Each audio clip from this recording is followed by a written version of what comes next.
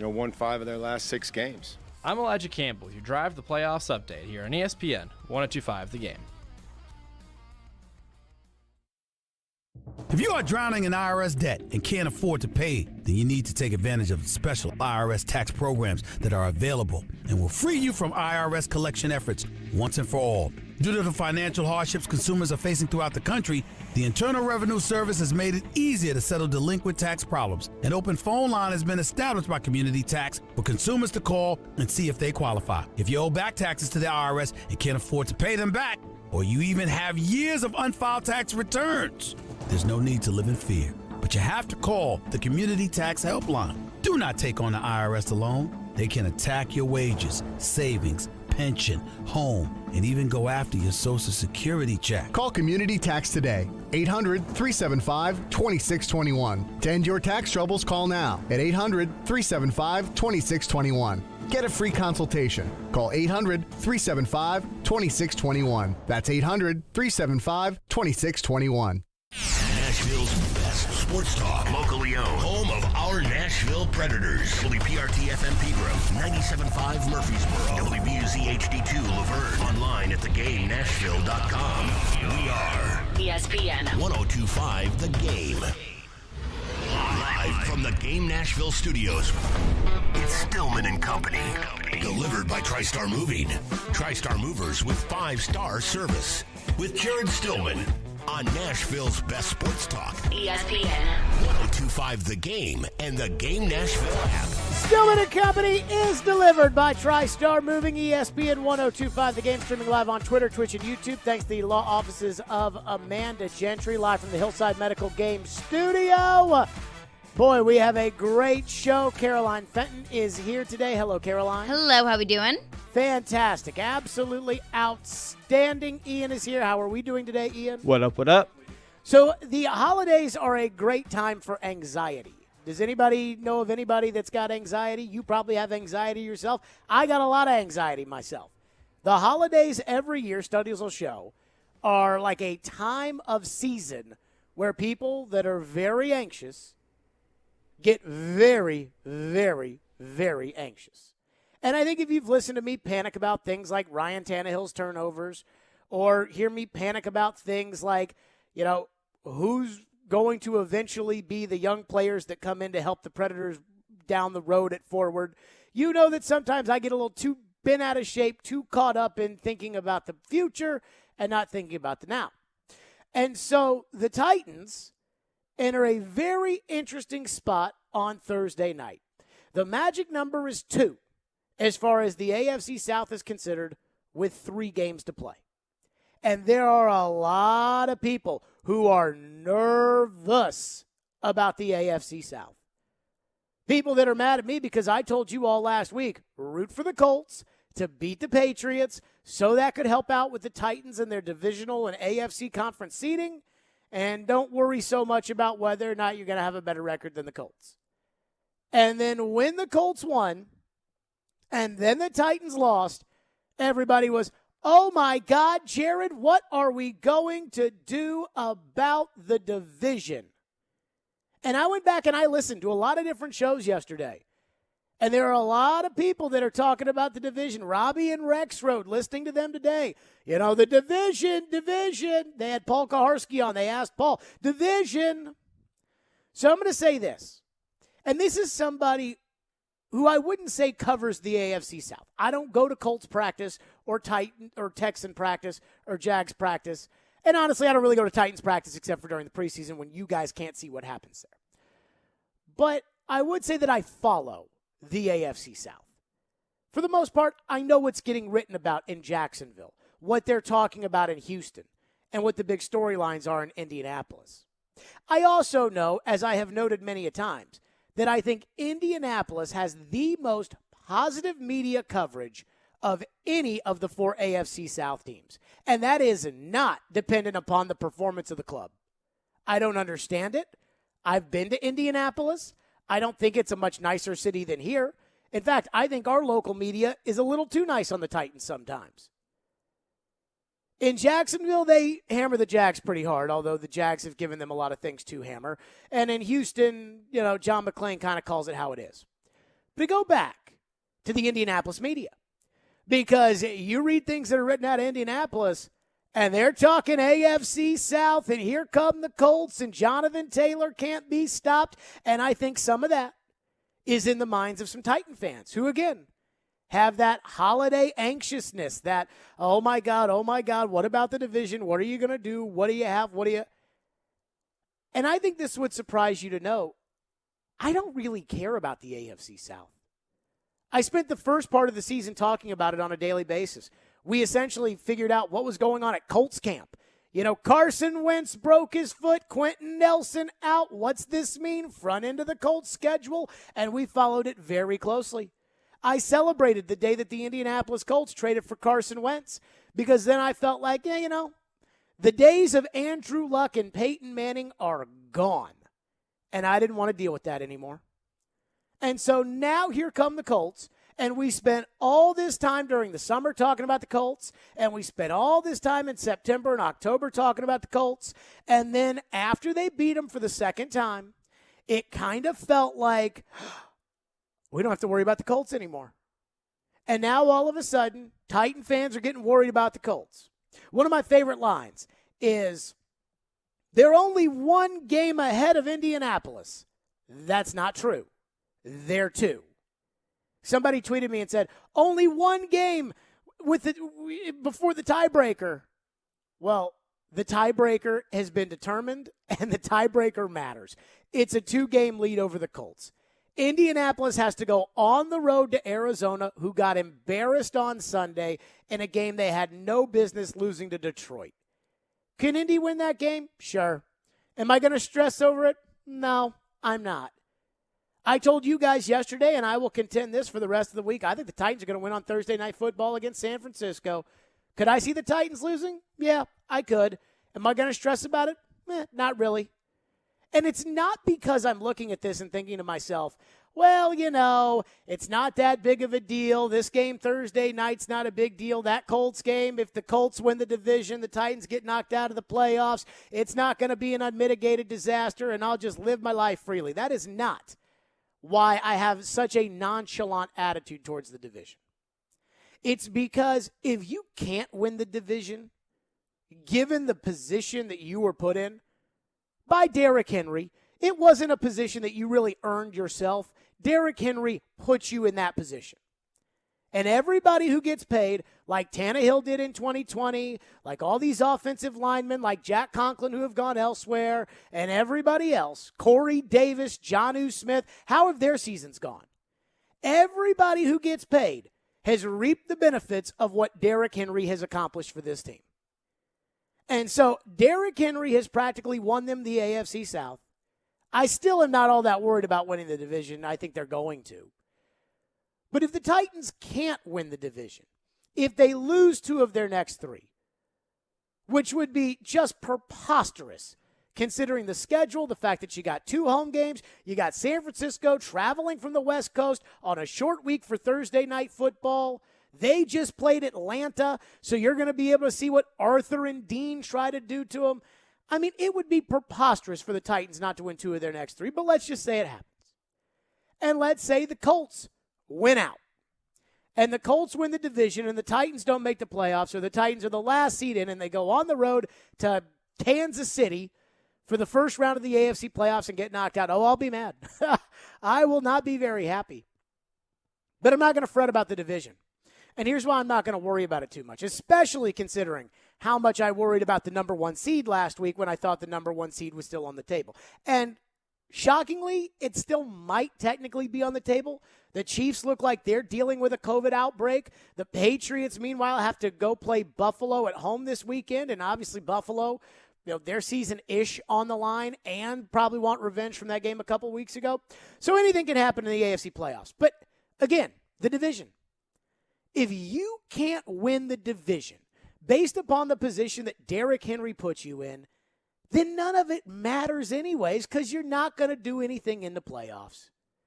And that's what this season is about.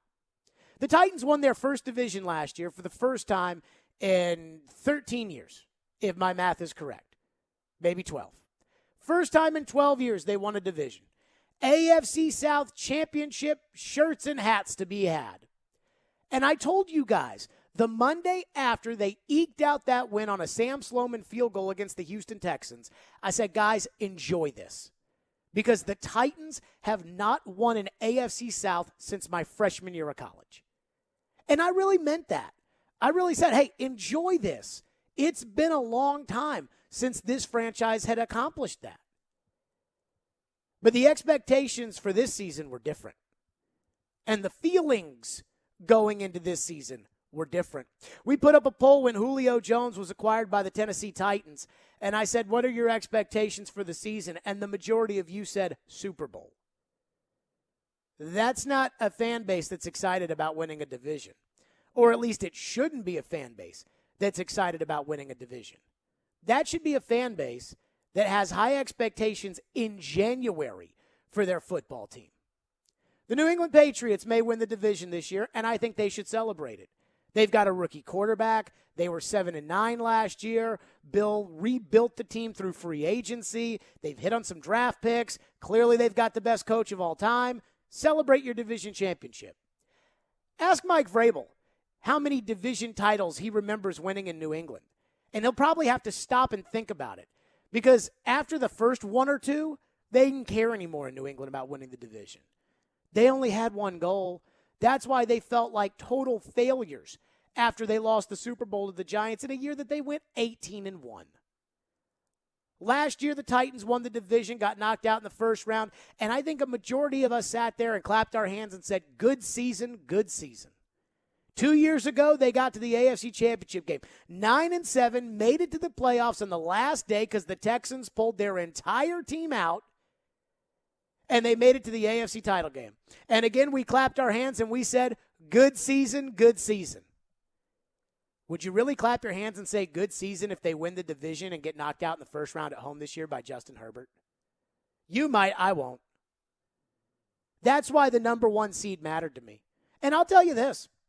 There's no doubt in my mind, whatever team that you could have faced in the first round of your playoffs, the divisional round, so technically the second round, whatever team that could have come in here could have beaten the Titans. Lamar Jackson and the Ravens can come in here and beat the Titans. Justin Herbert and the Chargers can beat the Titans. Joe Burrow and the Bengals can beat the Titans. The Indianapolis Colts with Jonathan Taylor can beat the Titans. There is no doubt that on the Titans' worst day, they can lose to any one of those teams.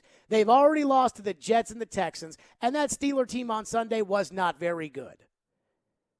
But again, this is about competing for a championship. This is about having a team that you look at and you say, hey, can you go win the whole thing? And if you had home games at Nissan Stadium and you had the number one seed, I think you would have been every bit as much as the favorite as Kansas City or New England. But if you can't win the division, then what are we really doing? Then the drafting wasn't good enough.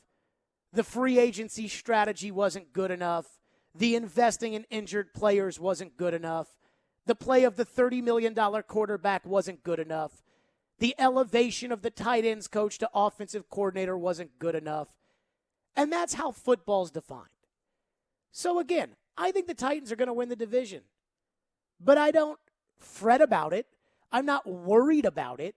And if they don't, that's just a sign to me that this team was not ready to compete at the level that we thought they would be.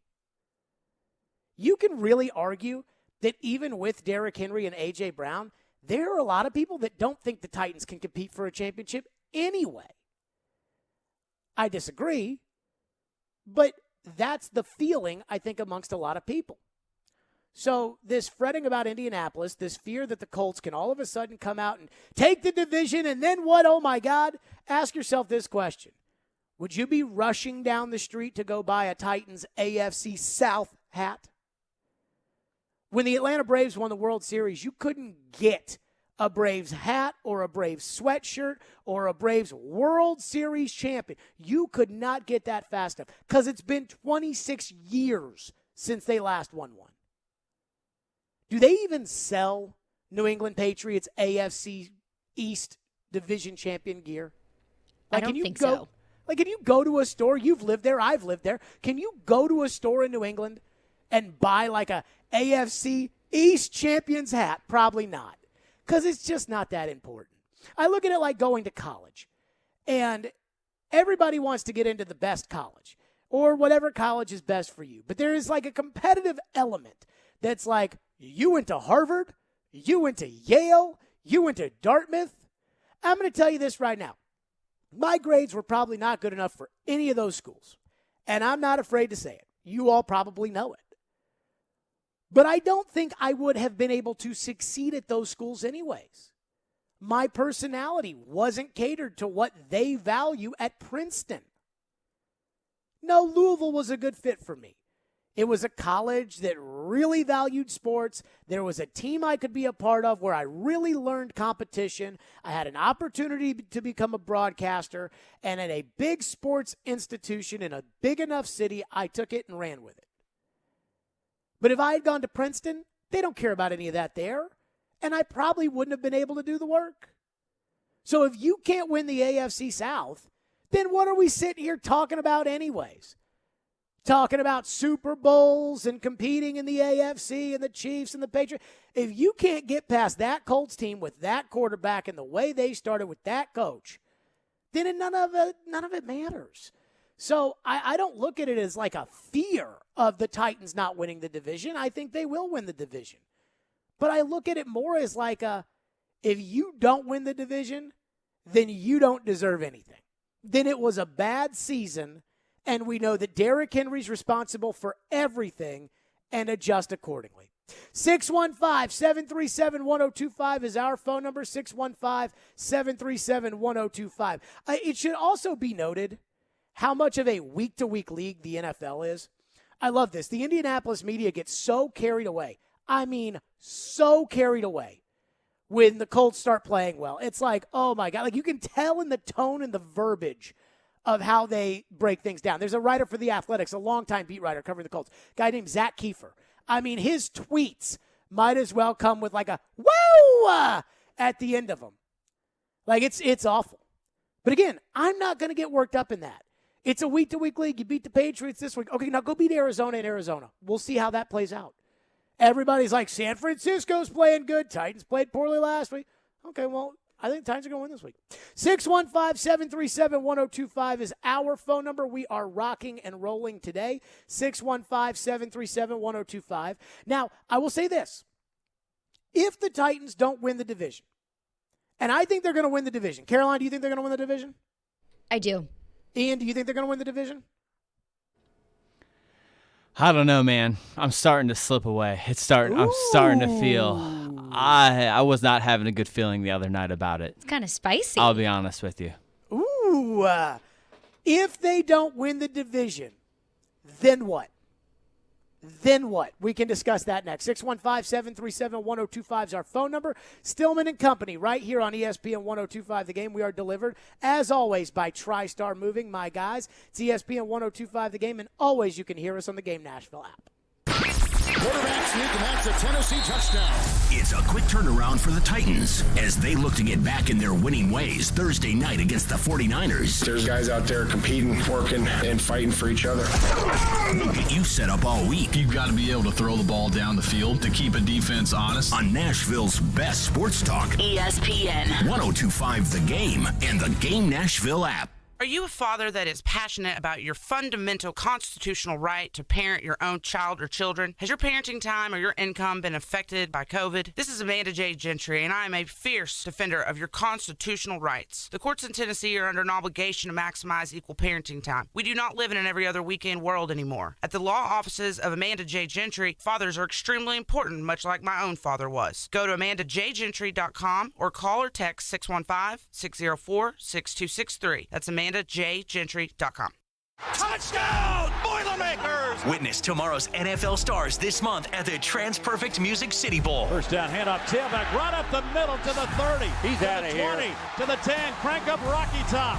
Touchdown, right up the middle. Don't miss a second as Tennessee and Purdue, two of college football's top programs, go head-to-head on Thursday, December 30th at 2 p.m. inside Nissan Stadium. For more information on this year's game, including ticket availability, visit MusicCityBowl.com. Presented by the Tennessee Lottery. Still working on that Christmas list? Hurry into Electronic Express for your last-minute gifts. Get huge savings with up to 50% off in every department. 4K TVs, computers, gaming, speakers and headphones, smart home, housewares, and more. That's not all. Get up to 40% off all your appliance needs. Plus, buy now, pay later with up to 36 months free financing. We've got the last-minute Christmas gifts you need at Electronic Express. We make it happen. What's up, everybody? This is Teron Davenport, and I am here to tell you about Freedom Tire Guys. They're Nashville's premier mobile tire service. New tires, rotating, balancing, flat repair, torquing, they do it all. I can tell you this from personal experience. Just a couple weeks ago, I was at the Titans facility. They came there and changed my tires, all 4 of them. They did an excellent job. My car is riding extra smooth now. If you're in need of tire service, be sure to check them out at freedomtireguys.com. If you don't see the tires you want, they'll go ahead and get it for you. You may be into punk rock, soft rock, or classic rock, R&B, hip-hop, or house, country, techno, or techno-country. But no matter what kind of music you listen to, here's something else you should hear. Please consider getting vaccinated. Talk to your pharmacist today about Comirnaty, COVID-19 vaccine mRNA. This message brought to you by BioNTech and Pfizer. Interact with Stillman and Company. Call or text the show at 615-737-1025. Driven by WilsonCountyHyundai.com. Mike, what's the biggest challenge? 3 games left and trying to control your destiny at this point. Yeah, we haven't been caught up in how many games we have left. We kind of just keep preparing for the next opponent. That's been our mindset. It's been my mindset as a coach. Hopefully something we focus on today. On how we can just improve and things that we can do to help our team today. There you go. That was Mike Vrabel talking about, hey, one game, one day at a time. No thinking about ahead. No nothing, this, that, or the other. And I'll say this. We used to have David Poyle on our show every week. And I used to follow, you guys know me. I used to follow, this was the first year of the Jared and the GM program. And I used to, at the end of the season, look at it and be like, Predators have a 97% chance to make it to the playoffs. And I would talk about things like that. And I remember saying something like that to David. And David said, he's pretty candid when you talk to him. And he said, Coach must be looking at the same thing you're looking at because he wakes up every morning and tells me the same thing. And so I got a chuckle out of that because Vrabel can say, hey, we're taking it one day at a time. We're looking at it like this, that, or the other. But you know that they're thinking about it too. The magic number's 2. With 3 games to play. I am still not concerning myself with the division for 2 reasons. 1, I think they're going to win it. And 2, more importantly, if you can't win it, then this season was a disappointment. There's no way around it. In 2017, I looked at the Titans making the playoffs for the first time in almost a decade.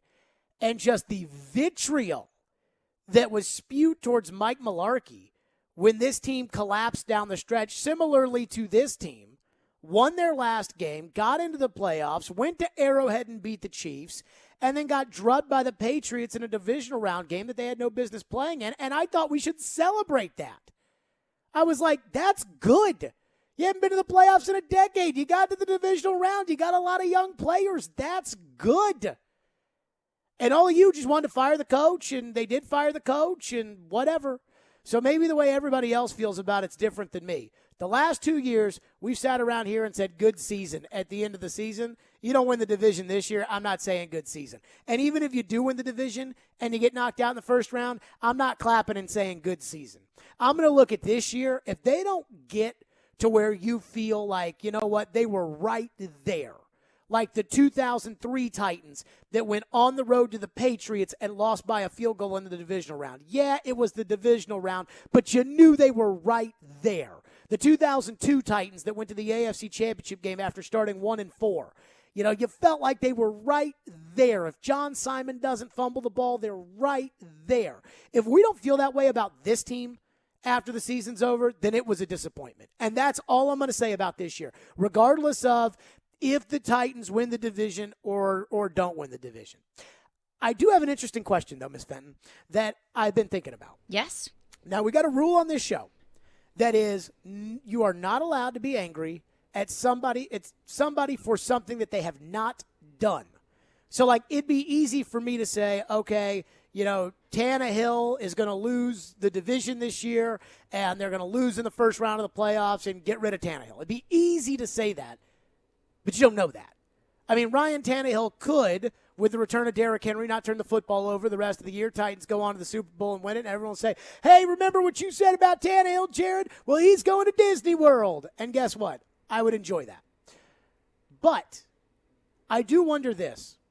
If the Titans don't win the division, and again, not a big deal to me, really, because it's more of a looking in the mirror measuring stick, this is where you are. But if they don't win the division, then can we start thinking about big changes? Because around here, it's weird. I don't totally understand it. Peter Laviolette hangs banners, and not just the fake banners, but like the real banners. Peter Laviolette hangs 3 banners in a row in a building that had never had a banner before. They hang 3 banners in 3 consecutive years, and midway through that 4th year, Laviolette gets fired. And I was like, what? Like, wait a minute, what? That doesn't make any sense. And Mike Mularkey, as I brought up, gets the Titans to the playoffs 2 9-7 seasons in a row. They were the worst team in the NFL when he took over, and he got fired. And the fans were for that. With this, it's like last year the defense couldn't stop anybody. We wondered why Vrabel didn't fire the defensive coordinator. In fact, he elevated him, and it was like, hey, don't you dare ask why. If this team that has become inept offensively does not find their way to the division after Derrick Henry essentially secured it for them by the end of the World Series, can we ask about changes for this team?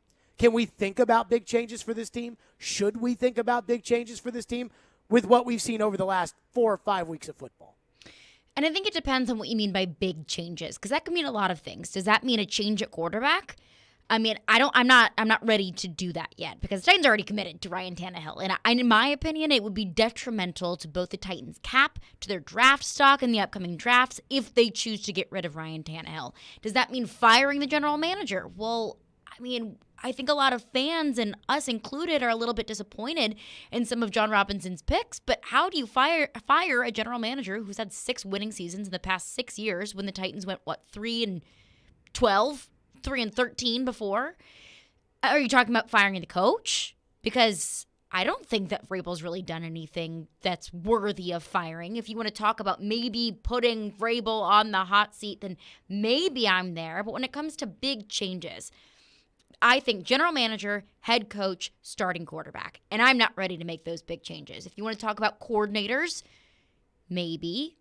Is it fair to change out a coordinator after just 1 year? Is it fair to the offense? Is it fair to the players to continue to switch up this offense every year? How can we continue to kind of dissect this offense and say, well, the coordinators don't know the players and the coordinators don't know how Tannehill ticks if you keep switching them out? So big changes, I don't think I'm there yet. And I know that sounds weird saying, well, the Titans had Super Bowl hopes, and if they can't even secure the division, then how are you just going to, swipe off your hands and say, okay, that's fine, let's try again next year? It sounds weird to say that. But I think given all of the factors this season with all of the injuries, I don't think it's fair to make big changes. So I just want some consistency around here is all I'm asking for, right? Like the fans, and Ian, you remember this, the fans hated Mike Mularkey. And I'm not trying to go down the road of Mike Mularkey got fired, so Vrabel should get fired, because I don't think Vrabel should get fired. But I didn't think Mularkey should be fired. And, I mean, if I had to pick coaches, I thought Mularkey was a pretty good coach. I think Vrabel's a pretty good coach. I have no problem with Mike Vrabel's coach the Titans. And so I just want to say that straight up. But, I mean, to be in the situation they were in and to be as invested as they are in certain situations, to have it all fall apart because you can't stop turning the football over against the Texans and the crap-ass Steelers, that would bother me that there's no ramifications. I almost feel, and again, if Vrabel wasn't the coach, if this was kind of one of those more fickle organizations where they really listen to the fans, the Titans, and I'll give the Titans credit with this, they don't really listen to the fans. Now, I don't know if John Robinson was pulling my leg or not, but I was talking to him, maybe gosh, I don't know, March of last year. I can't remember. And we were on the phone about something, and he said to me, he goes, how's Floyd doing? And I was like, John, like, what do you mean how's Floyd doing? He's like, well, how's he doing? I was like, John, he retired like 4 months ago. And he was like, oh, I guess I didn't know that. Now, he may have been pulling my leg, and he may have known that Floyd had retired or whatever. But as we all know, Floyd went dark on pretty much everybody the second that he stepped away. And I say this, that John Robinson, I don't think listens to a lot of the noise. Do I think he gets the gist of what people are saying? Probably. But, like, I don't think, like, other general managers and other organizations, like, this ain't the Jets with how they run operations around here. I will say this. In an organization like the Jets or like Cleveland or one where the owner is overly involved like Carolina, I think Todd Downing would be the sacrificial lamb this year if things don't go the way that they should be. And maybe he should be. I don't know. But I think it seems pretty obvious to me that if you were one of these organizations that, you know, we got to make a move, we got to make a change because things fell apart, it would be Downing that they'd go after. I would probably agree with that. Because what else are you going to do? What other major change can you make that's really deserving of making a change or that is good for the franchise? Because in my opinion, we have complained about Ryan Tannehill for weeks now. But it's just not good for the franchise to deal him and try and find another solution at quarterback this upcoming season. So I'd be open to that. I would be. I would be open to not, and this is where it's tough being a general manager. Like, I would be open to the idea of moving on from Tannehill if things continue to spiral in the direction that they're spiraling. And I know you're going to tell me, think about the cap ramifications, which are real, and think about, the picks that you would have to trade to get another quarterback or what it would mean. And let's use Baker Mayfield as the example, right? Mm-hmm. I believe the Browns picked up the fifth-year option on Baker. So, and that's a lot of money for a quarterback for 1 year with Baker. Let's say Cleveland wants out on Baker. And I don't know if they picked it up or not. So I could be, talking out of my rear end here. And I don't love Baker by any stretch of the imagination. Though I do think that given the right situation with the right coach, Baker Mayfield could be a lot better than what he's been given in Cleveland. And let's say the Browns call you and say, hey, we want to get this big Baker salary off the books. Let's do a deal for Tannehill. Tannehill will be our starting quarterback, and it's a one-for-one swap. So you're not even sending a draft pick. You're just taking on Baker's big cap hit, but you're trading Tannehill's big cap hit, and you find a way to make the salaries match out. And so 18.8 for Baker next year. So that's what Ian just told me, 18.8 for Baker, which I think sounds about right. So you find a way to make it match up, they send you something else or whatever. I'd consider it. If things are continuing the way they're continuing with Tannehill, because I think his confidence is so shot right now that unless Derrick Henry comes in here and he makes some big throws and takes him to the Super Bowl, it may be hard for me to see Tannehill getting back to the Tannehill that he once was. So, that's a deal that I would be willing to consider because really, all things considered, it would be kind of a net positive for the Titans. It's at least a change at quarterback. It's something new, and if they would get something in return. I'm just saying I wouldn't be willing to deal Ryan Tannehill for, 2 first-round draft picks or having to absorb a ton of the salary. That's not what I'm willing to do. I don't think that the Titans should dig themselves in any more of a cap or a draft hole. But if it comes where, another team comes along and it's a quarterback that seems like a viable option for the Titans, and it's something that the Titans don't have to give up a ton for, that's something that I would be willing to do, but not so you would be willing to picks. Consider it as long as it's not tearing your arm out. The problem is Tannehill is a part of who you are. So trading Tannehill would be like tearing your arm out at the end of the year. The bigger question has to be is, have we decided at this point, like if the Titans don't win the division this year, so the Titans are the 7th seed in the AFC playoffs, they go on the road to New England in the first round. They lose that game. Tannehill throws for 173 yards and a pick. Like, at that point, are we ready to say you can't win the championship with Tannehill? Because if you decide you can't win the championship with Tannehill, or you can't win the championship with Downing, or you can't, then you got to start making the big decisions. I think I'm there with Tannehill. So then you do have to start making the big decisions. But I'm saying, but you're not going to win a championship if you're dealing out all of your picks, because the Rams Titans don't think that. I know the Rams don't think that, but I also wouldn't, manage my football team that way if I were in charge of the Rams, or if I was in charge of a football team. The Rams deal out draft picks like they're candy, and I think that's a very dangerous way to go about it. They've had success with it, but haven't won a championship with it. I think the Titans have a ton of holes that they need to replace now and that they will need to replace in the future, and giving up draft picks is not the way that you do that. So I'll tell you, I think that everything in life involves a risk that most people aren't willing to take. Let's just look at the best situations at quarterback in the NFL. The risk that the New Orleans Saints took on Drew Brees was one that Nick Saban in Miami weren't willing to take.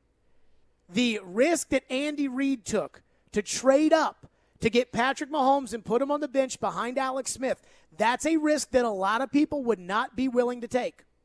The risk that the Tampa Bay Buccaneers took and letting Jameis Winston, who was their quarterback, hit free agency so they could go after Tom Brady, paid off with a Super Bowl.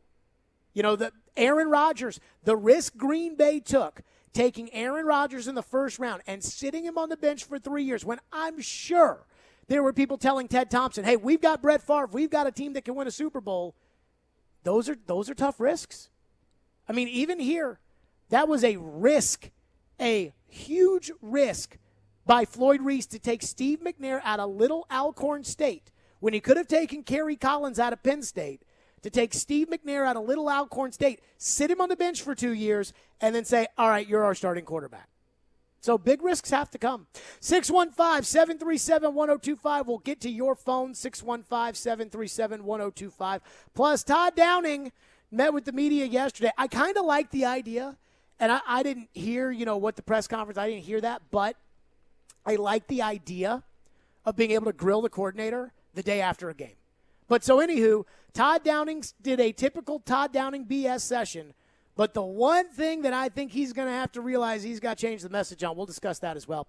TriStar Moving, those are my official movers. I absolutely love TriStar Moving. I moved with them a year ago, and it was the best move I have ever had. I absolutely hate moving, like many of you do, but it took the stress out of it, and it made it pretty easy. And that's why their motto is TriStar Movers with 5-star service. And I'm telling you, you will get 5-star service from TriStar Moving. They offer home protection, so they cover the floors, banisters, railings, door jambs, and even the doors themselves. I can tell you this. I had a house that I moved out of. That house is perfect. Then I had a house I moved into. This house is perfect. And it was because TriStar took great care of that move. Their owners, Garrett and Robert, are true Nashvillians, and they care about helping their hometown. And this company's the real deal and on the rise quickly because of the high standard they hold. So if you're looking to move, give them a call, 615-640-1219, or visit their website at nashvillemoving.org/radio, where they'll give you 5% off your entire move. That's TriStar Moving, 615-640-1219, nashvillemoving.org/radio, and tell them Jared Stillman sent you for 5% off your entire move. TriStar Moving, my official movers. Hey, I'm Matthias Ekholm, and this is Smashville. Ekholm, his shot, he scores!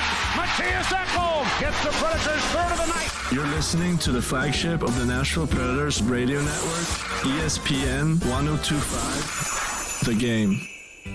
Blood Assurance is the only nonprofit blood centers in Middle Tennessee where 100% of your blood donations go to help save lives for people right here in our community. Blood Assurance is proud to announce the opening of its newest location at the Oakwood Commons Shopping Center at 4686 Lebanon Pike in Hermitage. Find it in your heart to donate today. Go to bloodassurance.org/schedule for information.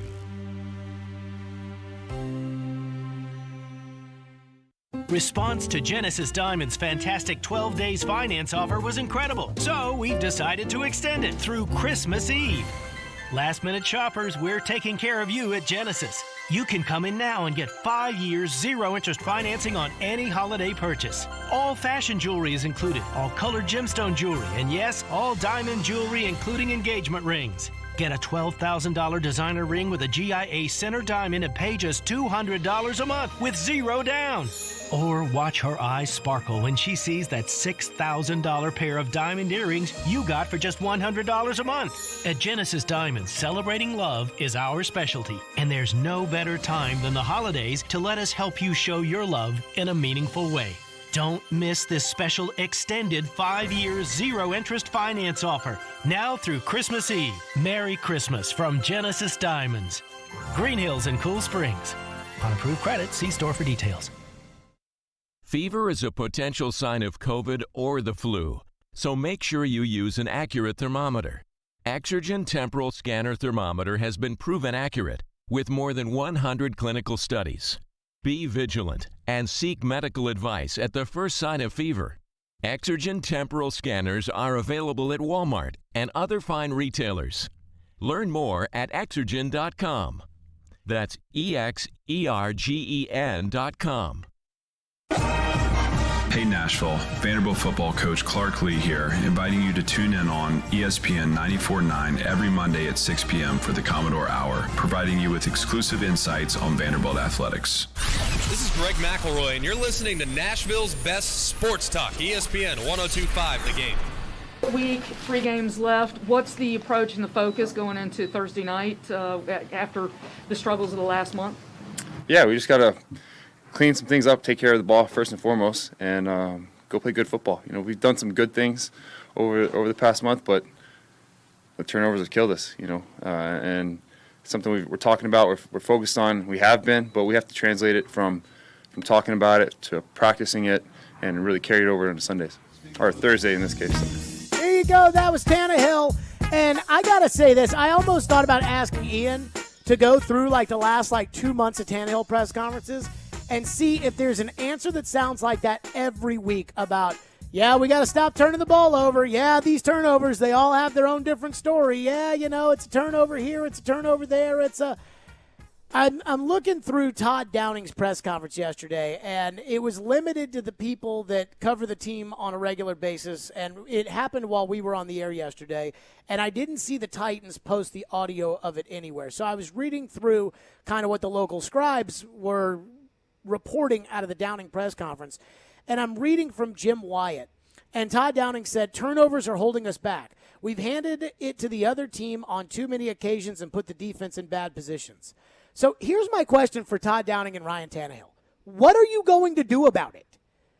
I don't disagree that the turnovers are killing the football team. I don't think they're the only thing that's killing the football team right now, but I would agree. The turnovers are absolutely killing the football team. So what is going to happen as a collective group? And the reason I say this is because the same things that were happening in week 3 and week 4 are happening now as we're approaching Christmas. Ryan Tannehill threw a ball in the first half on the touchdown drive that ultimately didn't matter, but he threw it right into the hands of Devin Bush for the Steelers. I mean, come on. So what's going to change? Chester Rogers fielded a punt. I have no idea what he was thinking, and I have no idea what the officials were looking at because I thought Rogers got hit before he was able to catch the ball. But Rogers is trying to field a punt, and the guy is about to kill him. And I'm like, what are you thinking trying to field that ball? And the reason I ask these questions is because I keep hearing these guys at the podium go up there. And if you're watching the stream, I'm going to do my impersonation of these guys. You can see my little chair coming up there. All right. Okay. Yes, you, Caroline. We'll take your question first. Okay, yes. Ask me a question about turnovers. What do you think is the root of the problem of the turnovers? I think that's interesting. We go back and we look at everything here as a team, and we just got to figure out, how we can play clean football. And we've got to do the things that are going to be required of us to go out there because we can't turn the ball over 4 times in a game, and we can't turn the ball over 3 times in a game. And we can't have these turnovers, that are helping us get beaten. So that's something that we really got to focus on and get ready for San Francisco. I mean, it's the same bull crap every time. I mean, that's all I'm saying. So what's going to happen to change it? I promised your phones, so phones we go. 615-737-1025. Phone lines driven by WilsonCountyHyundai.com. Here's the one thing I don't want to get into. Tannehill's the starting quarterback of the Titans, And until the season's over or until you just decide right then and there to take him out of a game and put Logan Woodside in a game, which would be a monumental step, I'm not ready to have the discussion about who's in the draft, who you could trade for, and things like that.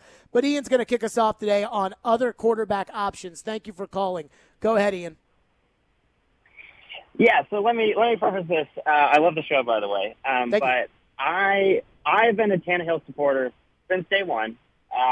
I've been a Titans fan since early 2000s. I grew up watching the Titans. So I'm not a Titans hater. I'm not a Fairweather fan. But with Tannehill, this is just, it's so bad. Like, it's so hard to watch the games at this point without King Henry back there because he leads this team. Like, there's no doubt about it. You can say Tannehill's good at times. But recently, even a decent quarterback will find a way to beat bad teams, and Tannehill is not doing that. And it's just frustrating as a Titans fan to watch. There's no way we're going anywhere without Henry back. Like, that's just a matter of fact. Tannehill's not winning the games that he needs to be. He's turning the ball over. Didn't all of us think, and Ian, I appreciate your call, didn't all of us think that this team wasn't going to go anywhere without Derrick Henry? I mean, the day that he broke his foot, or I guess the day after he broke his foot, when we all found out that he broke his foot, I mean, I came on here at 2 o'clock and I told you if he comes back, you have a chance. If he doesn't, you don't. And I haven't strayed off of that at any point. I mean, I feel less about the Titans' chances because deep down inside, I kind of feel like, the Titans really hurt themselves by not putting themselves in an advantageous position come playoff time by not getting the number 1 seed. But I could still see, some upsets. Like, I could see the Titans getting the 2 seed in the AFC. I think they're going to win Thursday, and I think they're going to beat the Dolphins. And, I don't want to count the Texans game as a win because they've already lost to the Texans, but they'll probably beat them too. So I think they're probably going to finish. What are they right now? 9-5?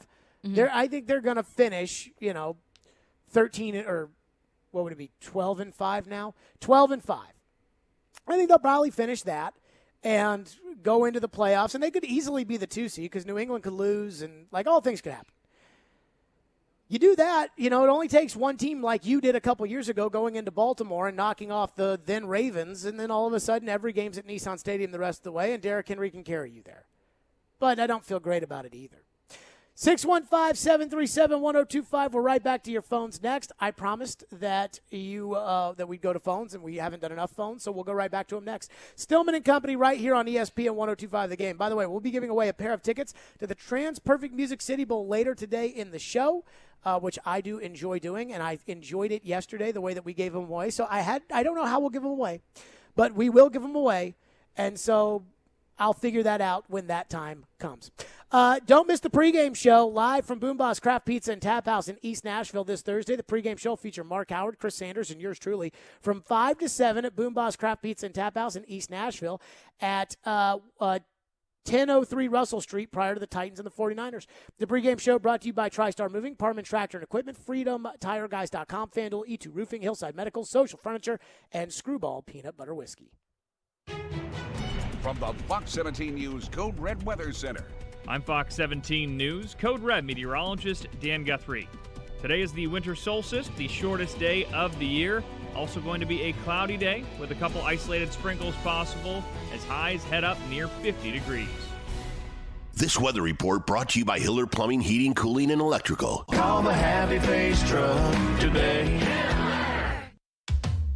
Do great prices and selection on trucks and SUVs still exist? They do in Truckville. Sarah Chevrolet Buick GMC of Nashville has the largest selection in Tennessee.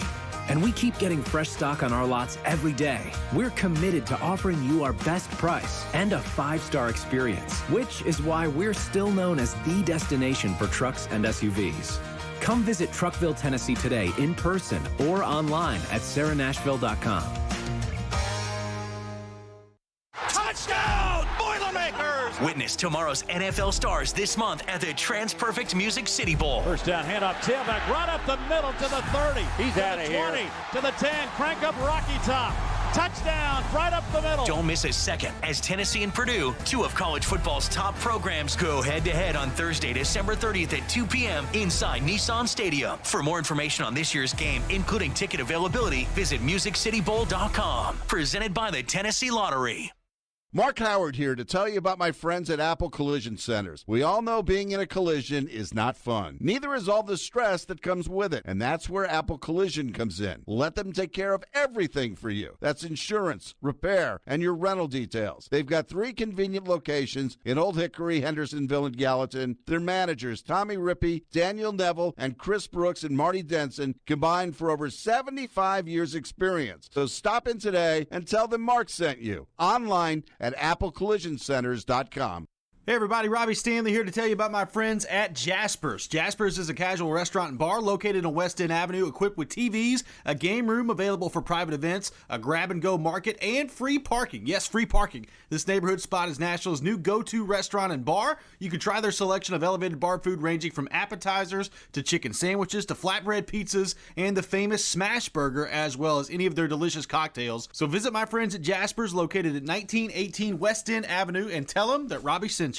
Robbie Stanley. That size and that speed just doesn't grow on trees. That could be something that you could really turn into. Joe Rex Road. Just hold out and somebody will call in the bad signal. Get your morning started with Robbie and Rex Road every weekday from 6 to 10. Presented by Volunteer State Bank on Nashville's best sports talk. ESPN 1025 The Game and the Game Nashville app. This is Stillman and Company, delivered by TriStar Moving. Stillman and Company here on a Tuesday. By the way, we're working all week. We'll have the pregame show. We'll have the pregame show on Thursday, and then Friday, Christmas Eve. Ian, I believe we're on 12 to 4 that day? That is correct. 12 to 4 on Christmas Eve with a Reaction Friday. So it'll be Fireball Hot Take Friday and Reaction Monday all wrapped up into one. But we are working all week. No days off around here. As far as that's concerned. We're talking about the Titans and the predicament that they find themselves in. We go back to your phones, Caroline, into the text line. What do we have? One texter texts into the text line and says, Tannehill has not impressed much this year at all, but until the Titans shore up and build a solid offensive line that can pass and run block and keep improving the D-line as well, they will keep on playing the musical chairs game with quarterbacks and hopeful savior receivers like Julio Jones. Tannehill is not comfortable in the pocket and stressed out about getting hurt back there, and it shows. So I don't think a lot of the people who talk about offensive line understand how offensive line works in the NFL. And I say this because, like, everybody will say, well, this is a good run-blocking offensive line, but it's not a good pass-blocking offensive line. There aren't really a lot of good pass-blocking offensive lines in the NFL. Like, that's not really a thing. Now, if you've got great wide receivers that get open pretty quickly and a quarterback that can get the ball out, then you can have a pretty good pass-blocking offensive line. If you've got a quarterback who can run around and make plays from anywhere in or outside the pocket, like Aaron Rodgers can, like Patrick Mahomes can, then you're probably going to have a pretty decent pass-blocking offensive line. It also takes a while for a line to gel, which is what Kansas City experienced. It took a while for the line to gel with Mahomes earlier this year. I think people just think, just go get a new offensive line, which the Titans are basically going to have to do this year. This offseason is going to be really hard for the Titans. And this is why I do wonder, Keith Carter was in my crosshairs a couple years ago. The offensive line played better. I do wonder if the Titans should move on from Keith Carter at the end of the year. And the reason I'm going to say this is because they're going to have a whole new offensive line basically this year. Saffold will be gone, and Jones, unless he wants to come back for $2 million when he's making $7 million, Jones is probably gone too. So you're going to have Nate Davis.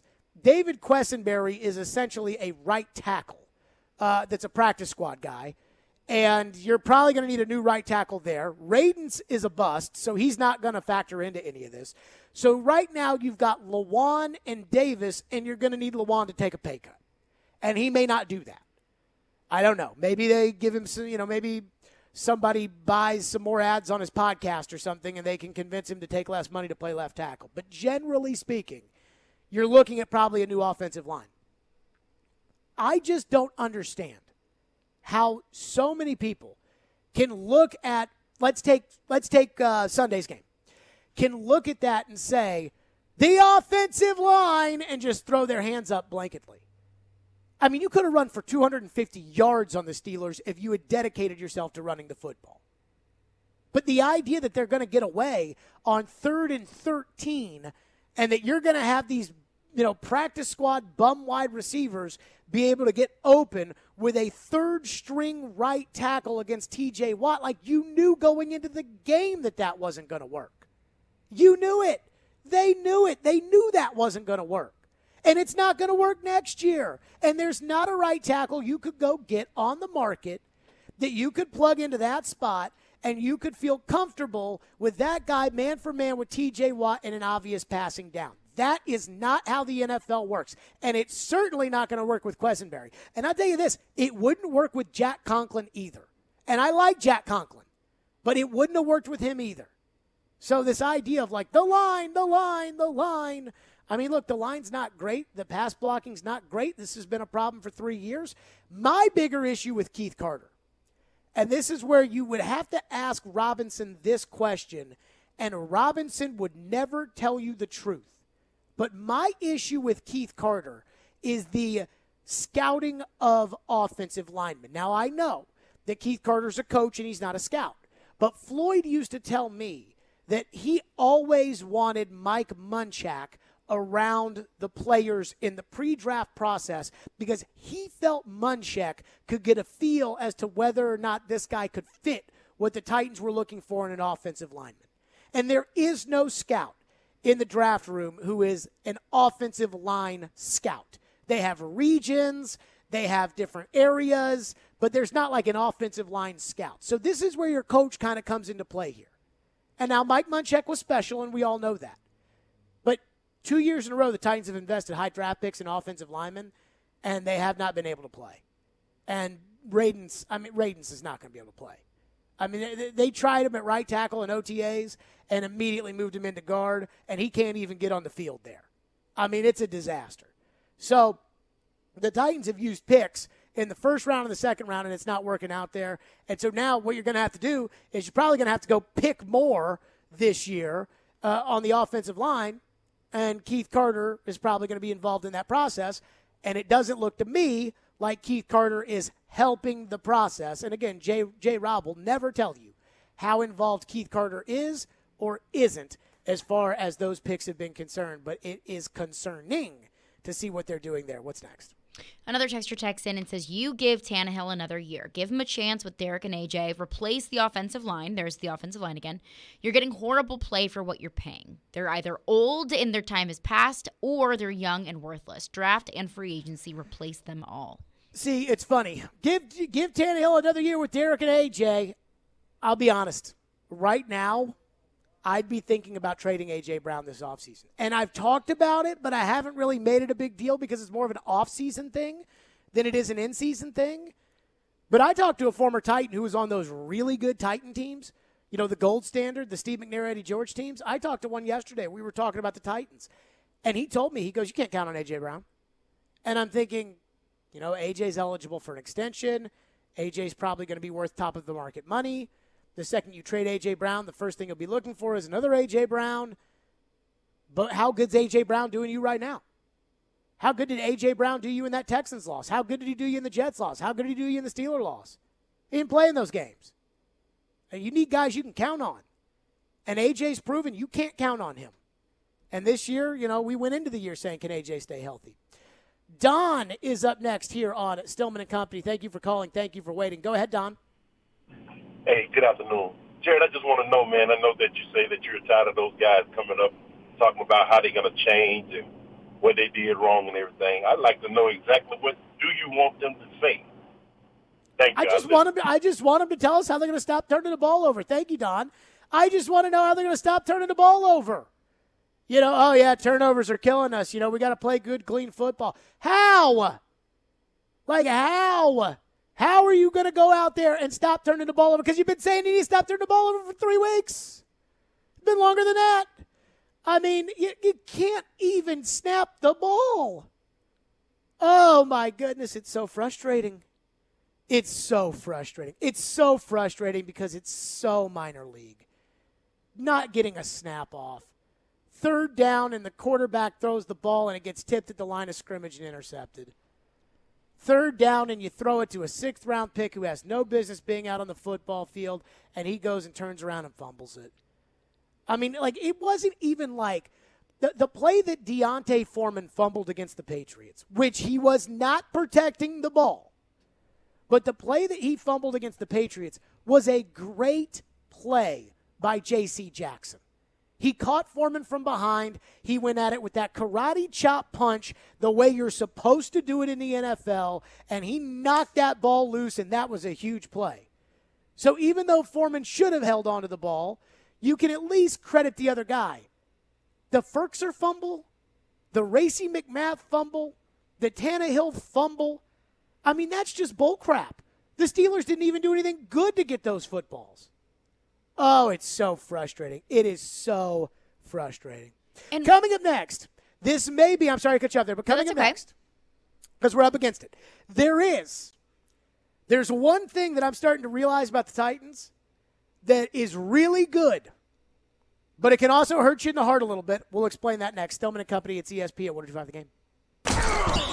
From the Music City Bowl. Burns on the burners. Touchdown. To the Rose Bowl and Sugar Bowl on New Year's Day. Touchdown. To the College Football Playoff and National Championship. Sits on the throne of college football. Let the good times roll. Your home of college football's bowl season is 102.5 The Game, ESPN 94.9, and the Game Nashville app. ElectronicExpress.com. We make it happen. He's making a list. He's checking it twice. He's giving away up to $7 million in gifts over 7 days on FanDuel. Robbie Stanley here to tell you that's right. Santa Barkley is back, and Charles Barkley is giving away more than ever this holiday season through FanDuel Sportsbook. New and existing users open the FanDuel Sportsbook app every day between December 21st and December 27th for a new gift card from St. Chuck. I love betting the NBA on FanDuel Sportsbook. They've got great same-game parlays.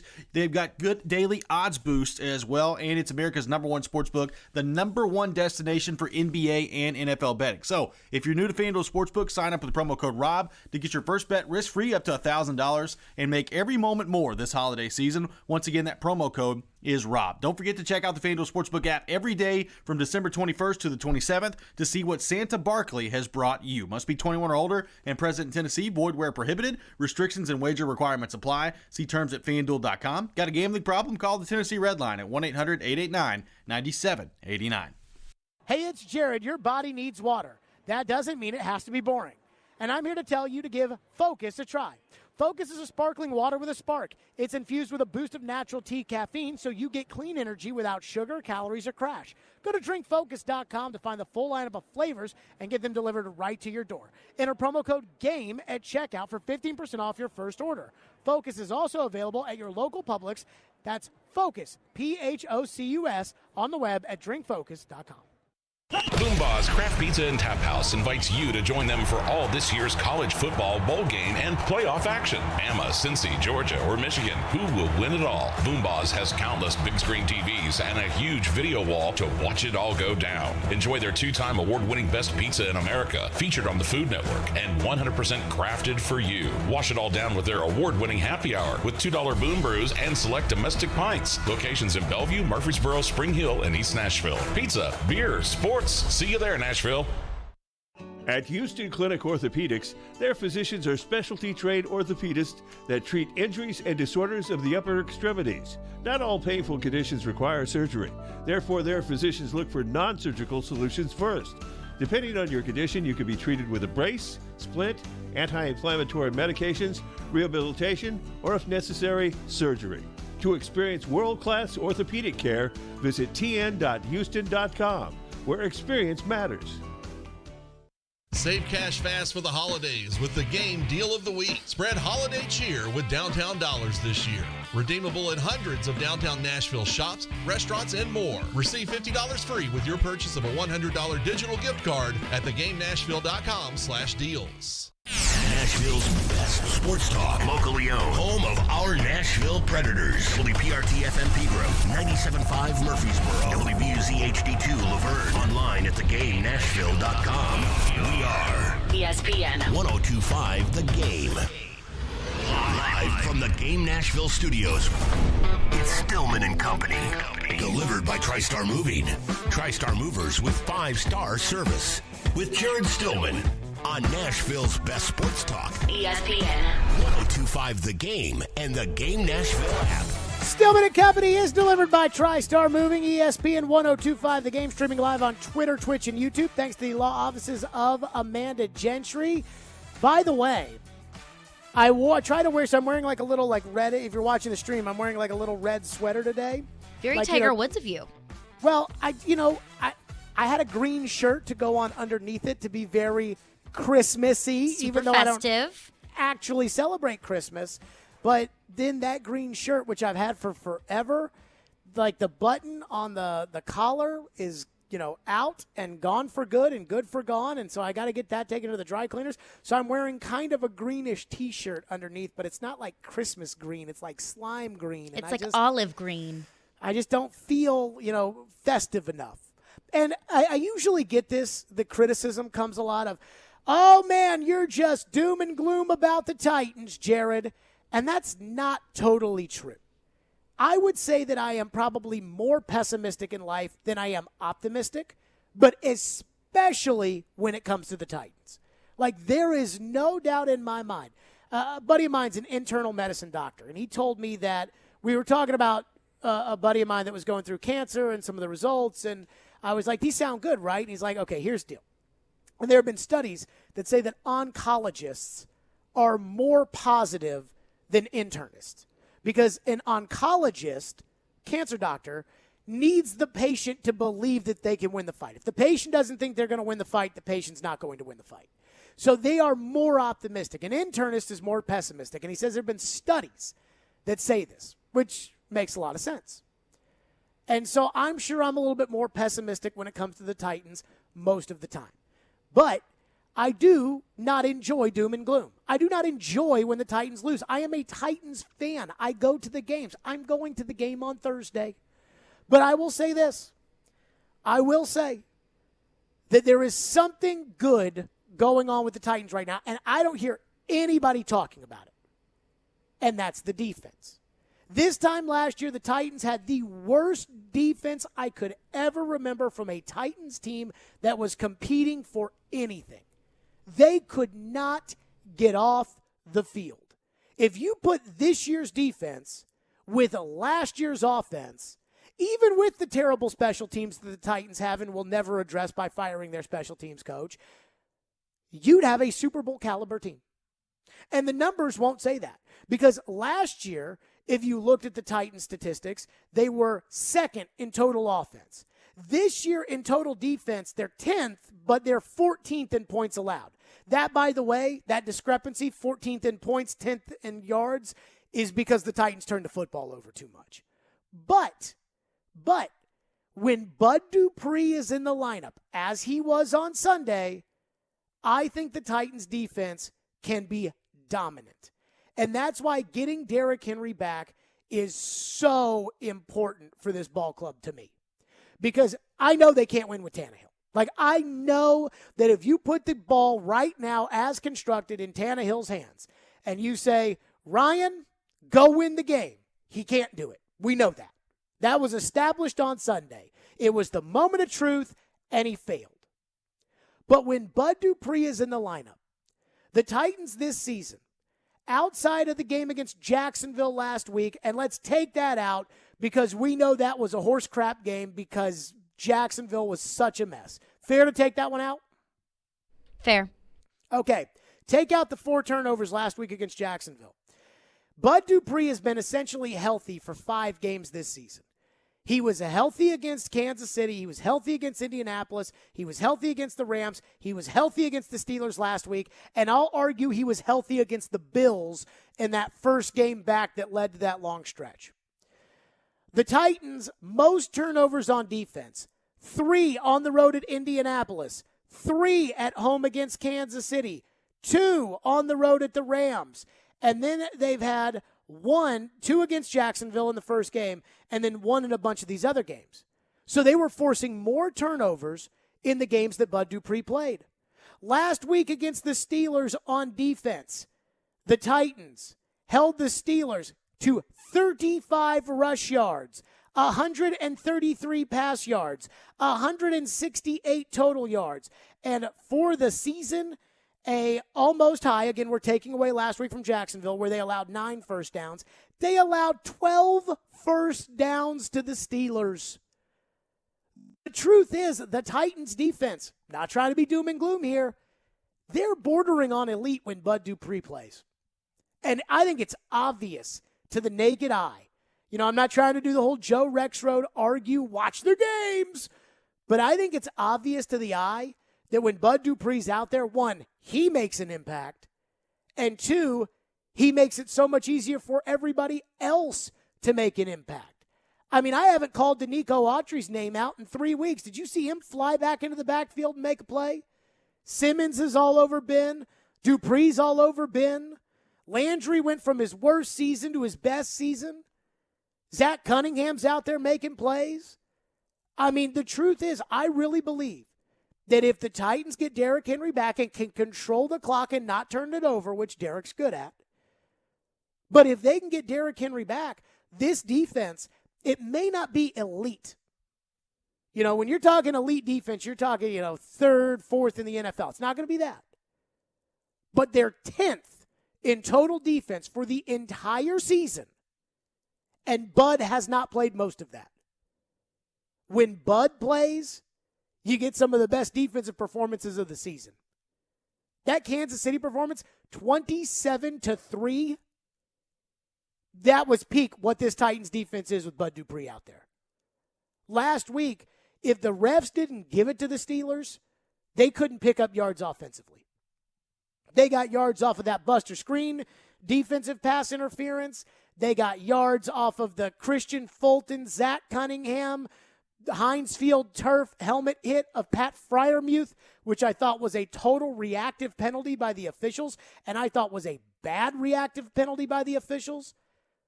I mean, again, we can sit here and complain about the offense all day, and we should complain about the offense because I don't think they're blocking well enough. I don't think they're throwing well enough. I don't think they're catching well enough. I don't think they're holding on to the ball well enough. I don't think they're calling plays well enough. I don't think their game plans are structured well enough. I think there's a lot of problems. I don't think they have the personnel on offense to be able to win some of these games. But look at the defense. Like the defense, I mean, they're stout when Bud Dupree's out there. And I think Bud looked all the part. You know, when a guy comes off the injured list, AJ's probably going to come off the injured list and play on Thursday. And when a guy first comes off the injured list, if you listen to the pregame shows, I always ask TD.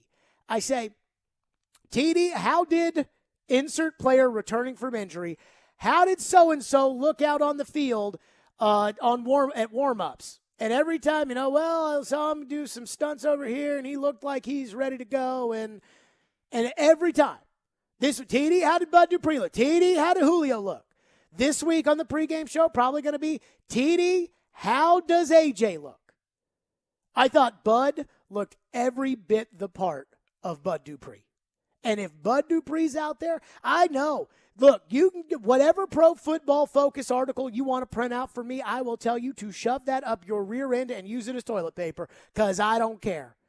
This defense, when Bud Dupree plays, I think it's a good defense, bordering on a great defense. And that's good. Here's the bad part. Can you imagine if the Titans waste this season with this defense? Can you imagine? As we started the show off, and I told you, I'm not worried about the division. I think the Titans are going to win the division. Can you imagine if the Titans this year, with this defense, go into the playoffs healthy?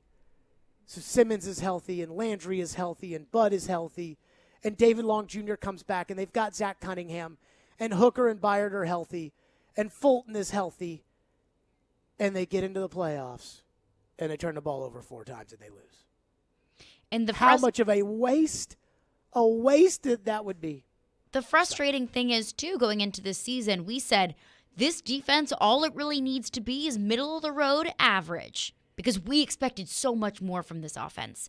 So and I know you said it earlier, but just think about this offense, a healthy Derrick Henry, a healthy A.J. Brown. I'm not even going to put Julio Jones in that conversation because I don't really know what he could have even contributed to this offense anyways. But a healthy Derrick Henry, a healthy A.J. Brown, and this defense playing like they were playing. The offense, now we can flip-flop what we said at the beginning of the season. If the offense can just be middle of the road and not turn the ball over with this defense, could be a deep playoff caliber team. Just don't turn it over. Just don't turn it over. They didn't. I mean, they beat the Rams with very minimal offense. You know, Just a red-hot run the ball, Rams team. Run the ball 3 times and punt. And I have never, punting is not bad. I would love to go back. I may do this tonight. I don't know. I got some football games to watch. I would love to go back and look at the defense and times that they forced the other team into a punt and that the other team started at their own 30 minus their own 35. So that 35 are in.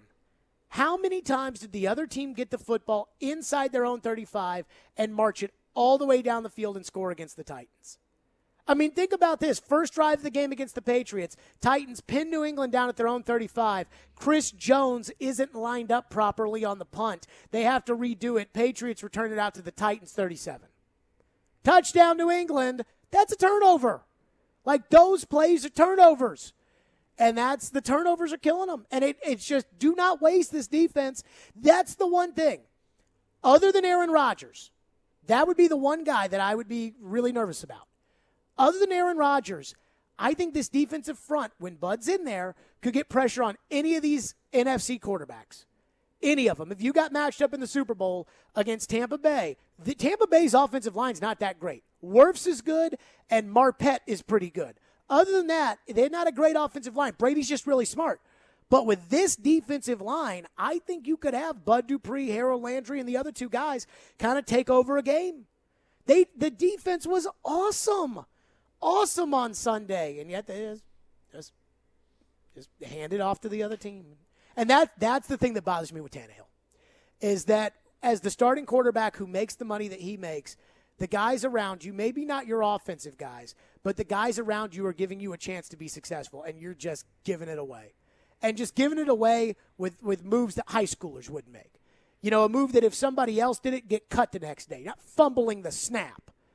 Throwing the ball throwing the ball short of the sticks, on the throw. Nick Westbrook-Akina was asked today about that, and I thought it was interesting what Westbrook-Akina said because,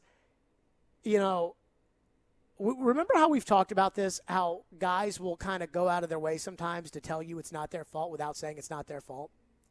Westbrook-Akina was talking about the 4th down play, and he was like, yeah, I knew the depth I had to get to. I knew where I had to go, and I knew my route was short of the stick. So I was hopeful that my momentum could carry me forward or something along the lines of that. He's telling you, I ran short of the sticks because the play told me to run short of the sticks, a.k.a. not my fault, which means Tannehill threw the ball to a guy who was designed to run short of the sticks. Just great. 615-737-1025 is our phone number. We'll get your thoughts on the defense, 615-737-1025. Football is a week-to-week league. There's no doubt about it. It's a week-to-week league. But there are basic things that will remain true.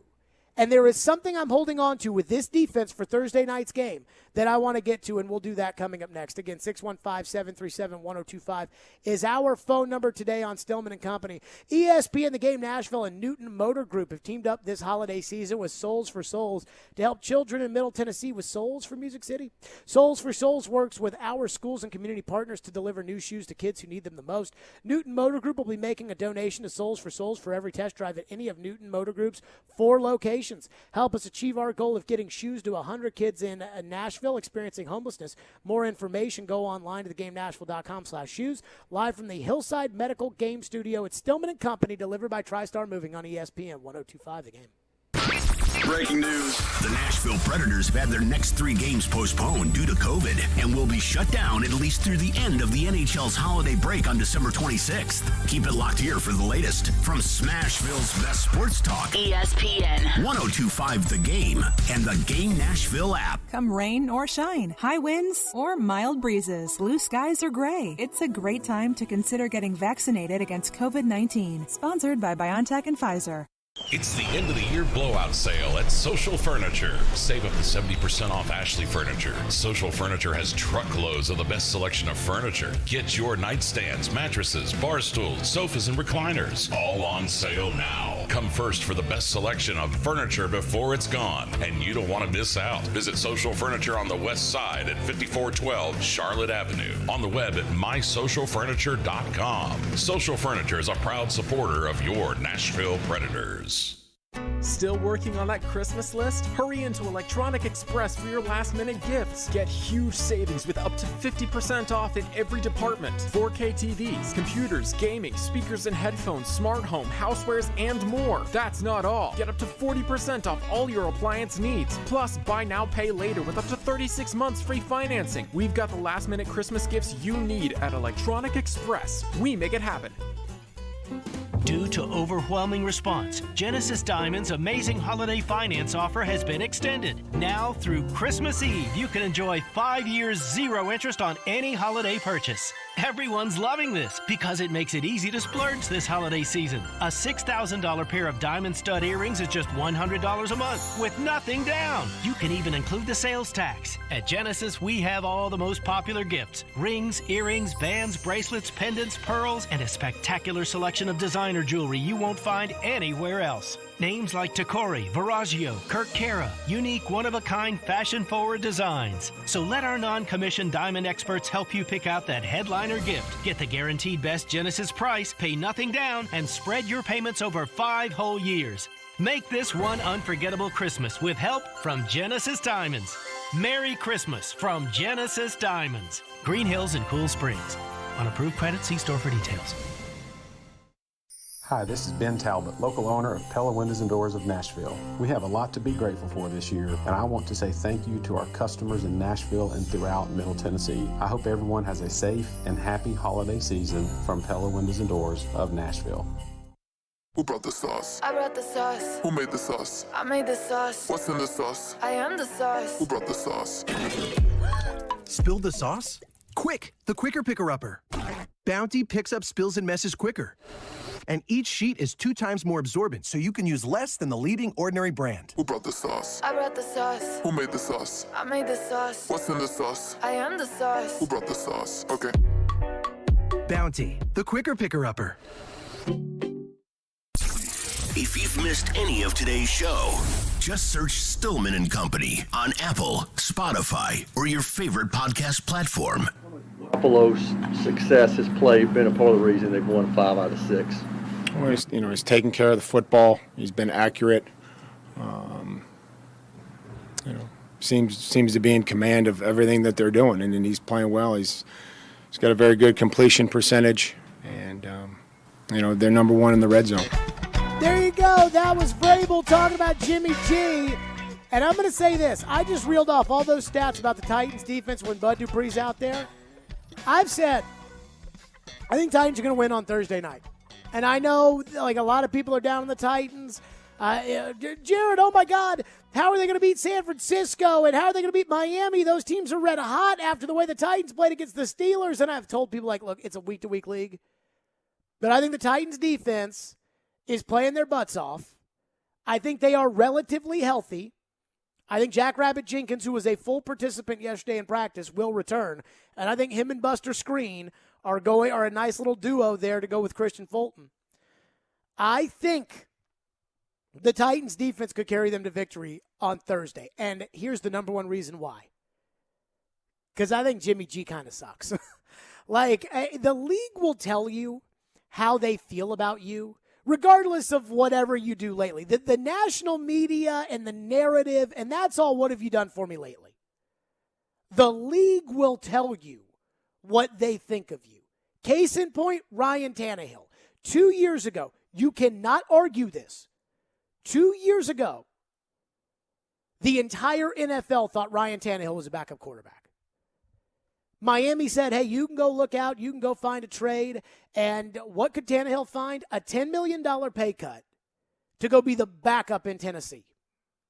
No team wanted to offer more than a 4th-round pick. No team was willing to take on a $17 million salary, which is kind of a bargain for a starting quarterback. And no team was willing to start Ryan Tannehill at quarterback. 2 years ago, that's what the league thought of him. Jameis Winston hit free agency. What's the league think of Jameis Winston? Back up. Andy Dalton has hit free agency the last 2 years. What's the league thought about him? Yeah, high-end backup, low-end starter. That's what the league thinks of you. What did the league think of Matthew Stafford? Yeah, he didn't win anything in Detroit, but it was Detroit's fault because Indy was trying to get in on it. The Rams gave up 2 first-round picks and their quarterback to get him. I mean, the league will tell you. San Francisco told us what they thought of Jimmy Garoppolo when they traded 3 first-round picks to move up to number 3 and draft Trey Lance.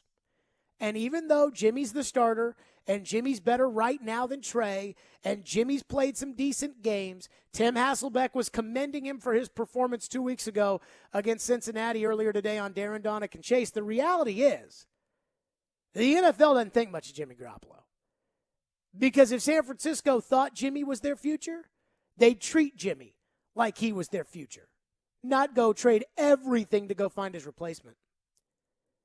Also, Jimmy had no guaranteed money this year. Once you draft Trey Lance in the first round, you could turn around and ship Jimmy Garoppolo to somebody else.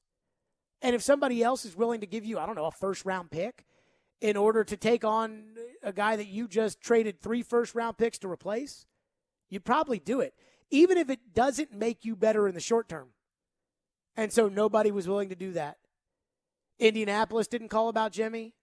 The Patriots, who seemed like the most logical fit in the world once that trade was made for those picks, they didn't call in about Jimmy. No, we'll go with Mac Jones. I am not a huge believer in Jimmy Garoppolo, and I am drinking the Kool-Aid on the Titans defense right now. So again, I think there's a lot of factors that are going to play in with why I think the Titans are going to win on Thursday night. And we will go over them today, and we will go over them tomorrow, and we will go over them Thursday, and we'll go over them on the pregame show, and then we'll see how right or wrong I was on Friday. I think a short week on Thursday night always favors the home team. Always. Because one team will get 3 days at home, including the last day to really prepare. The other team has to travel. And it's one thing if it's Tennessee going to Indianapolis on a Thursday. That's an hour-long flight. So you can still get your practice in and get on the flight, and you don't really get all stiff, and you get to the hotel, and you're – this is San Francisco traveling from the Bay Area to Nashville. That's a whole day. You've done those flights. You know how exhausting that can be. So that's the biggest reason. The second biggest reason is the Titans are embarrassed with how they played on Sunday. And they know where their season's at. And this is a team under Vrabel that has consistently responded when things aren't going their way with going out there and playing inspiring football. And then the third thing, I think Jimmy still stinks, even if he's not turning the ball over. I think Jimmy still stinks. And I think the Titans' defense with Bud Dupree is pretty good. Are you drinking the Kool-Aid on Jimmy Garoppolo's recent performances? I think the only Kool-Aid that I'm really drinking right now in terms of this conversation is the Titans defense, because I think that we've seen enough of a sample size from this defense, both with and without Bud Dupree, to know that it's the real deal. Am I going to say elite? No, because I don't think it is. Can I think that this defense can single-handedly I think it's elite. You think it's elite? I think it's elite. The way Bud Dupree's played. So you're going to sit there and say, well, it's not elite. This is the way I'll couch it. I'm not going to say they're elite. But when Bud Dupree plays and is healthy, Chiefs, Colts, Rams, Steelers, they are, you can't argue, to me, you can't say that they're not elite. That make any sense? So what are you saying? I'm saying that in those 4 games, they've played like an elite unit. In that Chiefs game, they played like an elite unit. In that Rams game, they played like an elite unit. In that Colts game, that Ryan Tannehill tried to deliver into the hands of the Colts, they played like an elite unit. So they have shown signs that they can be elite. They are just not consistently week in, week out elite. But also, to that point, and that's what I was going to say, if to that point, so you're taking on the whole of their Dupree. Defense. You're looking at the defense and saying, week in and week out, they're not an elite unit. Because they weren't an elite unit against the Saints and Trevor Siemian. No. But that's without Bud. And that's the point I'm making. To say the Titans' defense is elite, once you start after couching it with, well, but this guy was out in this game and that guy was out in that game. Like, the NFL is a very unforgiving league. Like, Tannehill has everybody out, and he's still stinking it up. Like, regardless of, Derek's out, this guy's out, whatever. Like, it ultimately is, hey, Des Fitzpatrick ran the wrong route. Okay. Well, he leads the league in interceptions, so it ain't got nothing to do with Des Fitzpatrick. So you can't say they're an elite defense because they're not doing it every single week. My point is, when Bud is out there and Bud has been healthy, they've played like an elite defense. Elite. And that's where, like, this week against San Francisco, I'm expecting elite again because Bud's going to play, and they've been elite with Bud out there. And so I'm expecting elite, and I got Jimmy on the other hand. And I'm not taking the cheese on Jimmy. And I think they won't even take the cheese on Jimmy. In that scenario, I take the Titans all day. The way that the Titans defense has been playing versus Jimmy Garoppolo, really, to me, it's simple. The Titans defense plays like how they have been playing. The offense just doesn't turn the ball over, and you win. You can win every single game on your schedule. I'm looking at Jimmy and the way that he's played of late. So Jimmy against Atlanta, 18 of 23, 235, 1 touchdown. Jimmy against Cincinnati, 27 of 41, 296, and 2 touchdowns. I have no idea if Cincinnati has a good defense or not. Jimmy at Seattle, they lost this game, 20 of 30, 299, 2 touchdowns, 2 picks. Jimmy against Minnesota, 17 of 26, 230, 1 touchdown, 1 pick. Jimmy against Jacksonville, 16 of 22, 176, 2 touchdowns. Sounds like Jimmy's got a lot of Tannehill stat lines. Like, the good Tannehill is what Jimmy's doing right now.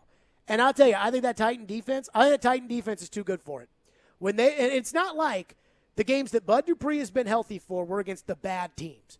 I mean, they were against the Chiefs. They were against the Rams. They were against this Colt team that everybody is in love with now. It was the best stretch of the season against the best teams that they had on their schedule.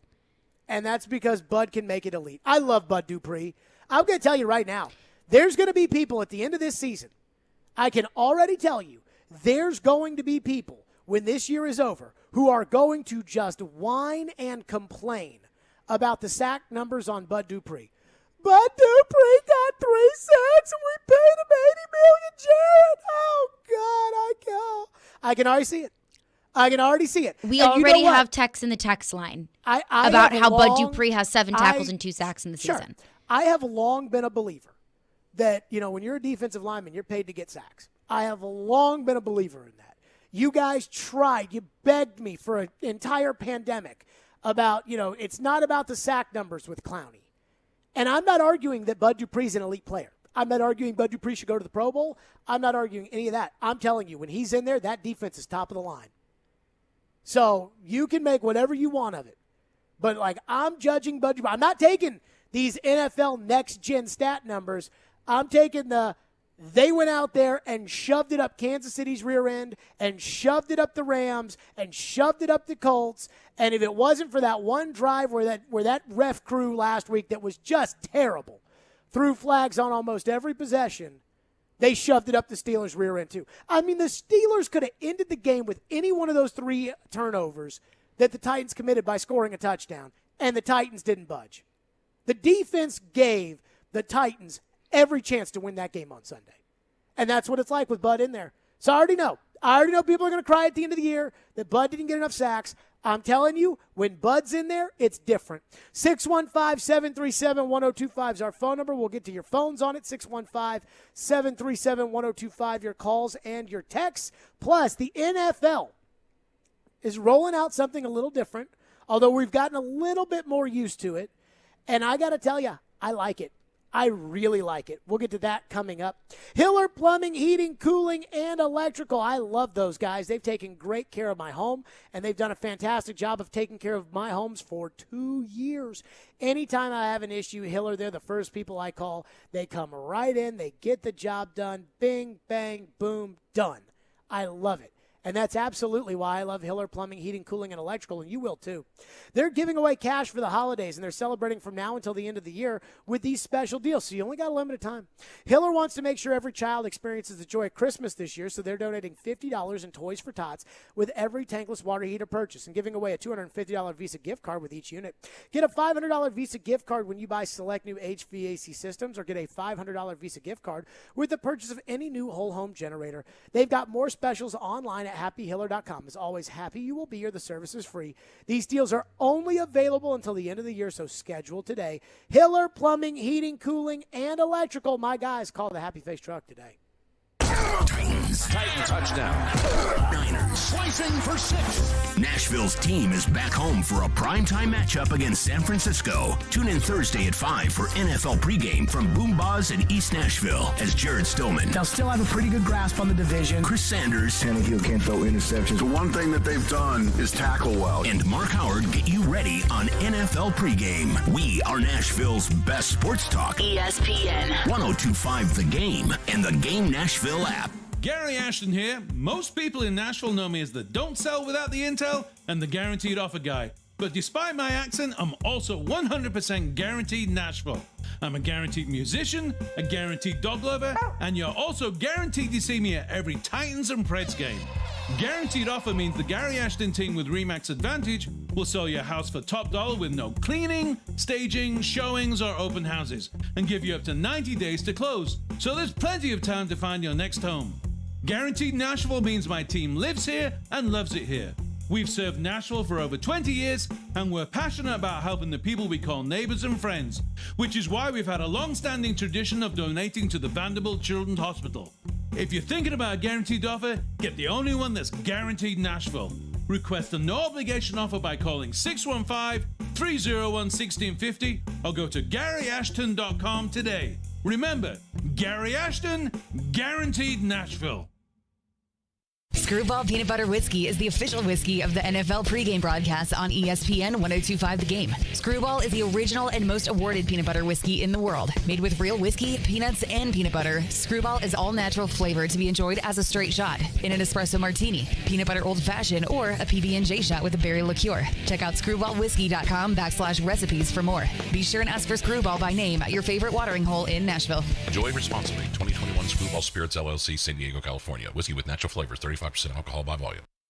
When Nashville is in need for tire sales or service for their business, the Tire Man has been there for over 20 years to help. The Tire Man repairs new and used tires for construction equipment, dump trucks, 18-wheelers, box trucks, fleets, plus they sell new tires for vehicles of all sizes. When your company needs tires, call the Tire Man, 615-663-6040, where they come to you, fully licensed and insured, and they can't wait to work with you. That's the Tire Man at 615-663-6040. Hey everybody, Robbie Stanley here to tell you about my friends at Jasper's as the neighborhood bar and restaurant to catch the next Preds game. Jasper's is located on West End Avenue and offers a fun atmosphere with a game room, TVs, and a large bar and lounge area. Plus they offer free parking. That's right, free parking on West End, and offer specials for every Preds game day, including $10 smash burgers and $3 bottle domestics. So come on down to Jasper's next game day for happy hour every weekday from 4 to 6 p.m. and 2-for-1 beers all day on Sundays. Just tell them that Robbie Stanley sent you. Tonight, the NFL invades Tuesday night. Stafford, Deshaun Jackson, touchdown. As Matthew Stafford and the Rams host Russell Wilson and the Seahawks. Wilson under immediate pressure, throws end zone, touchdown. Coverage begins at 6 on ESPN 102.5 The Game. Hey Nashville, this is Mookie Betts. You're listening to Nashville's best sports talk, ESPN 102.5 The Game. I'll tell you what, I just sent out a tweet, with the stream link in it, and I said, in reference to our discussion, is the Titans defense elite with Bud Dupree, even if Bud Dupree only has 2 sacks? I think so. Well, I felt like I'm covering the Colts tweeting out something like that. I mean, it sounds like the most homerific take of all time. I don't think it's a homerific take. Let's go to your phone, 615-737-1025. Phone line's driven by WilsonCountyHyundai.com. I do want to say this, though, before we get into the phones. I enjoyed the doubleheader last night. Even though the first game was on while we were on the air, so I missed the first half, and I really only watched the fourth quarter. And then I watched Kirk Cousins throw the stupidest interception that I have ever seen in my entire life last night.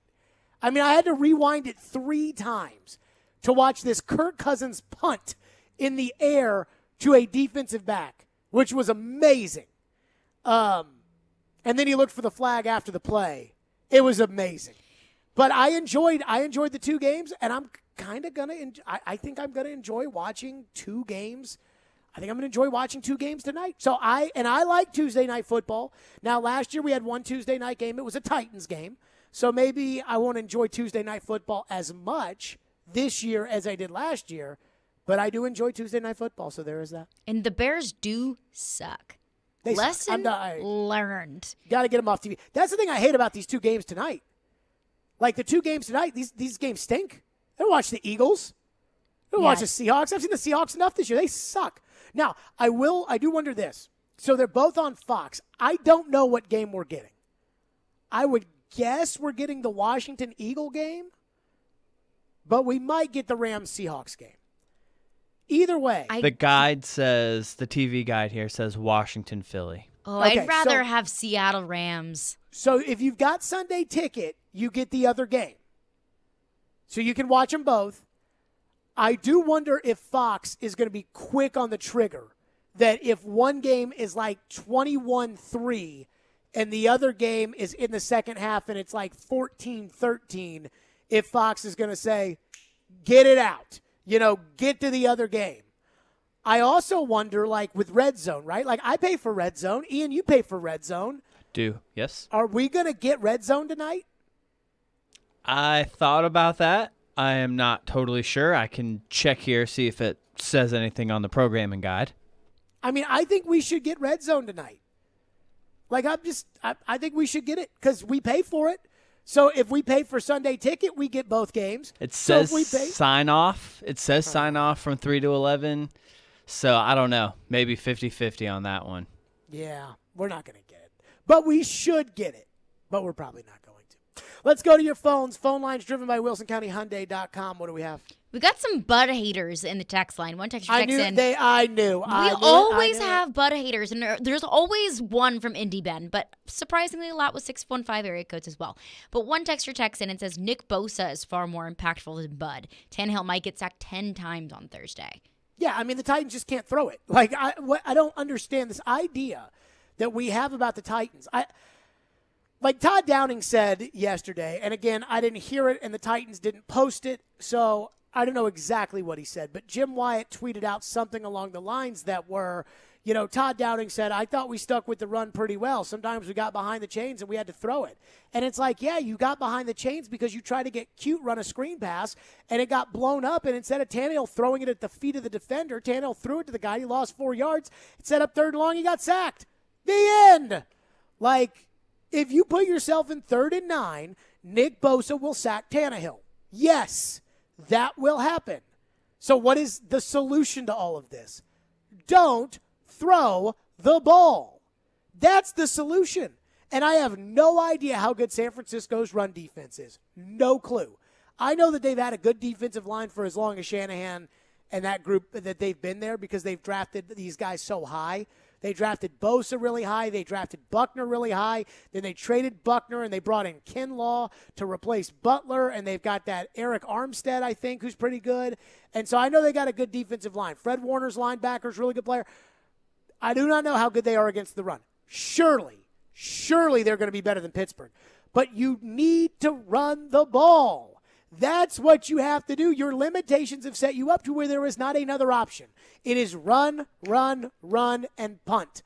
And then if this defense really is elite, you can get by with that. You can run Foreman 3 times, you can punt it, and then your defense can get you the ball back.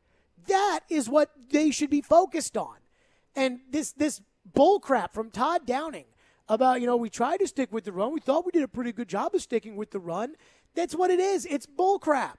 No, you got cute. You try to put variety in there. Tannehill's got no receivers, and even though he does have receivers, you can't block T.J. Watt, and Tannehill stinks right now. And it would not surprise me if Tannehill was hurt. Like, because some of these throws, I get it. Cody Hollister, not the greatest wide receiver in the world. He had a rollout where he overshot him by 5 yards. Some of these throws are just awful. And so maybe Tannehill's hurt. What's next? Ryan in Nashville texts in and says, definitely a plus that defensive tackle Tier Tart returns this week. Just wait until David Long Jr. returns. And the Titans have some bad boys at all three levels of the defense. They have bad boys at all three levels of the defense now. And Tier Tart is not that big of a deal. David Long is. Tier Tart is not that big of a deal to me. Like, I am not. Look, this defensive line, I think, can take care of San Francisco. And we're talking about a San Francisco team. Now, here's the one thing that would bother me a little bit. San Francisco, I think, has the best offensive lineman in the NFL, Trent Williams. I mean, he is a bad boy. But I still think the Titans are going to get home. They got home on Kansas City. They got home on Indianapolis. They got home on the Rams. They got home last week on the Steelers. I mean, I will put that Titan defense out there and feel comfortable. Do I think they're as dominant as the old Titan defenses? Probably not. But I think when Bud plays, I think they're pretty doggone good. And so I'm fine with turning every game into, bank on the defense. But the Titans can't do it. Todd Downing can't do it. He spends too much time during the week preparing for the game, and that head is shoved up that plastic play sheet, and he can't realize, man, Tannehill's missing every pass by 5 yards. Man, Tannehill is staring right at a receiver. Man, we can't block T.J. Watt. And every time we run the ball, we get 7 yards a carry. He can't feel that during the game. Now, some of that is on Vrabel, because there's got to be a part of Vrabel that puts the headset on and says, Todd, run the bleeping ball. And he's got to do that a little bit more often. But I'm telling you, I'd run it 3 times this week, and I'd punt. And I would be totally – punting is your friend. Punting from the 3-yard line, not necessarily. But punting in general, punting is your friend. Say it aloud, folks. Punting is your friend. There we go. That was nice. By the way, apparently San Francisco 12th in rushing defense. Let's see. You got an offensive line that can run block? Run the ball. They're going to be on short rest, too. Run the ball on San Francisco. 615-737-1025. We'll hit the headlines with Carolina. We'll do that next. Stillman and Company right here on ESPN 1025 The Game. Smashville Live will return tomorrow night. That's right. Every Wednesday throughout the hockey season, you can listen to Smashville Live. Preds players, former players, special guests all week. Every week you can watch it live on Twitch, Twitter, YouTube, Facebook, and everything else 1025 The Game related. Chase said today that it'll be a surprise to see who that person is for Smashville Live, but be sure to join us all hockey season long for Smashville Live, brought to you by New Amsterdam Vodka. Stillman and Company, it's ESPN 1025 The Game. From the Fox 17 News Code Red Weather Center. I'm Fox 17 News Code Red meteorologist Dan Guthrie. Should start to see skies clearing out from west to east this afternoon as temperatures head to the upper 40s and lower 50s. Cool times return tomorrow. This weather report brought to you by Hiller Plumbing, Heating, Cooling, and Electrical. Call the Happy Face Truck today. Come rain or shine, high winds or mild breezes, blue skies or gray, it's a great time to consider getting vaccinated against COVID-19. Sponsored by BioNTech and Pfizer. Closer, bolder, golden. Nashville SC Stadium is arriving in 2022, and season tickets are on sale now. With just 150 feet between the pitch and the last row, you'll be right there in the action no matter where you sit. If you thought soccer in Nashville was a party already, you ain't seen nothing yet. So come on in, grab a seat, and stay a while as we open a new era of Nashville sports. For more information on season tickets at the new Nashville SC Stadium, visit nashvillesc.com/22 ticks. Joyland is a fun new concept by Chef Sean Brock, designed to spread joy. Joyland is the new fast food, inspired by Chef Brock's love for cheeseburgers, shakes, buttermilk biscuits, fries, and fried chicken. Joyland is now open in East Nashville, Wednesday through Saturday, 11 a.m. to 10 p.m., Sunday, 9 a.m. to 10 p.m. And now, Joyland is open late. Yep, you heard that right. Every Friday and Saturday night from 11 p.m. till 2 a.m., Joyland is serving up their late night meltdown menu for you night owls. Go check it out and find some joy and eat Joyland at night. Yo, this is Justin from Music City Vintage, here to provide you with all your vintage apparel and shoe needs. We've partnered with 102.5 The Game to provide you all with an exclusive discount today. Come to our shop today, located in East Nashville at 2503 Gallatin Avenue, and say The Game at checkout and get 10% off your entire order. If you're unable to make it in, we got something for you as well. All of our products in store are also available on our website at musiccityvtg.com. Just use promo code GAME at checkout and get 10% off your order. Treating erectile dysfunction with acoustic wave therapy has been getting a lot of attention lately. But you should know that some are promising results we just haven't seen and charging a lot of money for the treatments as well. This is Kim for the Tennessee Men's Clinic, and if you're looking at acoustic wave therapy or any option to help your ED, you really should call us first. Unlike wave therapy-only clinics, the Tennessee Men's Clinic wave therapy protocols do use acoustic wave technology, but we also often combine it with other treatments that can give most of our patients far higher satisfaction rates. There is no surgery nor any type of invasive procedure required. And even better, depending on your treatment strategy and with our urologist and provider's guidance, you can likely have sex the day after your appointment. We even have other treatments that can help you last up to an hour. Plus, for a limited time, we're waiving our normal appointment charge, which includes a PSA and T test, and offering a free ultrasound, altogether nearly a $400 value for free. So make an appointment today. Call 615-208-9090 or go to TennesseeMen'sClinic.com. Visit our website to learn more, including side effects, treatments, extra results vary. Fever is a potential sign of COVID or the flu, and the Exergen temporal scanner thermometer has been proven accurate with more than 100 clinical studies. Be vigilant and seek medical advice at the first sign of fever. Be accurate with Exergen. Exergen temporal scanners available at Walmart and other fine retailers. Learn more at Exergen.com. Exergen is changing the way the world takes temperature. Darren McFarland. That should get you in the mood for a game tonight. Willie Donick. I think between 5.5 and 6 is probably in the ballpark. Chase McCabe. Typically, I like to take the most difficult task and do it first. Darren, Donick, and Chase have you covered weekdays from 10 to 2. Presented by Curacion CBD on Nashville's best sports talk. ESPN 102.5 The Game and the Game Nashville app. Stillman and Company is on. Delivered by TriStar Moving. Stillman and Company, I got a tweet in here that says from somebody, no matter how many sacks Bud Dupree has this season, his presence on the field makes the players around him elevate their game. He is what people wanted from Clowney last year. I will say this. I told TD, and we kind of got into an argument about this, Teron Davenport and I last year. I said the Titans have to go pay full price for a pass rusher. I don't care who. It's got to be somebody that comes in and makes a difference right away. And TD tried to pin me down on, like, who's the person, who's that? Like, I don't know. Just like if you decide it's time to move on from Tannehill, or you don't think you can win with Tannehill and you've got to find another quarterback, I don't know who that person would be necessarily right away, but there will be somebody out there. Russell Wilson, for example, will probably be available. Aaron Rodgers might. Deshaun Watson could with an asterisk. And I'm not saying you can go get those guys, but that's paying full price.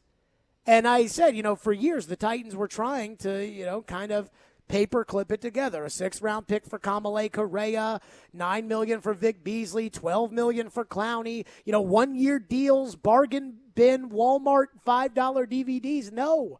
Pass rusher, go pay some money. They did for Bud Dupree, and now you see, at least I think we see, what the ramifications are with that. Time now, though, for headlines with Caroline. We're spanning the sports world. It's Headlines with Caroline on Stillman and Company, right here on Nashville's best sports talk. ESPN 102.5 The Game and the Game Nashville app. So this coming out just a couple hours ago from Greg Wyshynski, who covers the NHL for ESPN. But the NHL and the NHLPA have come to an agreement to not participate in the Winter Olympics in Beijing. So now that Olympic break that was originally scheduled between a majority of the chunk of February 6th to February 22nd, will be used to reschedule the games that have all been postponed this past couple of weeks. But the lingering fear of potentially having to be stuck in Beijing for 3, 4, 5 weeks at a time if a player does test positive for COVID just didn't seem worthwhile for the NHL and NHLPA. So do not expect NHL players to participate in Beijing.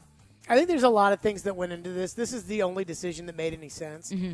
I mean, I think for starters, the idea of a possible 3 to 5 week quarantine if you got the virus while in Beijing and being under China's rules was something that most people who have a lot of money and enjoy their lifestyles don't want to do. I think the second thing that was at play here that nobody will talk about is if these games don't get played, the players lose money.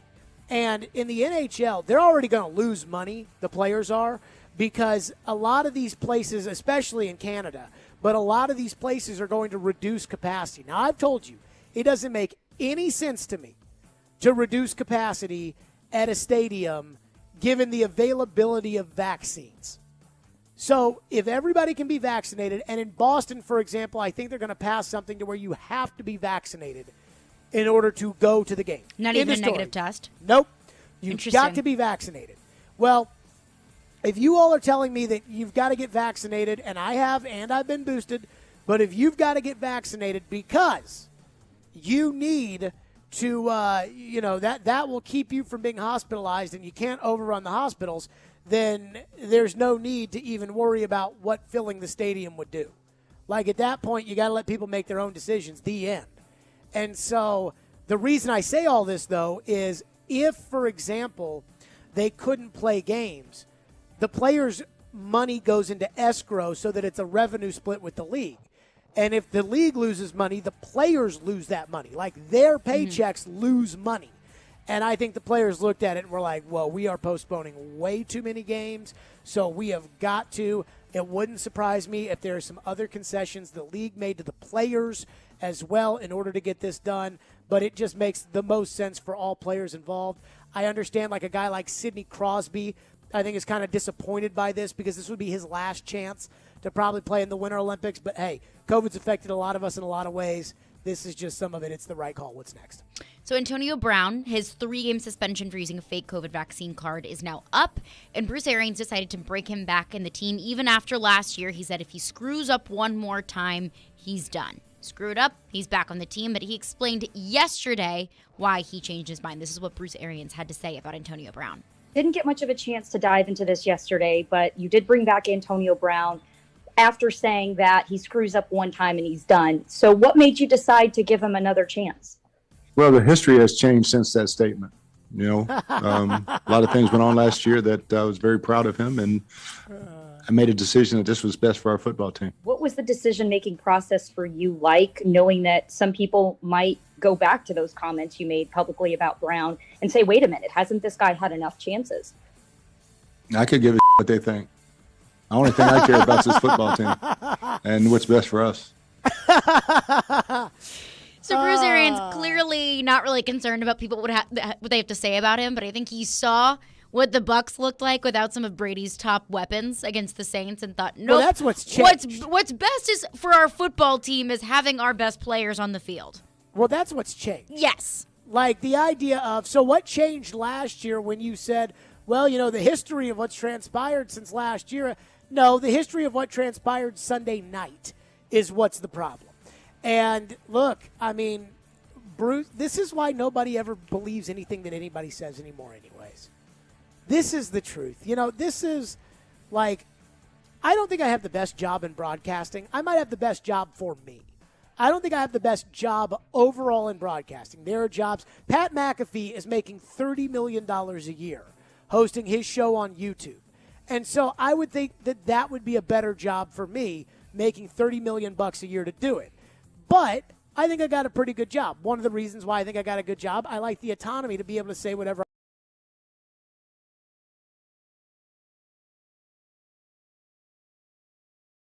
is. Like, how can we take anything Bruce Arians says seriously? Truth is, we can't. Can you take anything that most NFL coaches say seriously? I asked somebody yesterday. I said, you know what would be a fun radio topic to do, but I probably wouldn't go there? What? Should the Titans trade for Deshaun Watson next year in the offseason, even given all the other stuff out there, and try to see if he can get by and then put him out there instead of Tannehill? And I guarantee you we'd have people that call in and say yes. Now, I'm against it, Probably but I so. guarantee it. And so, like, at the end of the day, these guys are judged on how many championships they win, not anything else. And so when the currency is what it is and the stakes are what they are, like, this is what you're going to get, is you're going to get Antonio Brown playing football. And so, I mean, Arians to sit there and pretend like it had anything else to do with the fact that they lost Godwin and Evans is hurt, like, no. That's why AB's out there, and we'll see if AB can wreck this team or not. What's next? Well, one more funny little caveat to that story is that the Bucs said that Antonio Brown said he showed enough last year to warrant the return, and they described him as a model citizen. Yeah, I mean, other than the fact that he committed a federal crime, sure. Sure. Yeah, sure, why not? So we talked a good bit yesterday about the horrendous officiating, not just in the Titans-Steelers game, but throughout this entire season in the NFL. And that did not get any better the Vikings-Bears game last night, and at least not for the Chicago Bears. The Bears racked up 5 personal fouls, 9 total penalties, including a flag against Matt Nagy for arguing a call against Bears safety Deion Bush for hitting Tyler Conklin, Vikings tight end. But Bears pass rusher Robert Quinn said, kind of taking the Kevin Byard approach of I don't really care if I get fined, but he said some of these calls are starting to get a little crazy. These refs seem like they're controlling the game a little too much. So when a play is clean and they're throwing a flag for something that they thought they would change the game with just one flag. Let guys play ball. If this was a couple years ago, half this stuff wouldn't have even been called. Well, I think that a lot of this, too, is the fact that the NFL doesn't have any consistency with its messaging for officiating. There's a pool reporter that is allowed. So one guy who's at the stadium that's allowed to talk to the white hat, and that's it. So the NFL doesn't really have to answer for officiating problems. And I think the frustration is to a point to where even Bill Belichick's commenting about officiating. He commented yesterday and said T.Y. Hilton should have been thrown out of the game just like Michael Pittman Jr. was. And that's not really much of a Belichick thing to do. The officiating is horrible. There's no accountability in the league. And just like with that Bruce Arians press conference, when Roger Goodell has his Super Bowl press conference, he'll get asked about officiating by like one question, and then they'll go back to their Colin Kaepernick questions for Goodell, and that'll be that. And that's it. And there's no accountability, and there's no reason for there to be even a thought process behind it. And so this is where we are with the NFL and the officiating. And so unless somebody in New York, and I don't think there is anybody in New York, but unless somebody in New York is willing to sit there and say, hey, we've got to do better, and then goes out there and does better, it's not going to change much. They also don't pay the officials enough. That's the other part of this. Every single guy in officiating gets out to go comment on officiating because there's more money in it. And so they're just not paying the officials enough. These guys aren't prepared. They're putting refs that we've never seen, like the Brad Rogers from last week, who's out there reffing a game with his head up his ass. And that's what you get. Those are headlines with Caroline. By the way, one headline that's been kind of breaking. Remember Cole Beasley and how anti-vaccine and, God's will and, not this, that. He has tested positive for COVID, unlike the other players who are vaccinated that can test out before the essentially the season-deciding game for them against the Patriots. Here we are on Tuesday, game's on Sunday. Beasley's out. So people said, hey, Cole, you can say what you want. These are the rules. Cole Beasley out for the biggest game of the season. There you go. Coming up next, sometimes people struggle to look in the mirror and address issues that are real. And the Titans might be facing one head-on. We'll get to that coming up next. It's Stillman and Company on ESPN 102.5 The Game. From the Music City Bowl, 84 yards for the touchdown, to the Rose Bowl and Sugar Bowl on New Year's Day, touchdown, to the College Football Playoff and National Championship. Gets around and leaps to the end zone. Your home of college football's bowl season. This is an incredible moment for our program. Is 102.5 The Game, ESPN 94.9, in the Game Nashville app. ElectronicExpress.com. We make it happen. Attention, Nice List recipients. The Mercedes-Benz Winter Event is here. Make this season your reason. Forget the halls, deck the garage. Hark, the turbo engines sing. Like hot cocoa in a blizzard, this opportunity won't last long. Hurry for these exclusive offers from Nashville's two-time Best of the Best award-winning Mercedes-Benz of Music City. Just one exit from the airport. Go to mbofmc.com. Response to Genesis Diamond's fantastic 12 days finance offer was incredible, so we've decided to extend it through Christmas Eve.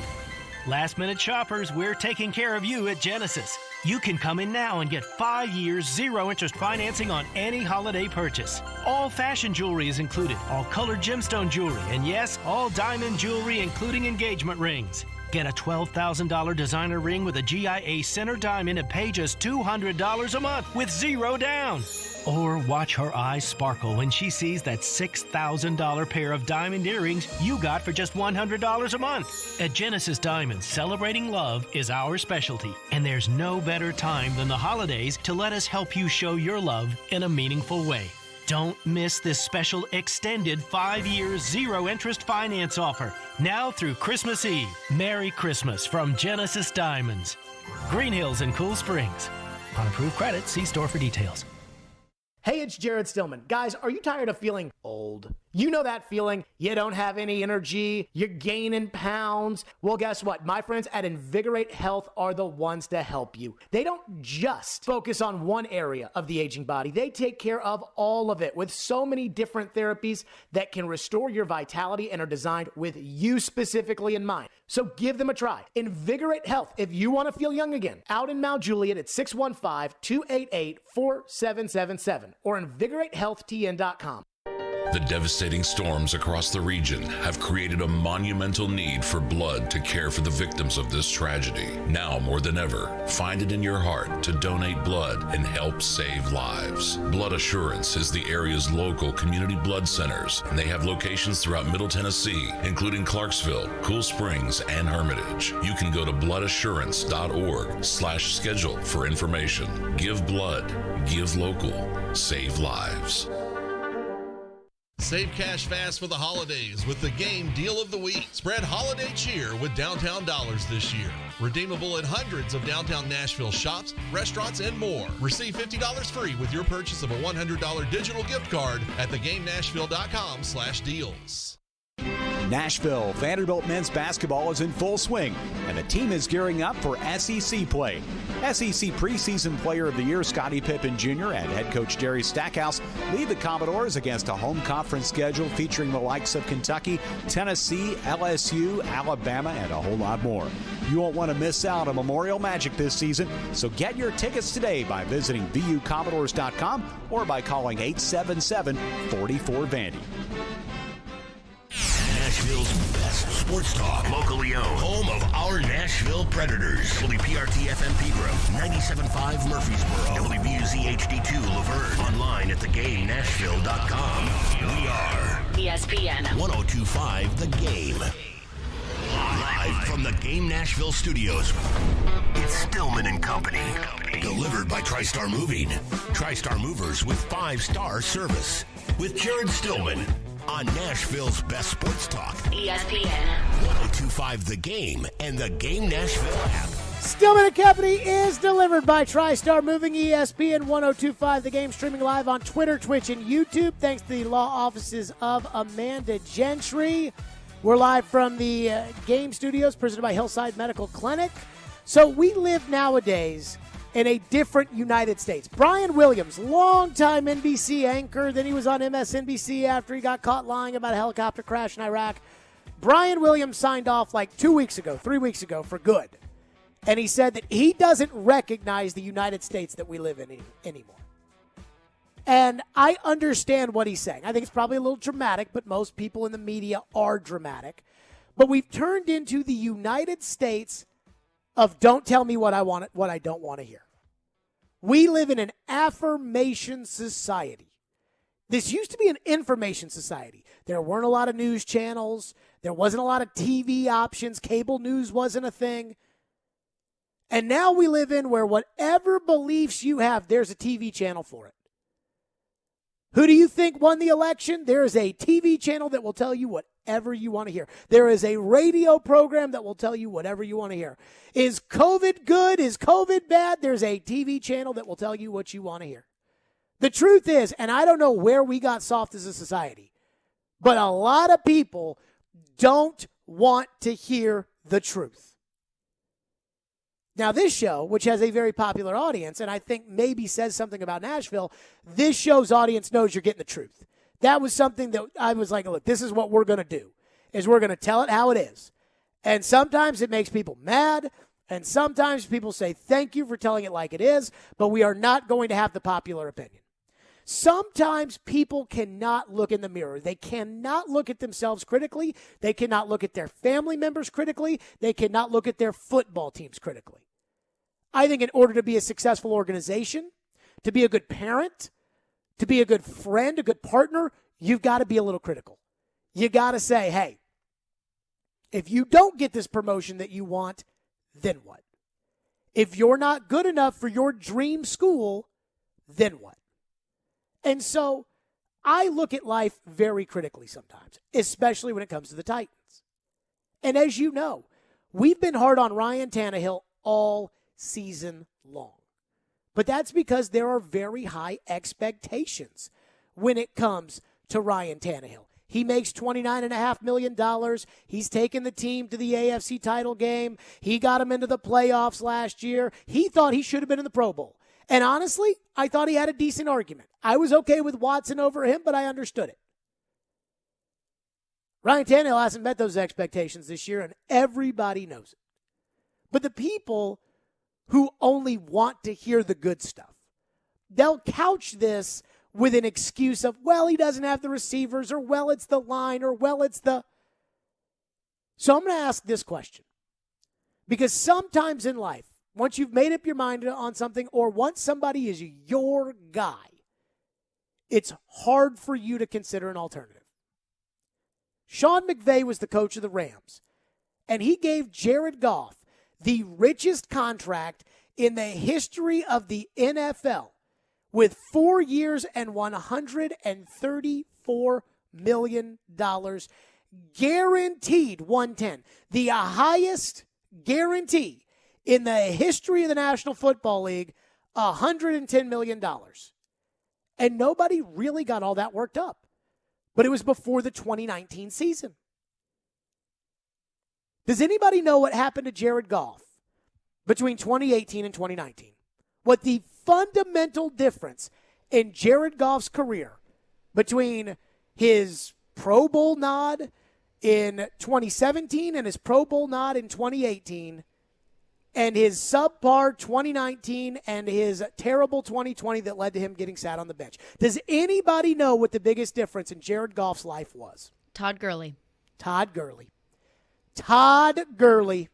People forget about this. Todd Gurley was that offense. They came in here in 2017 when Goff was lighting it up and McVay was the boy genius. They came in here right around Christmas, so 4 years ago, and Todd Gurley absolutely dominated the Titans.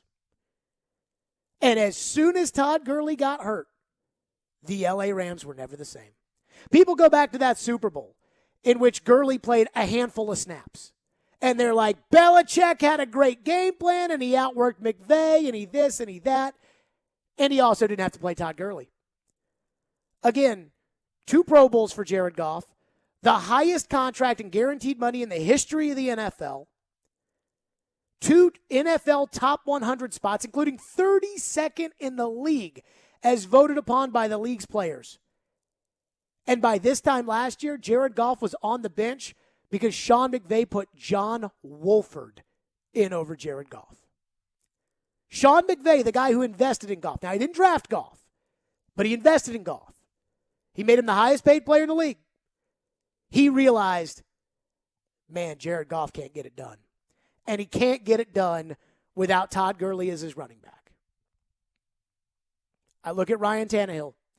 2 years with Arthur Smith as his coordinator, 2 full years with Derrick Henry as his running back.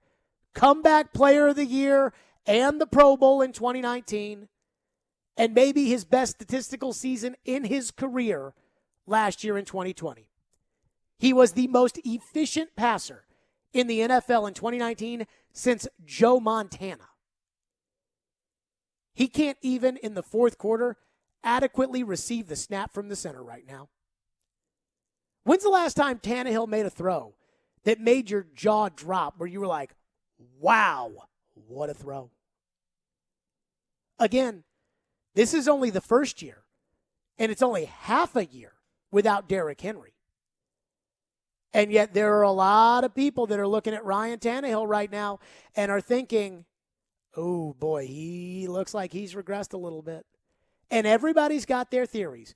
It's the line. It's the coordinator. It's the receivers. It could be all of these things, and you might be right. But when you pay a guy the kind of money that you pay Jared Goff, you pay Jared Goff to elevate your team. I thought Sean McVay should have been at least in a little bit of trouble for the fact that he went to Stan Kroenke and said, hey, Stan, I'd like you to pay $110 million to Jared Goff. And then 2 years later said, hey, Stan, I'd like to deal our first-round picks in each of the next 2 years to go get another quarterback, and we still have to write Jared a check, but let's also write this quarterback a check too. I'm like, well. But the reality is, Jared Goff with Todd Gurley was an elite player in the NFL. 2 Pro Bowls, 2 top 100 finishes. Jared Goff without Todd Gurley, run him out of town. Send him to Detroit.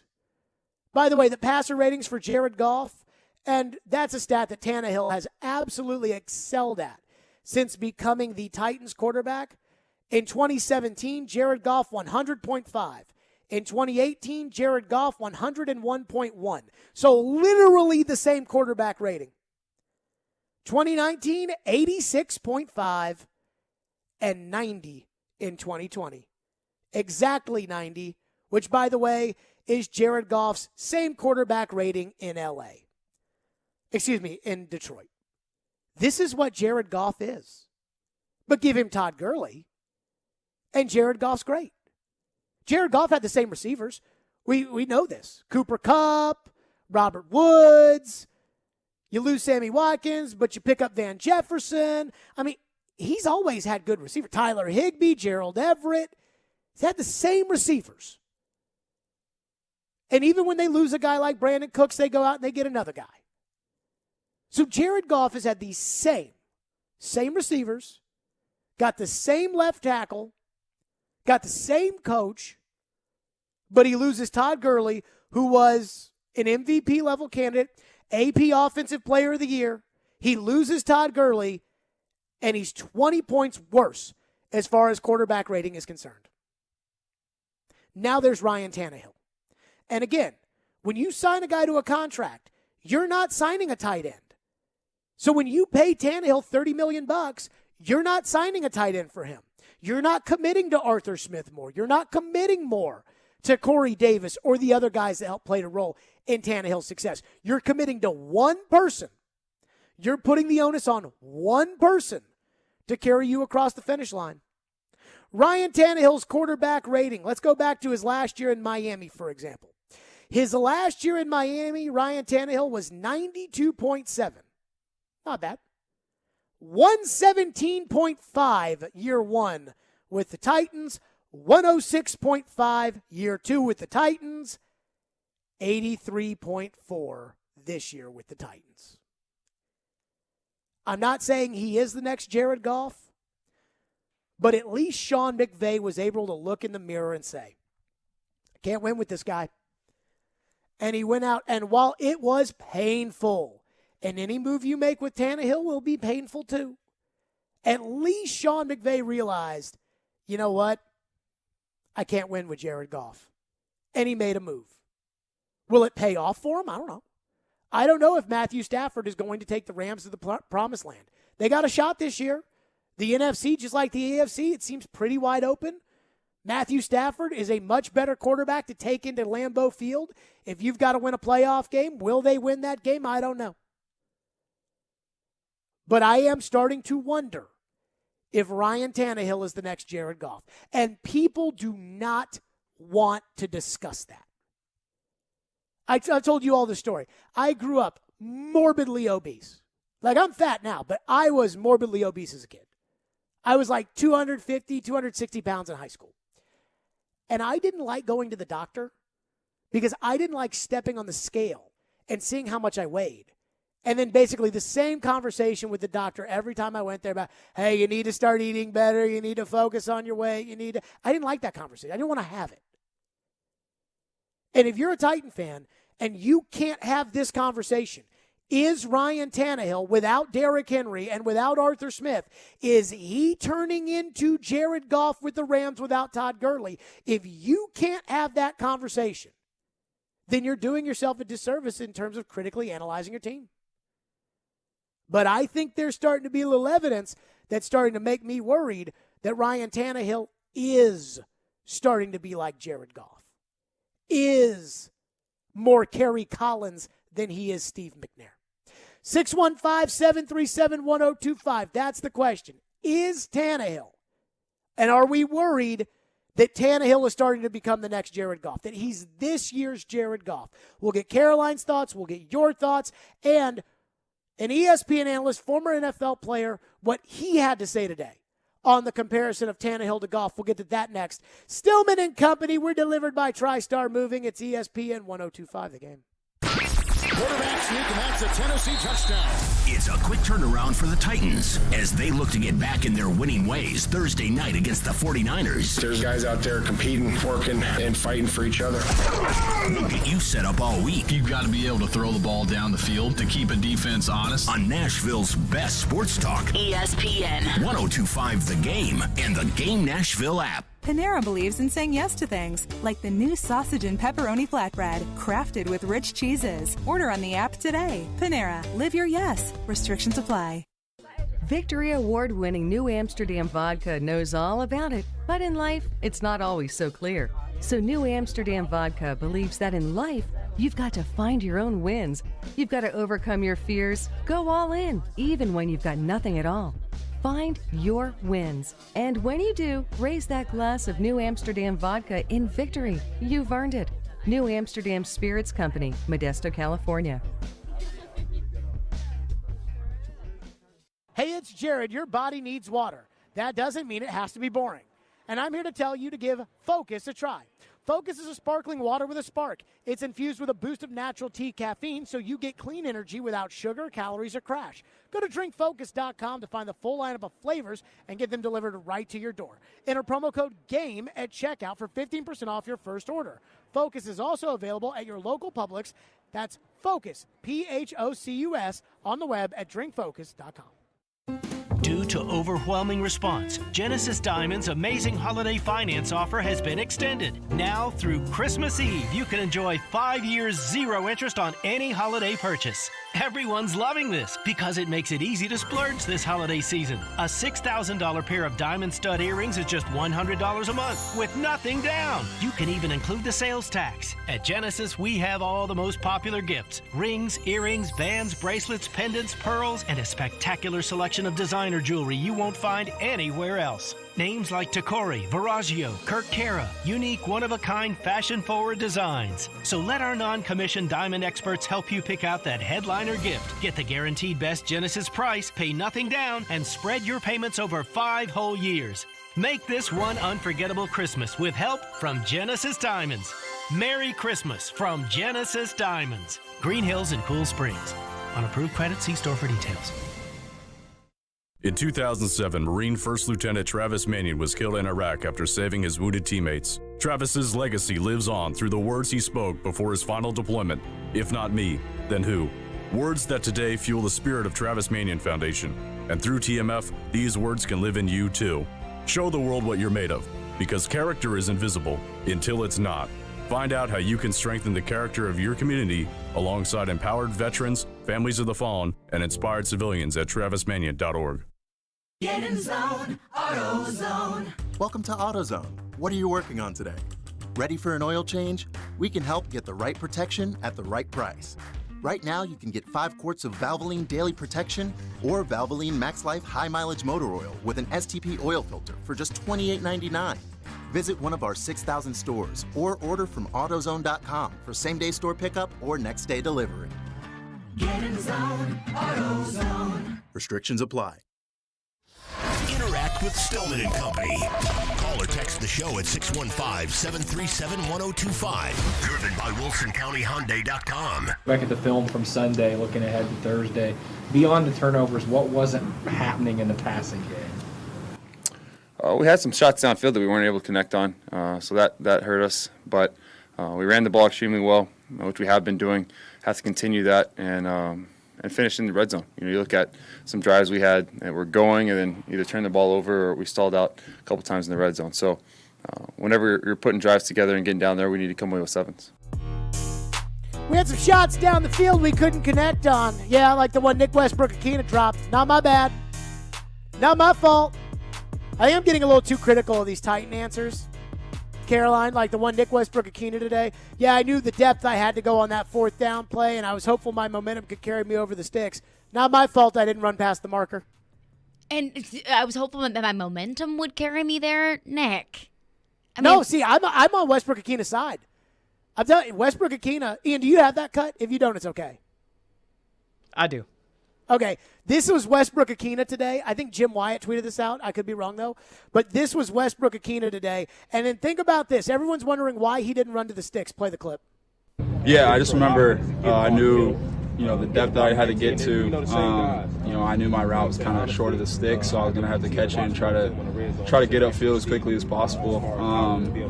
Just unfortunate, wasn't able to get enough momentum going once I caught the ball to fall forward. I've thought about that play a lot since the game, obviously, but I just got to move forward from it and learn from it, and try to work that same situation in practice and see how I can fix it, going forward, because that same situation can come up in the future, and hopefully I can take advantage of it. Not my fault. Route told me don't run past the sticks. Not my fault. We had a couple of deep shots we couldn't hit. Yeah, Nick Westbrook-Akina dropped one. You got sacked the other time. Not my fault. And also I Shane guess I'd Bowen. be a little too critical here. And Shane Bowen saying that the Pittsburgh defense created 4 turnovers and the Titans didn't. You fumbled Not the my ball. fault. You fumbled the fault. ball. That wasn't Pittsburgh creating pressure or creating turnovers. You just fumbled the football. No, but I also think Shane, to that point, is saying, hey, we played well defensively, but we have to get the ball. Like, we have to. Yes. We have to. That one I'm a little bit more okay with. The other ones seemed very not my fault. Do you think Tannehill is becoming the next Jared Goff? The regression definitely resembles Jared Goff. You have 2 or 3 years of really solid quarterback play, and you can get your team in a really solid position to compete in the playoffs. And then the regression sets in whenever you lose your top weapon. I think the one biggest difference here is that when Jared Goff lost Todd Gurley, it wasn't to injury for a few weeks. Todd Gurley was gone. He was in Atlanta. He was not coming back to LA. He was not coming back with Jared Goff. I think the only difference here is that Ryan Tannehill is going to get Derrick Henry back. Now, are they similar in the fact that they're incredibly reliant on the pieces around them? Yes. Have we seen what both of these quarterbacks are without those top weapons? Yes. And it's not anywhere near an elite quarterback or a Super Bowl quarterback that can carry this team on their shoulders. So I think the Todd Gurley for Tannehill is Derrick Henry. Yes. I also think it's Arthur Smith. I mean, I think that I told you a veteran coach told me before the season that Arthur made Tannehill. And we had that executive that told Mike Sando off the record before the start of the season that losing Arthur Smith would be like losing a great player because of the feel he had with Tannehill. Tannehill was turning the football over with an alarming amount of bad decisions before Derrick Henry got hurt. That's the part that's concerning to me. Before Henry left. Because Henry was on pace for another 2,000-yard season. He was balling like he balled last year. And it feels like Derrick Henry is just the ultimate eraser. Whatever any other mistakes that may happen on offense, Derrick Henry always seems to be able to dig them out of any certain hole. See, that's what I call an elevator. Yep. A guy who elevates the players and elevates his team and elevates. And that's what Tannehill can't do. They got one guy on offense that's elevating, and it's Foreman. And I would say this for Tannehill. I think he should throw the ball to Foreman out of the backfield a little bit more. I think that's something that, McNichols caught the ball well the other day. Hilliard has caught the ball well. Foreman has caught the ball well. Don't be afraid to throw to them. You don't have a tight end to throw the ball to. I wouldn't be afraid to throw to those guys. Tim Hasselbeck was on Darren Donick and Chase asked him, is Tannehill becoming this year's Jared Goff? I don't. And I'm sure that if, you're able to talk to him about, things that he wishes he has back. I mean, I'm sure there are elements of being able to protect the ball better that, he would acknowledge that he maybe do them differently. Here's the way I think I see it. And I feel like I've talked the last couple weeks about Dak Prescott and the slump that he's in and how he's playing. And I think there's these expectations for quarterbacks, especially once they get paid, that, like every game's going to be perfect. And when things change around them like that, hey, that's okay. they're going to overcome all of the changes around them. And I just don't think that that's a reality in the NFL. Like, I don't. So he's basically saying it's the lack of everybody around Tannehill. But then why do I have to pay Tannehill $30 million? Just like, why do I have to pay Goff the most guaranteed money in the NFL? And the reality for the Rams is that they don't. That's where Cleveland is right now with Baker Mayfield. Like, and I'll say this for Baker. And he brought up Dak. I don't watch enough Dak to be able to comment on Dak at the level that I can comment on Tannehill. But I have always looked at Baker. And his rookie year, he set a rookie record for touchdown passes. I think he broke Peyton Manning's record. He was rookie of the year that first year. Then the second year, they go get him Odell Beckham. They go get him Jarvis Landry. But they got Freddie Kitchens, who might as well be one of Santa's elves, as his head coach. And it's a complete mess, and people start to blame Baker. Then they go out and get him a normal coach. They run the football, and everybody likes Baker again. They make the playoffs. Then Baker gets hurt, and their receivers and running backs get hurt and get COVID, and now they got high expectations, and they don't win every game. And now I got people today on TV talking about, is it Baker's fault that they lost yesterday? Baker didn't even play. And I'm like, how can you judge Baker on all this stuff? So I understand it.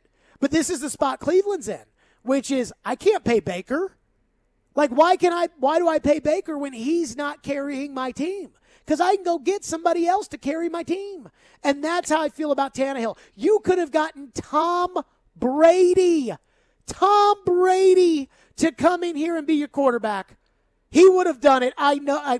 I don't know for a fact, but everything short of a fact, everything short of Tom telling me that he would have done this, Tom Brady would have been the quarterback of the Tennessee Titans. And they took Tannehill instead. And I said they should take Tannehill. So I'm just as much at fault as everybody else. But, oh, goodness, that's my point. If you've got to get to me and you've got to say, hey, everybody thinks in the NFL that you as a quarterback have to go out there and win games for my team, and it's just not fair. Well, guess what? That's the position. That's the money. Because if Dak Prescott can't win me games, right? Like if I have to pay Amari Cooper $20 million, and I have to pay Zeke all his money, and I later have to pay CeeDee Lamb all of his money, and I got to pay my offensive line all this money, I'm not going to have any money for the rest of my team. Goodbye, Super Bowl window. That's what happened to Seattle when Russell got paid. Goodbye, everybody. Goodbye, Legion of Boom. Goodbye, Marshawn Lynch. Goodbye, offensive line. And Russell hasn't gotten close to the Super Bowl since. Like, this is the reality in this sport. So I guess I understand what Tim's saying, but how did that not happen to Jared Goff? Isn't that exactly what happened to Jared Goff? Goodbye, Todd Gurley. Goodbye, Sammy Watkins. I mean, this is what we are now. Goodbye, Brandon Cooks. That's what you are. So I understand what he's saying, but I don't think that, all I'm asking you to do is go beat the Steelers. I'm not asking you to win the Super Bowl. That's it. We'll get to your phones next on it. 615-737-1025 is our phone number. Do you agree with Tim? I mean, I don't know if I'm fully on board to the Tannehill is Jared Goff train. I definitely want to buy a ticket for the train, but I'm not on it yet. I think it's pretty hard to argue that it's not adding up. Like it definitely adds up. It to me seems very parallel here. And again, like I said, affirmation radio, GoTitanGo.com, they will tell you that, hey, Tannehill had been injured. Tannehill's going to get it figured out. I'm looking at it like, I don't understand why Tannehill throws the ball right into the hands of Devin Bush on the first drive of the game. Tannehill's seeing ghosts. The decision-making and the anxiety that you can sense that Ryan Tannehill has when he has the ball in his hands is concerning. Does it not feel like he's throwing scared? I can feel it. When he has the ball in his hands, I tense up. I get nervous because he just feels, I can sense that he feels nervous and he's afraid that he is just going to get pummeled. Because it's happened several times this season. And I don't blame him. But that's not how you want your $30 million starting quarterback to act. No. We are to your phones next. I see you waiting up. We'll go right to them. 615-737-1025 again. There's a lot of parallels between Jared Goff and Ryan Tannehill, and it's not looking good. Stillman and Company, we're delivered by TriStar Moving. It's ESPN 102.5 The Game. Breaking news. The Nashville Predators have had their next 3 games postponed due to COVID and will be shut down at least through the end of the NHL's holiday break on December 26th. Keep it locked here for the latest from Smashville's best sports talk. ESPN 102.5 The Game and the Game Nashville app. Trust the roofers with integrity. E2 Roofing is a veteran-owned and operated local Nashville roofer with over 90 5-star Google ratings and an A+ Better Business Bureau rating. While roofing is our business at E2, honor is our code. For roof repair, roof replacement, free inspections, or insurance claim assistance, visit e2roofingnashville.com. Winter's a bad time for your furnace to go out, but it's never a bad time to call Lee Company. Our heating and air conditioning pros are available 24/7. No heat? Don't wait. Call Lee Company now at 615-567-1000. Our expert technicians will diagnose the issue and fix it right the first time. When you're cold, you need someone you can count on to bring the heat. Call Lee Company now at 615-567-1000 or visit leecompany.com. Ryan Porth back again to tell you about Dr. Kelly Rice, Family Cosmetic and Dental Sleep Medicine. Earlier this year, Dr. Rice, I was disappointed to have a cavity filling even after brushing my teeth all the time and having regular checkups. Ryan, cavities are like any other health condition. You don't really know you have one until it gets bad. Recently, I saw a patient for treatment that they had been putting off. Something that could have been simple to fix 6 months ago turned out to need a root canal and a crown. Postponing treatment costs more and takes time away from work. Well, I can attest to the fact that if I had not been doing regular checkups, I may have had to get a root canal by now. But thanks to your great staff that has been taking care of me for almost 15 years, my teeth are as good as they've ever been. Well, we do things differently. I want to let people know that if they're afraid of pain or worried about the cost, they are not alone. Don't be embarrassed. We understand. Give us a call at 615-373-4488. That's kellyerice.com. Dr. Kelly Rice, Family Cosmetic and Dental Sleep Medicine, 615-373-4488.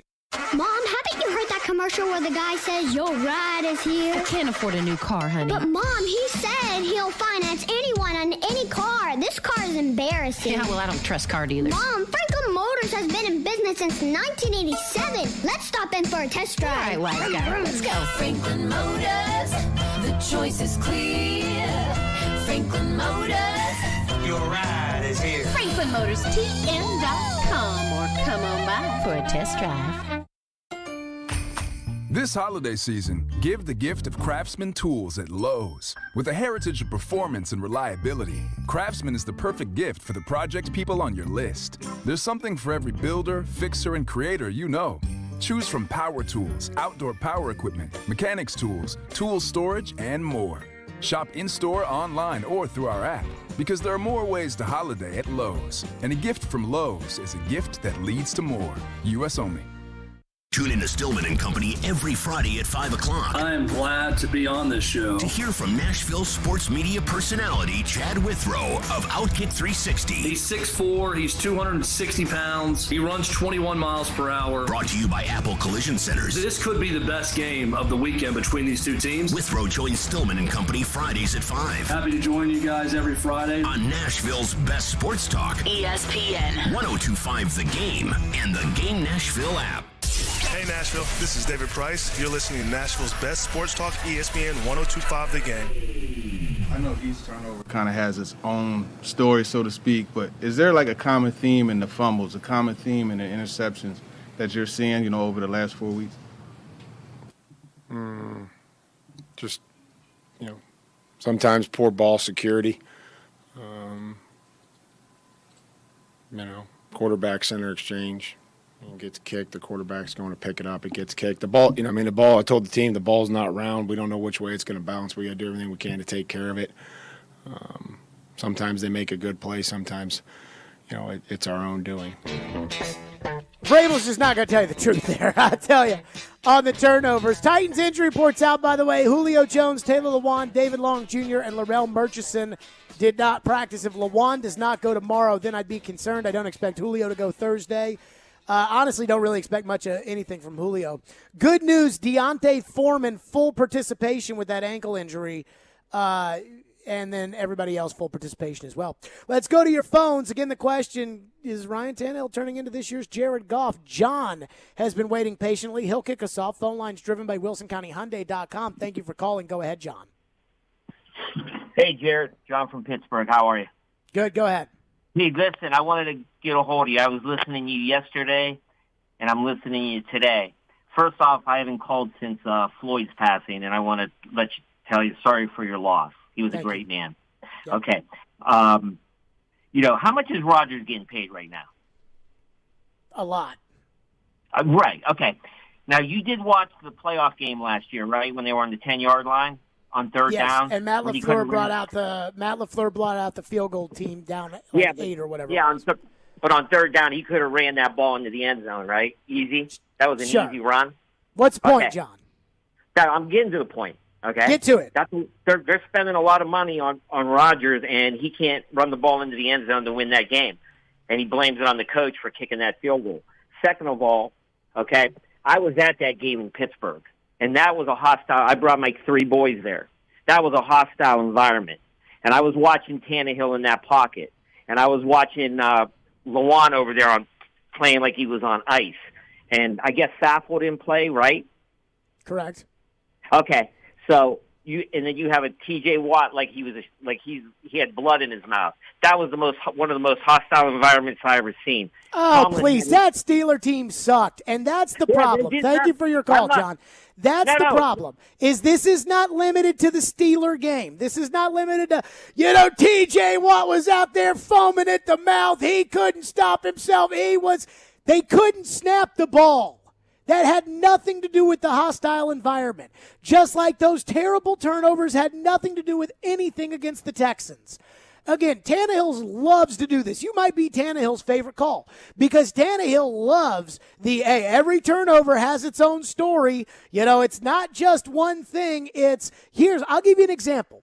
This is what bothers me about all of it, is that carelessness can result in nothing, and it can also result in a catastrophic problem. And I've used this example before. I don't like it because it is complete. It is completely, it's totally morbid, right? Texting and driving. How many people text and drive? A lot. A lot of people text and drive. You can text and drive and be fine. You can text and drive and get killed. And that is pure carelessness. And if you text and drive on a consistent basis, guess what? There's a chance something really bad's going to happen to you. And I say this as far as ball security with the Titans is concerned. Chester Rogers had a monumental, terrible fumble against Houston on a punt return where the ball hit him in the back of the leg. I don't even know what the hell he was thinking when that happened. Guess what? He had a punt return last week where he's trying to catch the ball as the guy's about to kill him from the Steelers, and he fumbled that. Now, he recovered it, so it wasn't the end of the world, but it was carelessness. Tannehill throws a ball over the middle of the field that goes right in and out of the hands of Devin Bush on the first touchdown drive of the game. Now, they scored a touchdown, so it's not the end of the world. Just like you all were telling me, it's not the end of the world that he threw that terrible interception against the Saints that not even a high schooler should have thrown because they called a roughing the passer that didn't actually happen. To me, it's the carelessness that with which he plays right now, and it doesn't look like that's changing anytime soon. That's what I gotta believe. Sean McVay got to the point with Jared Goff where he's like, you know what, I got to put the other guy in because I can't keep doing this over and over and over again. And so he took him out, and he put in John Wolford. And you all remember what Floyd used to say about making the switch at quarterback. If you make that switch, you better be ready to make that switch. Because it's not just, Bobby has got a couple of rebounds, but he's 0 of 3 from the three-point line, so let's put Jason in there to go shoot a couple of threes in this game, but we still believe in Bobby. That's not how that position works in this league. So when Sean McVay puts John Wolford into the game, he's telling you I'm done with golf. And it was because he just couldn't. It was too much. It was just too constant. And right now, that's where we are with Tannehill's decision-making, good and bad. That's why I gave Tannehill a game ball for the Jacksonville game. He didn't even throw for 200 yards. But he didn't put the ball in harm's way. That's all I'm asking. Don't put the ball in harm's way. Brian's up next on Tannehill. Thank you for calling. Thank you for waiting. Go ahead, Brian. Hey, how's it going? A couple of points here. First, about this whole Tom Brady discussion. Jared, so do you believe last year, just going back to last year with that sorry defense that we put on the field, that Tom Brady is winning a Super Bowl with the Titans?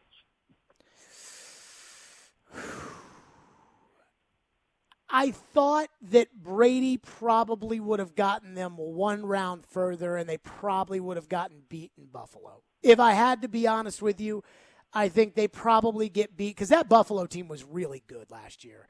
And Right. Buffalo's a hard place to play in the playoffs. So I think they would have gone to Buffalo and lost, but I think they would have had a much better chance with Brady.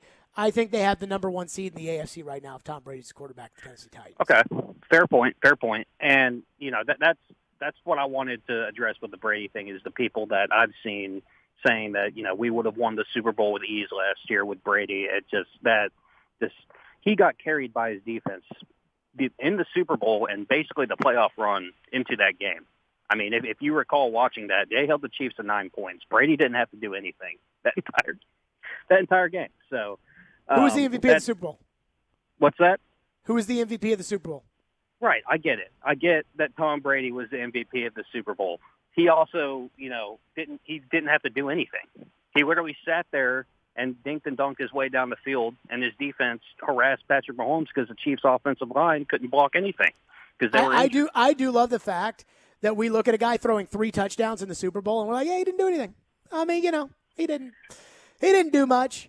By the way, I'll tell you this. Tampa Bay, thank you for your call, Brian. Tampa Bay in their entire existence outside of 1 year that John Gruden won with Tony Dungy's players, Tampa Bay has done nothing as a franchise. When you think of the worst franchises at their worst in the NFL, the Buccaneers are like short of the Lions, but they're there. Like the Lions and the Bengals kind of have their own little development over here, but Tampa Bay's right there. Tampa Bay was 7-9. They were no good with Jameis Winston. They win the Super Bowl with Tom Brady. Same defense. And everybody's like, it was the defense. It was the defense that carried Tom. Okay. All right. You guys tell yourself that. Tom only won all these Super Bowls in New England, leaves, goes and wins a Super Bowl somewhere else. It's like these Bud Dupree haters. But Pittsburgh cannot lose last year with Bud Dupree on the field. Bud gets hurt. They go 1-5, including the playoffs the rest of the year. Bud comes onto the Titans, isn't healthy. Titans defense is terrible. Bud gets healthy. Titans defense holds Kansas City to 3 points. Bud gets hurt. Defense goes back to being mediocre. Bud comes back. Steelers get 12 first downs. Okay, I know who's good.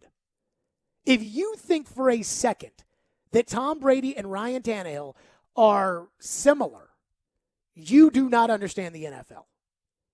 This is like these Cowboy fans that try to argue that Tony Romo should be in the Hall of Fame. Tony Romo was an average to above average starting quarterback in the NFL. He was nothing more than that. Because he played for the Cowboys, Tony this, Tony that, Tony. Look at the quarterbacks of the 90s. The great quarterbacks of the 90s. Dan Marino, John Elway, Jim Kelly. They were much better quarterbacks than Troy Aikman was. But Troy played for the Cowboys. They had a great Cowboy offensive line, so they won some Super Bowls. So everybody will put Troy into that discussion. Troy wasn't as good as Jim Kelly. Troy wasn't as good as Brett Favre. Troy wasn't as good as John Elway.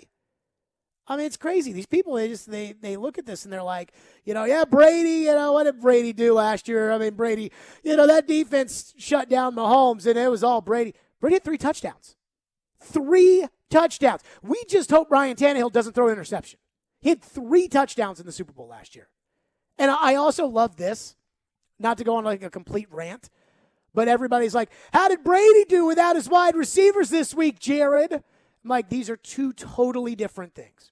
Tom Brady lost his 3 best players in the middle of a game. So he spends all week preparing with Godwin, Evans, Fournette, and Gronk.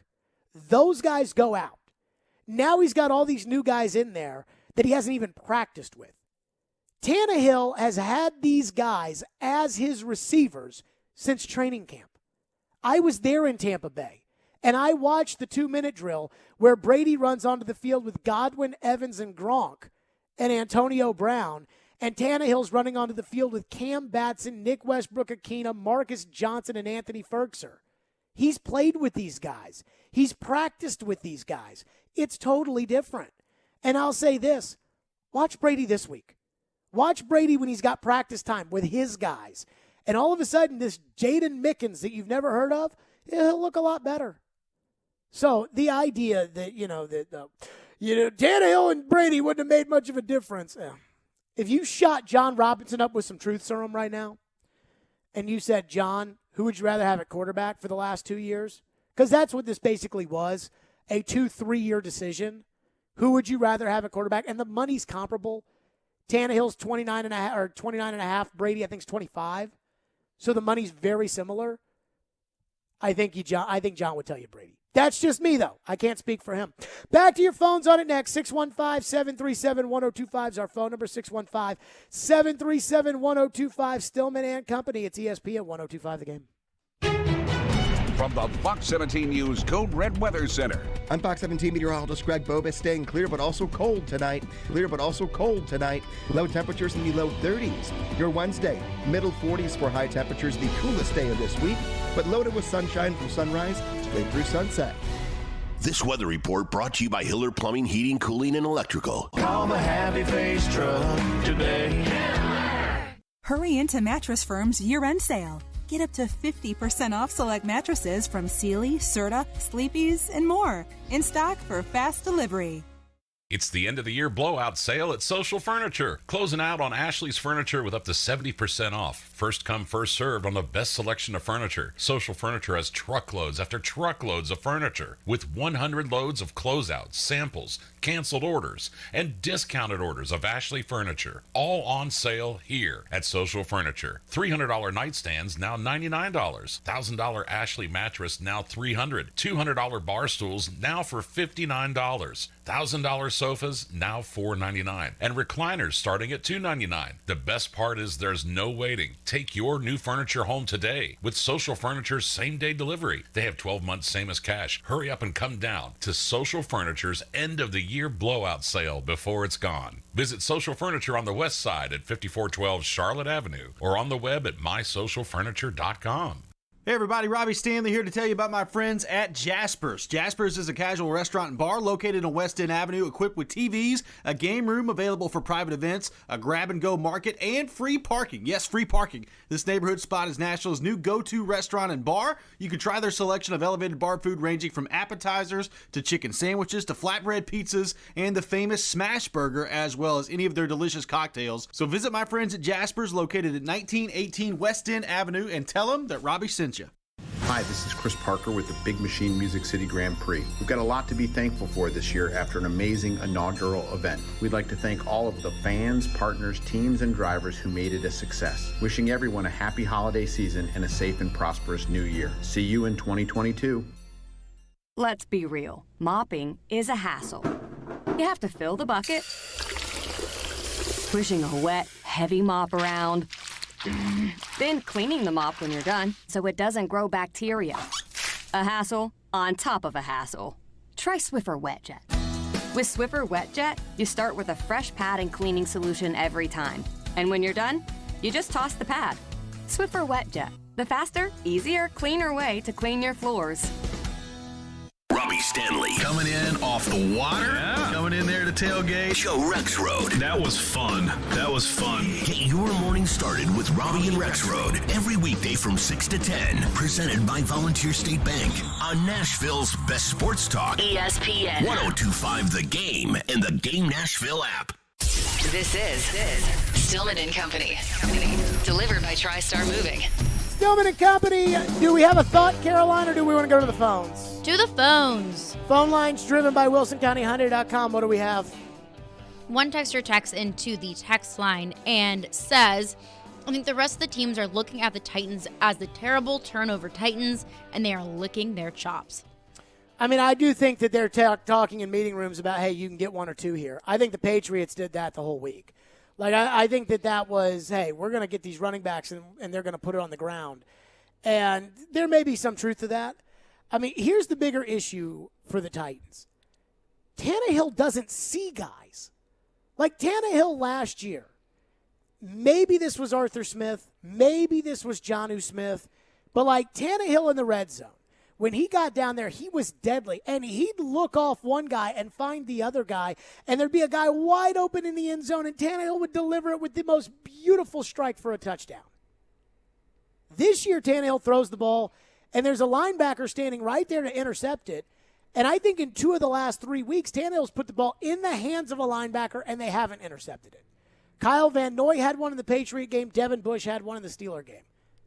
He's just not seeing guys right now. Like, he's not seeing defenders. And there was a screen pass that he threw to Dontrell Hilliard where they set up the screen, and he throws the ball to Hilliard, and, like, they're coming after him, which is going to happen when you throw a screen pass. And he throws the ball off to Hilliard, and the lineman is standing right there, defensive lineman for Pittsburgh, and he just drills Hilliard. They lose 4 yards, and it kills the drive. And it's like Tannehill's got to be able to put that ball on the ground, but he doesn't see the defense anymore. And that's the hard part for me is if you had somebody with perfect eyesight, and we've seen things like this. I'll use an example for me. I'm a great, and I don't know how I got this, but I have an incredible memory. At least I think I have an incredible memory. Based off of your Titans knowledge alone, I would agree with that. Yeah, I remember like a conversation one time you had with somebody, and they were like, yeah, he's like an encyclopedia on the Titans. Yeah. It's not like I sit there and like research what the Titans did. You know, Floyd used to sit there and read like old media guides just to pass the time, and then every now and then he'd pull one of these stats out of his ass because he read it in the media guide. I'm not necessarily like that. I just remember stuff. And so I've got an incredible memory. Well, if all of a sudden I couldn't remember what happened yesterday, there would be a cause for concern. Like, there would be a real cause, like, of what's wrong with Jared.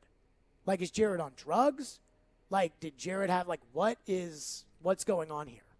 And that's what I see with Tannehill and the way that he sees the field right now, is I feel like, you know, he's throwing balls to be intercepted that aren't getting intercepted. You know, like, people made some excuses for him early on, but I threw a fit in the Colts game. He threw a ball that got intercepted that hit Chester Rogers in the shoulder pad, and I didn't care about that. He threw a ball over the middle of the field because he was afraid to get sacked, and it just landed harmlessly to the ground at Nissan Stadium, and that ball easily could have been intercepted. And I went nuts about it, and people were like, why are you getting so mad? And it's like, because if you do that in a game, it could kill you, and now it's killing you. And you brought up the fact that he looks like he's nervous when he throws it. I thought that interception where the ball got tipped at the line of scrimmage, I felt like Tannehill threw it like, And I think that's what we're living with right now with Tannehill. What else we got? Ron texts in and says, Tannehill has now had time to develop chemistry with these receivers since Adrian Jones has been in and out, and it doesn't look that way. Plus, he has yet to show that he can lead this team to wins without any playmakers on the field. I'm starting to question his leadership on the field and decision-making. I texted a while back saying that I feared we will see the Colts again, but now it looks like we might lose the AFC South title. Could not care less about the Colts. The Colts, to me, and look, the Colts could come in here and beat the Titans. I mean, there's no doubt about it.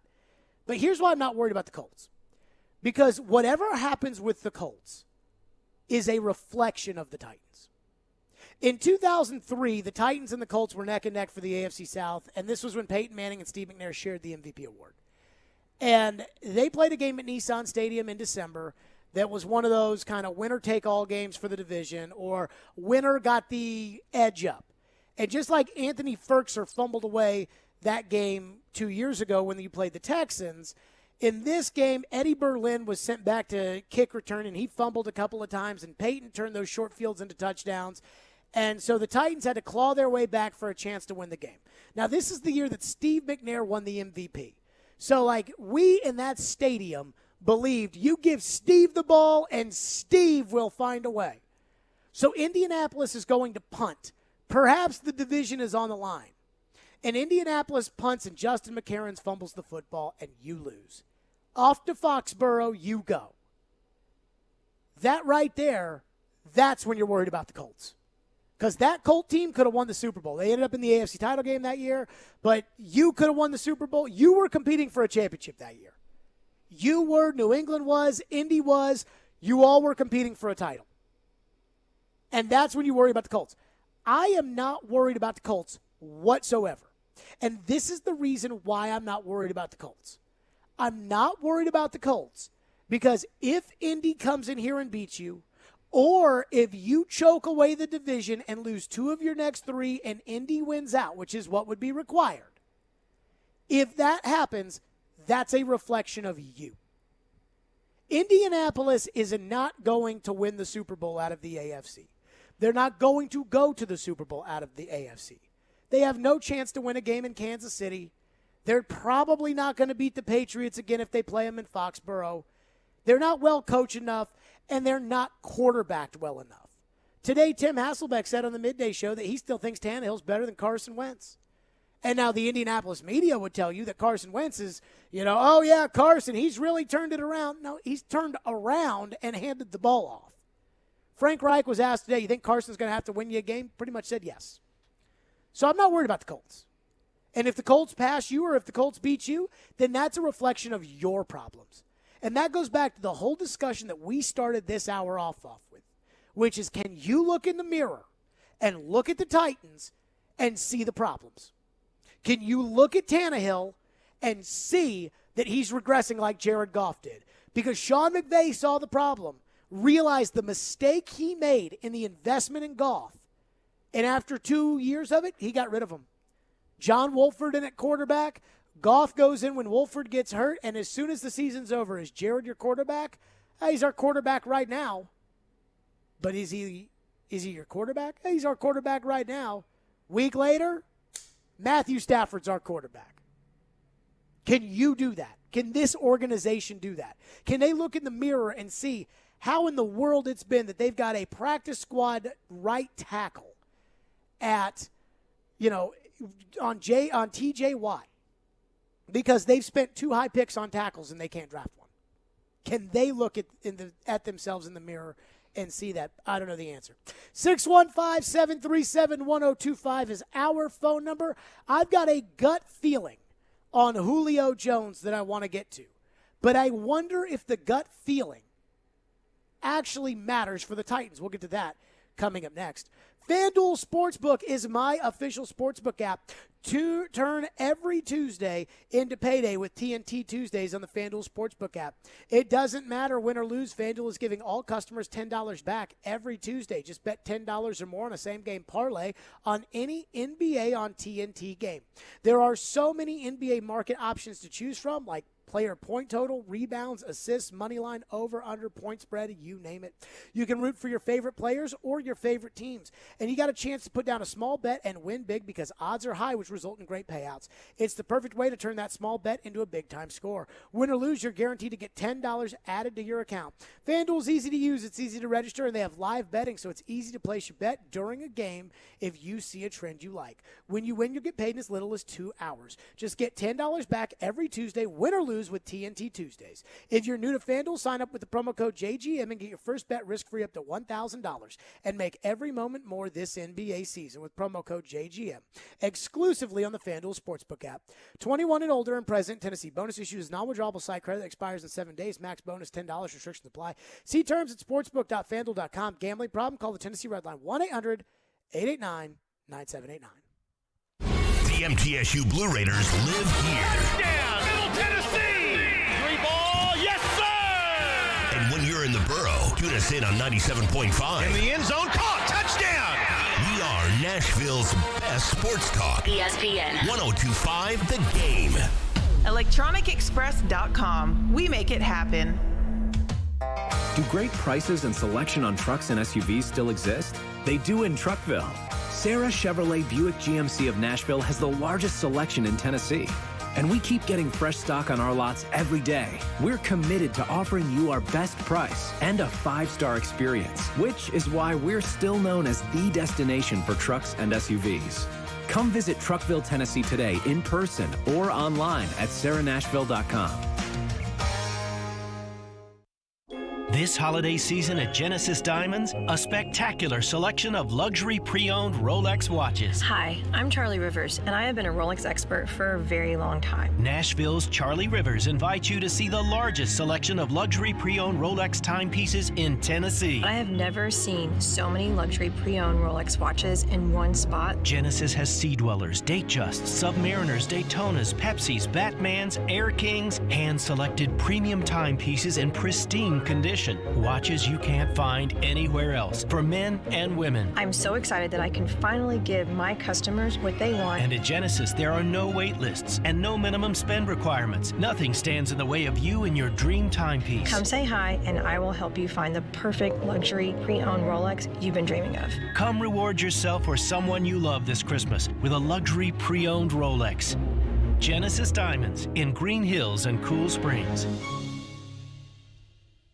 Signs First is the official sign company for 1025 The Game. Go to sfnash.com. Save cash fast for the holidays with the Game Deal of the Week. Spread holiday cheer with Downtown Dollars this year. Redeemable at hundreds of downtown Nashville shops, restaurants, and more. Receive $50 free with your purchase of a $100 digital gift card at thegamenashville.com/deals. Nashville's best sports talk, locally owned, home of our Nashville Predators. WPRT-FM Pegram, 97.5 Murfreesboro, WBUZ HD2 Laverne, online at thegamenashville.com. We are ESPN 1025 The Game. Live from the Game Nashville studios, it's Stillman and Company. Delivered by TriStar Moving. TriStar Movers with 5-star service. With Jared Stillman on Nashville's best sports talk. ESPN 1025 The Game and the Game Nashville app. Stillman and Company is delivered by TriStar Moving. ESPN 1025 The Game, streaming live on Twitter, Twitch, and YouTube. Thanks to the law offices of Amanda Gentry, live from the Hillside Medical Game studio. Ryan Porth, his last full day on the job today. My gut tells me, I don't know if the morning show or the midday show is going to have him on tomorrow. My gut tells me this is going to be his last interview or his last, time on air in capacity of our radio station. He'll join us in 30 minutes. So, we have done a lot over the last 5 years. A couple months ago, we celebrated 1025 The Game's 10-year anniversary. Gosh, Ryan's been the program director for 6 years now. So, Ryan will be handing off to Chase tomorrow. So, he will join us in 30 minutes. What a wild 6 years it has been. So I'm excited about that. I will be also giving away, Santa will be giving away a pair of tickets to the TransPerfect Music City Bowl at Nissan Stadium Thursday, December 30th as the Vols take on Purdue. And I had a nice little way of doing it yesterday where I played a bad take from Joe Rexrode, and I said, what is my original nickname for Joe Rexrode? The answer was Bad Take Joe. Ian, was it hard to find a winner for that, or were people pretty quick on the trigger with Bad Take Joe? The first answer, caller I answered, he got it correct. Bad Take Joe. So we will have another thing like that, which I'm excited for, that will get us kickstarted. If you want to win those TransPerfect Music City Bowl tickets, we'll do that, around 5:30 or so. So Julio Jones did not practice yesterday, did not practice today. We know he left the game on Sunday with a hamstring injury. We know that he was previously on IR with a hamstring injury. And we know that in training camp he got hurt and didn't practice really at all because he had a hamstring injury. And we know that in Atlanta, in his last year, he only played 9 games because he had a hamstring injury. Yes, he did. And so I think a lot of Titan fans now see this other hamstring and just immediately head dropped and just said, okay, this is what he is. But it might be a little different because Mike Vrabel was talking today about Julio Jones. Here's what Mike Vrabel said. How did Julio feel yesterday, and is he kind of in the same spot as those guys returning to play, or where would you put him right now? And we'll see. We'll see how he does in practice and what he's able to do, and we'll probably take it down to game time. So Vrabel's telling you he thinks it's a game time decision with Julio Jones. The Titans have not placed Julio Jones on IR. Now, putting Julio Jones on IR would take him out for the rest of the season. But Jim Wyatt posted a picture, and this one I think is pretty interesting. Jim Wyatt posted a picture of Julio Jones standing on the practice field, and he's wearing his jersey, but he's wearing a hoodie underneath it. It's cold outside. He's wearing his practice jersey. He's wearing sweatpants and a hoodie. Now, I don't know what the rest of practice looked like today. I don't know if guys wore helmets or if they wore shells, but usually Tuesday is an off day during the NFL week. You play on Sunday, you go to work on Monday, you get a lift in. Tuesday, you take it off, you hit the practice field Wednesday, Thursday, Friday, you travel on Saturday, you play on Sunday. But when you have Thursday night football, you usually try to get a little something in on Monday, nothing crazy. Tuesday, you have a little bit of a walkthrough. Wednesday, you practice, you play Thursday. Julio standing out on the field means something to me. I think you guys are probably thinking, where's he going with all this? If Julio Jones was for sure not going to play on Thursday. Now, we know Vrabel, and Vrabel is incredibly coy when it comes to injuries and really never truly tells you the truth. But if he wasn't going to play, would Vrabel have said, hey, we're going to take it all the way down to game time? And if he was not going to play, would he have been out on the practice field? Or would he have been in the back in the training room getting treatment? Here's where practice treatment time is a factor. The training room is only so big, and the trainers can only see so many players at one time. Now, they've got to have trainers out there on the field for practice, but when you're an injured player who's not going to play, that would be the time that you'd want to get treatment because you're not using the space for an active player. As soon as practice is over, the guys who are playing are going to need to see the doctors for treatment and see the trainers for treatment as well. So, like if Jeffrey Simmons has an issue or Deontay Foreman with his ankle, Deontay Foreman, full participant today at practice. Deontay Foreman's probably playing on Thursday. They need Deontay Foreman to play on Thursday. So you know they've got to get Deontay Foreman treatment today after practice on that ankle.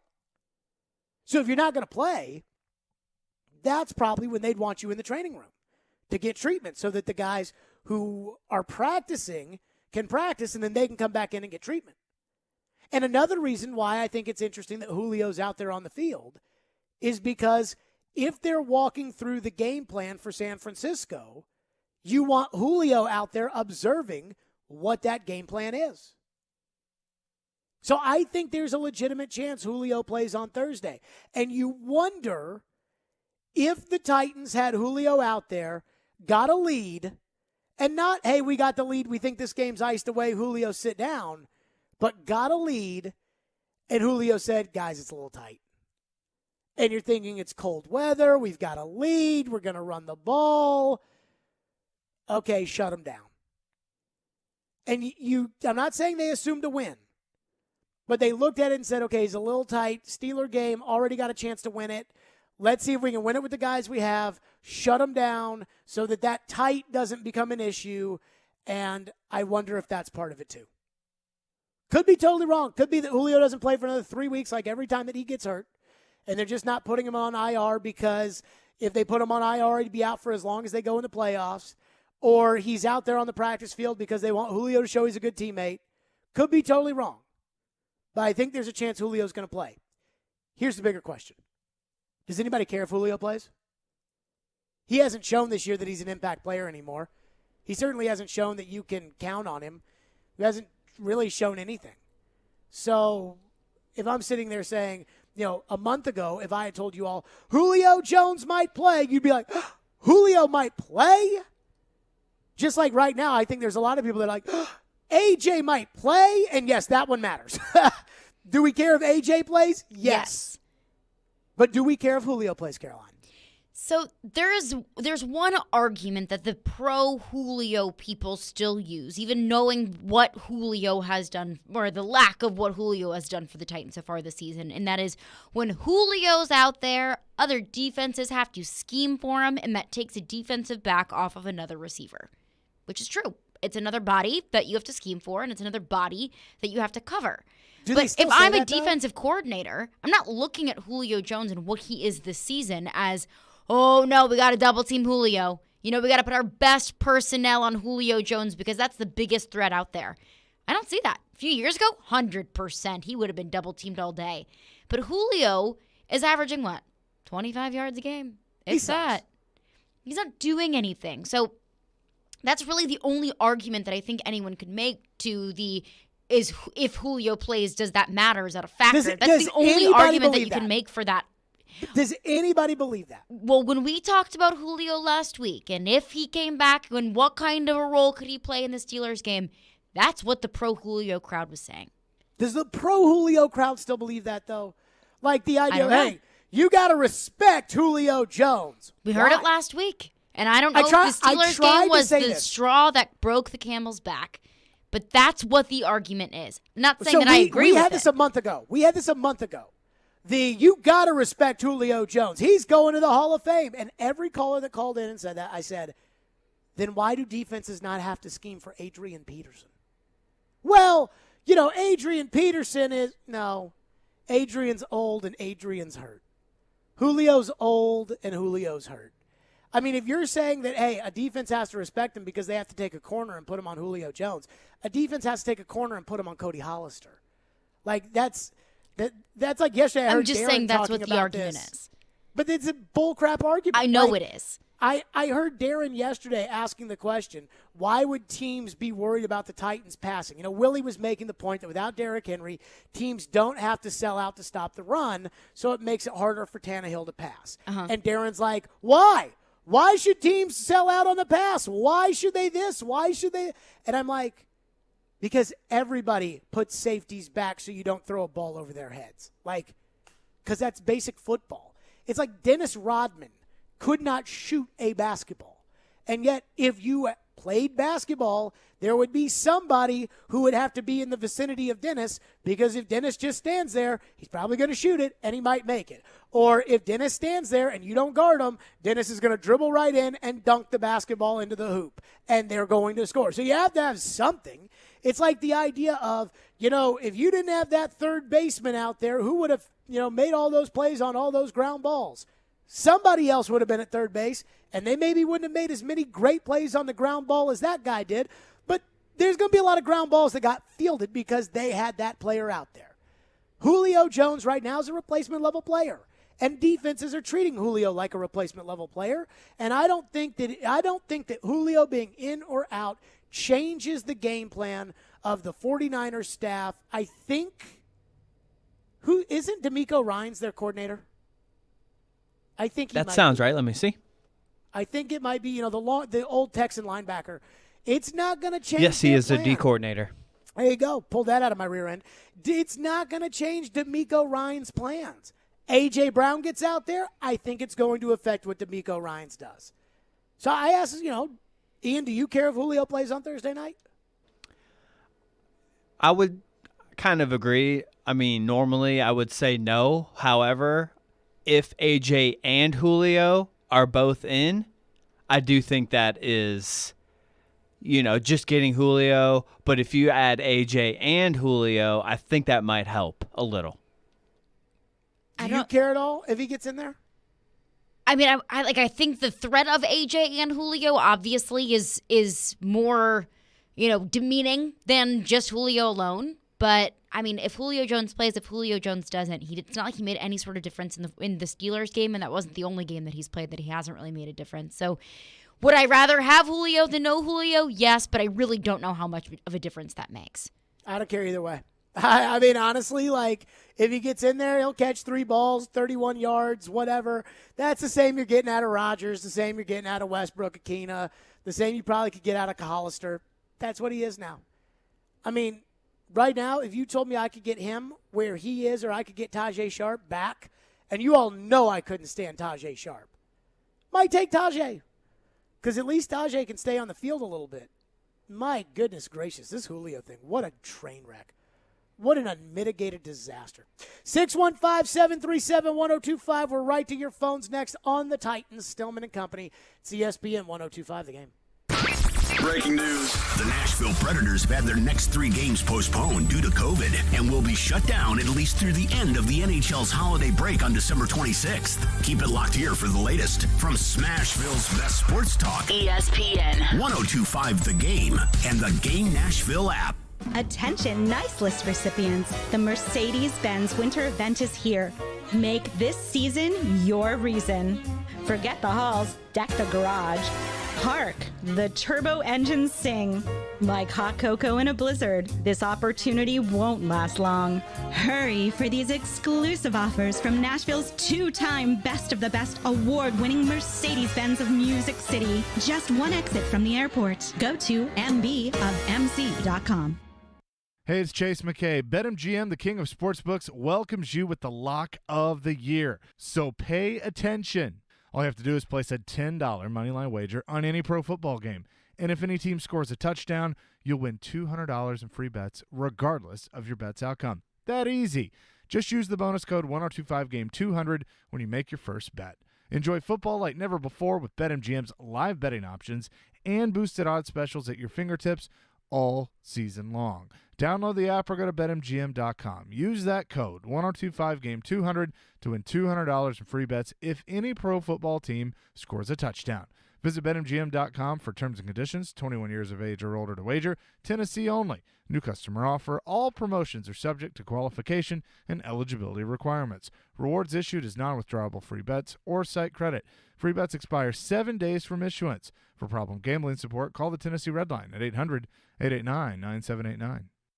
Hey, Darren McFarland here, and I want to talk to you about my friends at Creation CBD. You hear me talk about them every single day because they present Darren, Donick, and Chase, and we are proud to be associated with them and happy about it. And if you have aches and pains, on your body, whether it's from working out, being active, getting older, and you're looking for a solution, well, I've got it. Creation CBD. Creation means healing, and that says a lot. Creation is locally and organically sourced CBD products right here in Middle Tennessee. From seed to final sale, Creation is passionate about providing quality products for everyday use, including your pets. And you've heard me tell this story. Our female German Shepherd has had seizures for over 3 years, and lots of them. No matter how many pills a day she was on, the vet visits, nothing changed. But since putting her on the pet tincture, everything has changed. The seizures have stopped, she's lost weight, and she's a dog again. Right now, Creation CBD has got a special offer for DDC listeners. Go to CreationCompany.com, get 25% off your order by using the code DDC25 at checkout. DDC25 at checkout for 25% off your Creation CBD products. It's Creation CBD,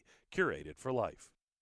The devastating storms across the region have created a monumental need for blood to care for the victims of this tragedy. Now more than ever, find it in your heart to donate blood and help save lives. Blood Assurance is the area's local community blood centers, and they have locations throughout Middle Tennessee, including Clarksville, Cool Springs, and Hermitage. You can go to bloodassurance.org/schedule for information. Give blood, give local, save lives.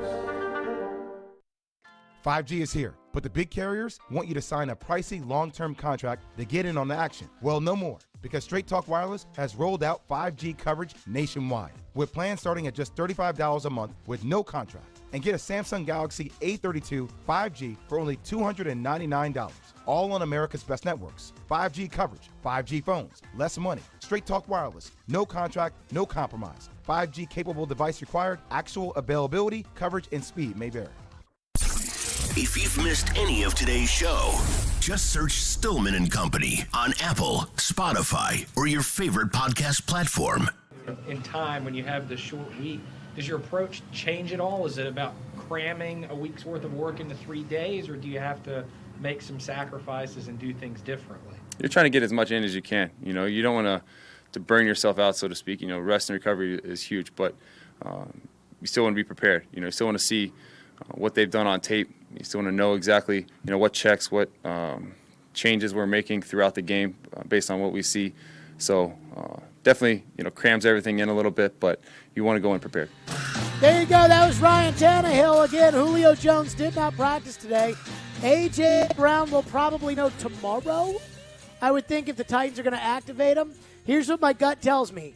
A.J.'s going to play. I think Julio's going to play too. Just my gut. I don't care if Julio plays or not, though. Let's go to your phones. Phone lines driven by WilsonCountyHyundai.com. Harold is up next here on Julio Jones. Thank you for calling. Thank you for waiting. Go ahead, Harold. Yeah, I was wondering, Jared, if you think that Tannehill is a problem with Julio or if it's just Julio, and if Derrick Henry would affect the gameplay, and if you would be pro Julio if Derrick Henry was back on the active roster. Thank you for your call, Harold. I'd be pro Julio if Julio could stay healthy and catch the football and get open and, all the things that you all thought he was going to be when they traded for him. I was never pro Julio because I felt like this reality, I didn't think it'd be this bad. As far as the getting hurt and the hamstrings I figured he'd get hurt. I figured he'd, you all wanted a 1,000-yard receiver who'd come in here with 10 touchdowns, and I thought maybe 650 yards through 13 out of 17 games would have been what you're really looking at. And it's been well worse than that. But, no, I don't think it makes a difference if Derrick Henry's out there. And we said it yesterday. We looked through Julio's final seasons in Atlanta. His last season with the Falcons, he was averaging about 80-something yards a game and had 3 touchdowns on the season. And we said no to that. And we said no to that on May 5th. We said no to that a long time ago, and that's not even close to the level of production that the Titans are getting from Julio Jones. We said no then. The Titans did that. I still you think about bad decisions you've made in your life, and look, I'll be first to tell you, yeah, I can't believe I did that. There are things that you look at that one, and I still, knowing what I know of the NFL, and a lot of what I know of the NFL is because of the guy that I got to work with every day for 6 years. I can't believe they did that. I guess 5 years, not 6. I can't believe they made that Julio trade. What do we have in the text line? One texter texts in and asks, is Julio the Titans' Josh Gordon? I don't really know what that means. Julio's one of the biggest mistakes that the Titans have ever made as an organization. I was listening to Paul Kaharski that was on there today, and they asked a question, about, I think Robbie was like, PK, you've been covering the team for a long time. Is this the worst, whatever? And Paul said, he started talking about Vic Beasley. I'm like, who gives a rat's ass about Vic Beasley? That was 1 year, $9.5 million. It was like, all right, Vic, you get $9.5 million to try to restore your career. If you do it, you do. If you don't, you don't. He didn't. Goodbye. Career over. See ya. This was a second-round pick and a 3-year commitment and a high-dollar commitment. And a guy can't stay healthy. This is terrible. At least Vince Young, and I know everybody loves to dog Vince Young. Vince Young made 2 Pro Bowls and was Rookie of the Year. Won a lot of games because of Vince Young. Pac-Man. I know Pac-Man got kicked out of the league, basically, and they ended up getting rid of him after 2 years, but Pac-Man was the best player on the team, I believe, in 2007 when Pac-Man got suspended. That's different. Isaiah Wilson might be the only bigger screw-up because of what a first-round pick represents. But you gave up a second-round pick for Julio. It's going to be hard for me to see a bigger mistake that the Titans have made over the years that wasn't a leadership decision. So, Mike Reinfeldt as general manager was a bigger mistake than the Julio trade, or Ken Wisenhunt as coach was a bigger mistake. But as a personnel decision that had multiple layers to it, this one might be the single worst decision the Titans have made. That is how bad it is. Jason is up next. Thank you for calling the show. Go ahead, Jason. Thanks for taking the call. I agree with you. But if you look at the track record with the Titans, look at all the receivers in the past that they've tried to pull up that has a big name that didn't pan out. You can go as far back as Yancey Thigpen to Ocho to Randy Moss. And that speaks for itself. They've got to get over this big-name receiver, taking these receivers in the latter part of their career. But as far as Ryan Tannehill's concerned, I think one of my biggest concerns is the money that they've spent on the offensive line, and the offensive line hasn't been able to stay healthy and be productive for the money that we've spent. And I believe that's where we need to start the rebuild, is make sure we can protect and pass block and run block. And I think you'll see an increase in Tannehill's production and the run game production. But, stop going after these broken receivers and go find somebody in the draft that's young, healthy, and hungry and ready to go out there and outrun somebody. They've tried to draft wide receivers. Thank you for the call, Jason. They've tried to draft wide receivers over the year, too. One thing I don't like is the idea of, well, this didn't work out when you drafted this guy, so don't draft a similar guy like that. I asked Floyd one time, I said, what happened with Aaron Rodgers?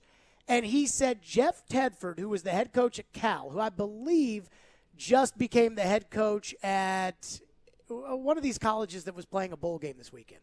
Jeff Tedford was the head coach at Cal, and he had a quarterback by the name of Kyle Bowler, who was a first-round pick of the Ravens, and I think he had another quarterback. And they all were very similar to Rodgers. And those guys never made it in the NFL. And there was this sense of, Tedford gets everybody intrigued by these guys, at quarterback, and they're never really that good, and this is kind of similar to that. And obviously, Aaron Rodgers had a lot better career than Kyle Bowler. And I say this because that's what I hear when I hear that. Yancey Thigpen was broken down, and he was no good. So I think you've got to evaluate these things on case-by-case basis. I also don't have a problem when you sign Andre Johnson for veteran minimum money, and Andre Johnson comes in and kind of does, whatever. I don't have a problem with that. The Julio Jones paying top-of-the-market money and a high-end draft pick when the guy was coming off of a hamstring injury, that I do not like. So now I'm going to give away those TransPerfect Music City Bowl tickets. The first caller to answer this question, and I think this is a great lead-in. There is one very infamous Tennessee Titan acquisition that I compare Julio Jones to. And because it's the TransPerfect Music City Bowl and Tennessee's playing Purdue, this person also happened to be a former Tennessee Volunteer. Be the first caller at 615-737-1025 and tell Ian who that Titan is. So be the first person to do that. This should be pretty easy, and you'll be going to the TransPerfect Music City Bowl. You'll win a pair of tickets to see it at Nissan Stadium December 30th as Tennessee takes on Purdue. Ryan Porth, our outgoing program director, will join us coming up next. A big change here at the radio station. Boy, it's been a long time. Porth will join us next. Who knows about semaglutide? A lot of people are trying to lose weight, and the New Year's is right around the corner. It's that New Year's resolution, and semaglutide is here to help. Semaglutide is carried exclusively at Invigorate Health. Invigorate Health online at InvigorateHealthTN.com, but 2 locations, one in Mount Juliet and one coming very, very, very soon to Franklin. This is what happens. A lot of people get stressed out about losing weight. I told you earlier today I've been big my whole life. I was 250 pounds when I was in high school, and I know how bad it's tough. I know how tough it is to lose weight, and I know the mental setbacks can just be awful. That's why semaglutide is here to help. It is a breakthrough, and it is not a new drug. It's been prescribed to diabetics for years, but it is now available to average people or people who are dealing with obesity problems. It has been FDA approved for weight loss, and Men's Health magazine in November said this is the game changer in battling obesity. I've talked to my internal medicine doctor friends. I have talked to my primary care doctors, and I said, tell me, is semaglutide safe? They say yes. Semaglutide, my primary care doctor said, is a great drug. So give it a try. Semaglutide. It's carried exclusively at Invigorate Health. Invigorate Health. 2 locations, Mount Juliet and Franklin. InvigorateHealthTN.com. Hey, this is Roman Yossi, and this is Smash. Yossi from the circle. He scores! Roman Yossi scores in overtime! You're listening to the flagship of the Nashville Predators Radio Network. ESPN 102.5. The Game. Still working on that Christmas list? Hurry into Electronic Express for your last-minute gifts. Get huge savings with up to 50% off in every department. 4K TVs, computers, gaming, speakers and headphones, smart home, housewares, and more. That's not all. Get up to 40% off all your appliance needs. Plus, buy now, pay later with up to 36 months free financing. We've got the last-minute Christmas gifts you need at Electronic Express. We make it happen. Hey, Darren McFarland here. DraftKings Sportsbook, the official sports betting partner of the NBA, has a gift that will certainly put you in the holiday spirit. New customers can bet just $5 on any NBA team, win $150 in free bets if they're victorious. All DraftKings Sportsbook customers can also get in the Christmas spirit with the holiday free bet surprise.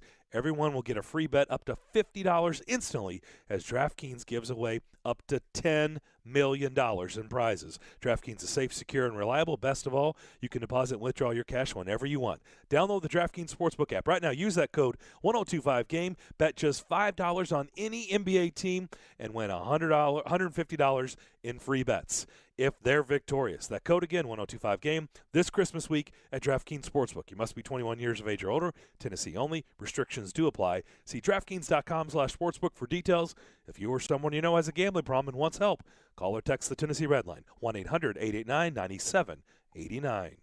Music City Man Cave Luxury Men's Grooming is not your everyday nail salon. They specialize in custom hand and foot treatments for men only. As Nashville's first and only all-male hand and foot spa, they curate healthy, solution-oriented manicures and pedicures designed especially for men. From their comfortable environment, aromas, and overall focus on your self-care, everything is designed to make men feel comfortable. Book your appointment today by calling 615-975-2201 or online at musiccitymancave.com. Refining the confidence in men. Luxury grooming, man cave feeling.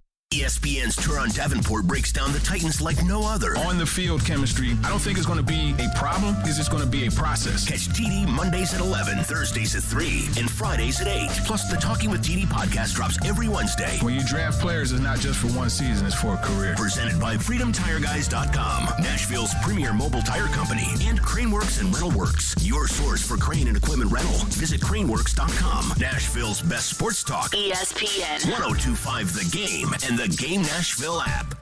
Hey Nashville, this is new Vanderbilt head coach Jerry Stackhouse. You're listening to Nashville's best sports talk, ESPN 102.5 The Game. I really don't like change. I'm not a fan of it. I like things to stay the same. Sometimes they just, change just gets in the way, makes you anxious, makes you uneasy. It was announced last week, Ryan Porth, our program director, many of you know him hosting Preds Insiders and Moneyline and all the things he's done around the station for the last handful of years. You all know about Ryan Porth. He's our program director. Now, radio's kind of weird because there's like 7 different bosses everywhere you go. But Ryan Porth was our immediate boss for the last 5 years, however long it's been. And I told Porth, before he leaves, tomorrow's his last day. Today, I guess, is his last full day, or the last day that he's an employee at 102.5 The Game as the Stillman and Company program is on. But I told Ryan, I was like, we got to have you on the show. We got to rehash some of the good times, the crazy times, the things we've learned over the years, and things of that magnitude. And he joins us now. So I just want you to know, Ryan, that I absolutely hate change. And this is going to be a major change. Now, Chase is going to be, running our day-to-day operations and our program director, and I think he'll be fine. But I don't like change. But when I think about this, I think about the start of the Jared and the GM program. Because as a radio station, the first day that I essentially interviewed for a job working with the station, it wasn't like your standard interview. But we had a general manager at the time, Jana Hampton, and we scheduled a meeting for her and I. I knew that there was interest on both sides. We had been talking a little bit. And so I came in the office and essentially met face-to-face with Jana Hampton for the first time. But I was kind of trying to keep a low profile because, in this, you never want people to know or think or whatever. And I met Ryan Porth that day. And he gave me his business card. And I was like, who is this guy with his cargo shorts and his backwards Cincinnati Reds hat? And I'm like, who is this guy?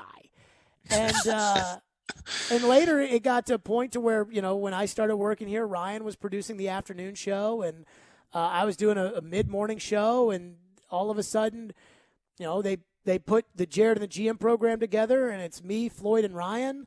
And then immediately we have some management changes, and Ryan gets kicked up on an interim basis, and it's been a long 5 years, 6-ish years that we've done this together. But I do look at that moment where we really all committed to that show and we committed to the radio station as kind of a turning point. We brag now about the success we've had in Nashville's best sports talk, and I think anybody who listens to enough sports talk in Nashville knows that. But, there's been a lot that's happened. I look at that as a big seminal moment. So for you, what do you kind of make of the last 5 or 6 years? Well, it's certainly been a whirlwind, and that period of time was a whirlwind for sure. I was just hired as the assistant program director 10 days before I was thrust into the interim program director role, and to see how everyone has grown since then has been amazing to see.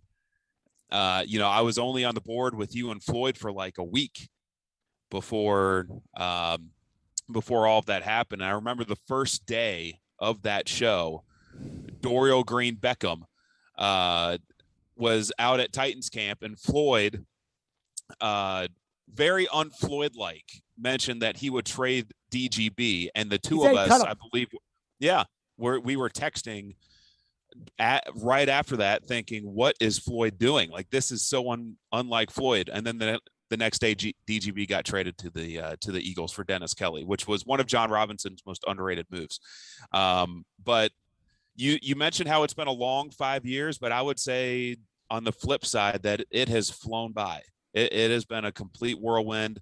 I know for myself, I've learned a lot in this position, and I will cherish all the memories, not only from the last 5 years of being PD, but the last 9.5 years being in the building since I walked in July of 2012. And I'll never forget those memories as I move on to Chicago. I think my favorite thing about this program and the way that it's, the way that this has worked out, I always compare our relationship to like a quarterback and a coach. And I mean, look, there have been a lot of confrontational conversations over the years between Ryan and I. I mean, there have been moments where I've been like really mad at Ryan. There have been moments where Ryan's really mad at me. But ultimately, we always thought about kind of what was in the best interest of the radio show. And I think the thing that's crazy to think about is, really for you and Ian and Chase and me, and like we really grew up, it feels like, over the last handful of years. Ian's got a family now. You're married. You're about to have a family. I'm still, crazy as always. But I felt like we really grew up over that period of time. And there were a lot of highs, like the Stanley Cup final was a lot of fun. And the next year when the Predators went to the President's Trophy, and you think back, I think back to, however long you're in Chicago and the new challenges that you face there and the new challenges we'll face here. But like that 5-year period where it was really, from this show standpoint, it was really, you, me, Ian, Floyd, and then Chase was around us all the time. I think like that's something that we were all really lucky to have each other. And I think we were really lucky to have you because even though you were our boss, it never really felt like, it never really felt like you were commanding us to do things we didn't want to do. And I wonder for you how much you look at that 5-year period where we've transformed the radio station. We've had the highs of the Cup final, the President's Trophy, the AFC Championship game, the lows obviously last year with Floyd, and kind of what that means to you. Well, It has felt like a family. And not only with this radio show, but the entire radio station. That's one of the things that I've loved the most about the 9.5 years working with Cromwell Media is that it has felt like a family, and I'm going to miss that family. It's you mentioned the highs being the Cup run in 2017, the President's Trophy, the Titans playoff run. I mean, the NFL draft. I mean, think of everything that we did that week of NFL draft week with the league invading Nashville and how we're sitting outside of Bridgestone Arena doing. Well, you know what I think of when I think of that is I think of them not having Floyd's credential the day of the draft and you having to go to Ascend Amphitheater with Floyd to get him a credential made by the NFL to get him on the radio by 2:00. It was by far the most ticked off that I ever saw Floyd Reese, in which he got to one of the credential stands, which was over near the Hooters on 2nd Avenue, and them informing us that they did not have Floyd's credential, and it was over at Ascend. And mind you, it was not a setup where he could just walk down 2nd Avenue and go to Ascend Amphitheater, get the credential, and simply walk back. He had to go around the entire draft setup over to Ascend, get their credential, and come back all the way around. I think he had to walk all the way up to like 5th or 6th Avenue and then cut back down to Ascend. I mean, it was a hike for Floyd. I felt really bad about that. Obviously, there was nothing that the two of us could have done about that in terms of, the credential actually being there on 2nd Avenue. But yeah, you just brought up a great memory of Floyd. That is by far the most ticked off I've ever seen him. When I think about the last like 5 or 6 years, and you go through all the different moments and things like that, and I think about like the other things too. Like I think about one time we were on our way to the draft, to the combine, and I'm sitting in the back seat asleep. The Predators played a game. It was late. And the next day, we leave the station at like 4 o'clock to go to Indianapolis. Chase is driving. Floyd's in the passenger seat. I'm in the back seat. And I wake up, and we're pulled over on the side of the road and somewhere in Kentucky. And they've got the hood popped open, and Chase and Floyd are looking inside the hood. And I'm like, what do these two guys know about cars? Like, what is Floyd? Floyd Reese is going to go under the hood. Chase is going to go under the hood and fix this car. And I think back to all the years, I feel like we've probably got 5,000 of those kind of stories. It's like I get a new Floyd story that pops into my head every week, and I'm sure when you leave, I'll probably have a new Ryan story that pops into my head as well. What do you think about those kind of stories? Well, another one that comes to mind is when Floyd walked in after Christmas with a set of headphones, and he claimed that that he was given the pair of headphones by one of his grandkids or one of his sons at Christmas. And I think the truth was that he just had headphones lying around and they found them. The truth may have been somewhere in between there, but it was like this huge moment for Floyd that he actually brought his own equipment to the radio station, as opposed to just using the rink-a-dink headphones that were in the studio. And we were both very proud of Floyd in that moment that he actually brought headphones to the studio. Like you said, we've got so many memories like that of Floyd, of, all of us, including Ian. It was typically the four of us sitting around the old office, just kicking around and BSing before 2 o'clock. And those were a lot of the great memories that I have of Floyd, that you have of Floyd, that I have of the relationship of the four of us with the show. You walking in, asking me like once a week if I thought you were ever going to get married. You asking Floyd the same question about the same amount of time. A lot of conversations that we can't share on these airwaves that we had over the years. Definitely. Well, what do you have to lose? You can share them now. You just throw whatever you want out there. Nah, I'll still keep those to myself. What I used to love too is like if you asked Floyd a question or Ian asked Floyd a question, like y'all had a better chance of getting something out of him than I did. But it kind of felt like, we were kind of on Floyd. I've told this story privately, and I'm going to tell it publicly because I don't care. So Ryan gets thrust into a management role. He's never had management in his life. I know you know exactly where I'm going with this story. Yep. And anytime you work in management, you have to make changes. John Robinson has to call guys into his office and let them know that they're not going to be on the Titans. Ryan gets thrust into management, has to do the same thing. So this is the first time Ryan's ever fired somebody before. And so Ryan, I come in, Ryan says, hey, we had to make this change. I'm like, okay, cool. I think, it's in the best interest. I like it, whatever. So Ryan is like sitting there, and he looks like he's about to throw up. And Floyd walks in, and it's like, hey, Rye.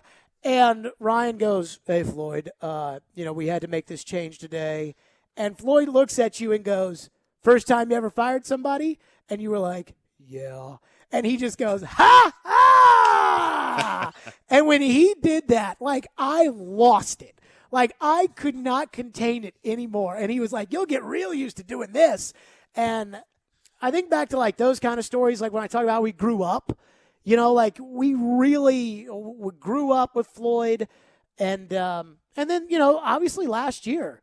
And last year was so – everybody talks about 2020. For me, it was 2021 because of really what happened with Floyd. And you go through the last year of, he's talking to you about, hey, I'm going to have to be off this week. And then the next thing you know, he's, hey, Ryan, I got to resign. And then we got to talk about – how we're going to put that out there. And Floyd's not talking to anybody at this point. So now we're trying to figure out, what's the right thing to do. And that was really hard. And I thought about it like this. I knew it was hard for me, but I didn't want to think about it like that because I knew how hard it was for Floyd. And so that was like my main concern. But I knew it was hard for you too. But I knew that you knew that you had to be there for me. And I never forgot about that. I never didn't think about that throughout the whole Floyd process. And That's something that's important to me, you know? Yeah. Yeah. I was actually thinking about Floyd, and we all think about Floyd each and every day. I was thinking about Floyd on the way in today. You know, I've done a lot of reflecting on, you know, personally my time with 1025 and driving in this morning, just thinking, you know, trying to think of what his reaction would have been if I, you know, had told him, you know, I'm leaving to go to 670 to score in Chicago. And he just said this. All right. He'd have loved it. He'd have been so proud of you. I know. And I you know. know that. And You know he would. Yes. And he would have shook my hand and been so happy and asked me, you know, 30 questions about the whole process. And, you know, he would have been equally as thrilled for Chase to have become the new program director. And, you know, that's obviously been tough for all of us here in the last year, but, you know, I know we can hold our head up high knowing that he'll be proud of all of us. I think so. I also think too, like his legacy, and I've talked about this a lot of times, which had he not been on the radio and because he was so modest about everything, like it was funny when he talked about himself, even if it was off the air. Like one time he would just sit across from Ryan's desk and just sit there and just like read a book. And it was always like a media guide or something. So one weekend I'm at my parents' house and I'm going through my closet and I have all these random sports books. And I'm like, Floyd loves this crap. So I bring like 4 books in. One of them was Sports Illustrated's Greatest Rivalries. And Floyd's flipping through it. And I think he literally just looked at the pictures. Like, honestly. And so one of them is UCLA USC. And Floyd looks at me and he looks at us and he goes, that's me. And it's a picture of O.J. Simpson running, and Floyd's like 3 yards behind O.J., trying to chase after him, in like a helmet with like one crossbar on it. And he just never really talked about himself a lot. And I think the thing is that we as a radio station, we valued him so much. Like as much as you all valued him, like we valued him even more. Like we knew what we had. And if it wasn't for the radio station, I'm not sure that the fans would have understood his real legacy in the city as a general manager. And I think we all took that upon ourselves. And we all, you know, without saying it, without thinking about it, we all, you know, really elevated probably what people thought about Floyd, or really what they knew about Floyd. And Sure. I think that was a really important part of what we accomplished. Well, I would add to that there were so many people that moved to Nashville in the time that Floyd was on our airwaves that may have had no idea who Floyd was or what he was all about. And those individuals, yeah, they got to know what he was as a GM for the Titans, but those listeners knew him as the GM on 1025 The Game and got to know the personality that he had with you and Ian. And you know what? I was going back through the old office earlier this week, or I should say last week. Those books are still there. Those books are still there. Not only the greatest rivalries, but you know, he would always read the 2019 Vanderbilt Football Media Guide. Oh, he knew all about that. And I think he read that media guide approximately 17 times.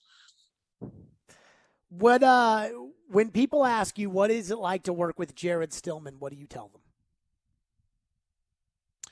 That he's authentic, that what you hear on the air is what he's very much like off the air, and that he is a fantastic guy to work with. And that a lot of times that Jared might get a bad rap from some people, and that Jared Stillman is great to work with. And, you know, I would always have his back. So I've really appreciated, you know, our professional relationship, the personal relationship, all that over the years. And, you know, certainly going to miss working with you, bud. Yeah, no, we were really lucky to have you. I mean, I'll tell you, I cannot tell you. I did things that I thought were in the best interest of the show or the best interest of the audience that I knew was going to cause havoc for Ryan. I mean, there were things that I did that I'm like, I know Ryan's going to have to deal with this, and I don't care. And when you have people that you technically work for, that you have that kind of relationship with, that you know, like, hey, you're going to make life a little bit harder for them, but they're okay with it. I think you realize how lucky you are when you have things like that. Ryan, congratulations. Seriously. I mean, 670 score in Chicago. We were on the phone last week. I told you. And I mean this with full sincerity. There aren't a lot of people in the country that know more about sports radio than I do. 670 The Score in Chicago is one of the top 3 or 4 sports stations in America. And it wouldn't surprise me if Ryan is, the head guy over there very soon, or the head guy at somewhere even bigger. We were all very lucky to have him. And I tell you this, Floyd would have been really proud of you. And, I know. The last big move that you made was bringing Caroline in. And I can't tell you how many people, and I never would have talked to Caroline if you hadn't brought Caroline to my attention. And you found Caroline. I mean, I basically charged you with, hey, find somebody out there that can fit this role. And you went out and found the best person in America for that job.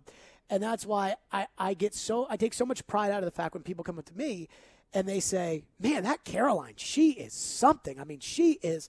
And it's like, yeah, because we didn't go the lazy route of just hiring, some random guy that we knew. Or we didn't just say, okay, let's go get an ex-player, go get an ex-coach. But it was kind of trusting our instincts for what we were looking for. And I think, you really, we're really lucky that you found Caroline for us, and that the radio station, I mean, the things that we can't talk about on the air that we do talk about on the air, we don't talk about on the air, but, we wish we could right now. That paints the picture of how much more successful we've become as a radio station with you running it. And it's been definitely tough for me to think about, the group that really started Jared and the GM, the brain trust behind it. Jana Hampton, who was our general manager at the time, she has gone off and is doing a fantastic job. And, she was a big part of that. And obviously the GM, and then you. And so I'm just really proud of everybody and the success that we've had. And we're really lucky to have you, Rye. So best of luck to Chicago. And I speak for everybody at the radio station when I say that. So you got to get out of here. We're really lucky to have you. And the GM would be very, very proud of you. So yes, and let me add one more thing. Sure. You, me, and Floyd started Jared and the GM, but there was a guy that took over about a month in that he made the show. He's been a really valuable member of this radio station and gets very little pub. True. And Ian Safar, not only running the afternoon show, but the Predators radio network for many nights. I cannot tell Ian how appreciative that I am of him, because he basically took over everything that I was doing in a very crazy time and made it such an easy transition. And Ian does not always get the credit that he deserves. And I just want you to know, Ian, that just keep kicking butt, and everything that you've done over the years is very much appreciated. So, well, I appreciate that. And, Ryan pretty much got me hired here. I was Ryan's intern when he was the producer of Sports Night. And I kind of remember getting hired at the time, and the situation that kind of went down. It's a pretty funny story. I won't tell right now, but it was a story. It was a pretty funny story. Yes. But happy to help and just glad to be here. And we'll miss you, man. We will miss you. And everything you said about Ian is so spot on. We're so lucky that the four of us had each other. Yeah. And Ian. too. Yep. Chase. Ian. Too, Ian's a key backbone to what 102.5 The Game has been, because the producers do so much that gets very little attention. So I wanted to make sure that, gave Ian his proper due, and Caroline, just keep Jared in check every single day, and, keep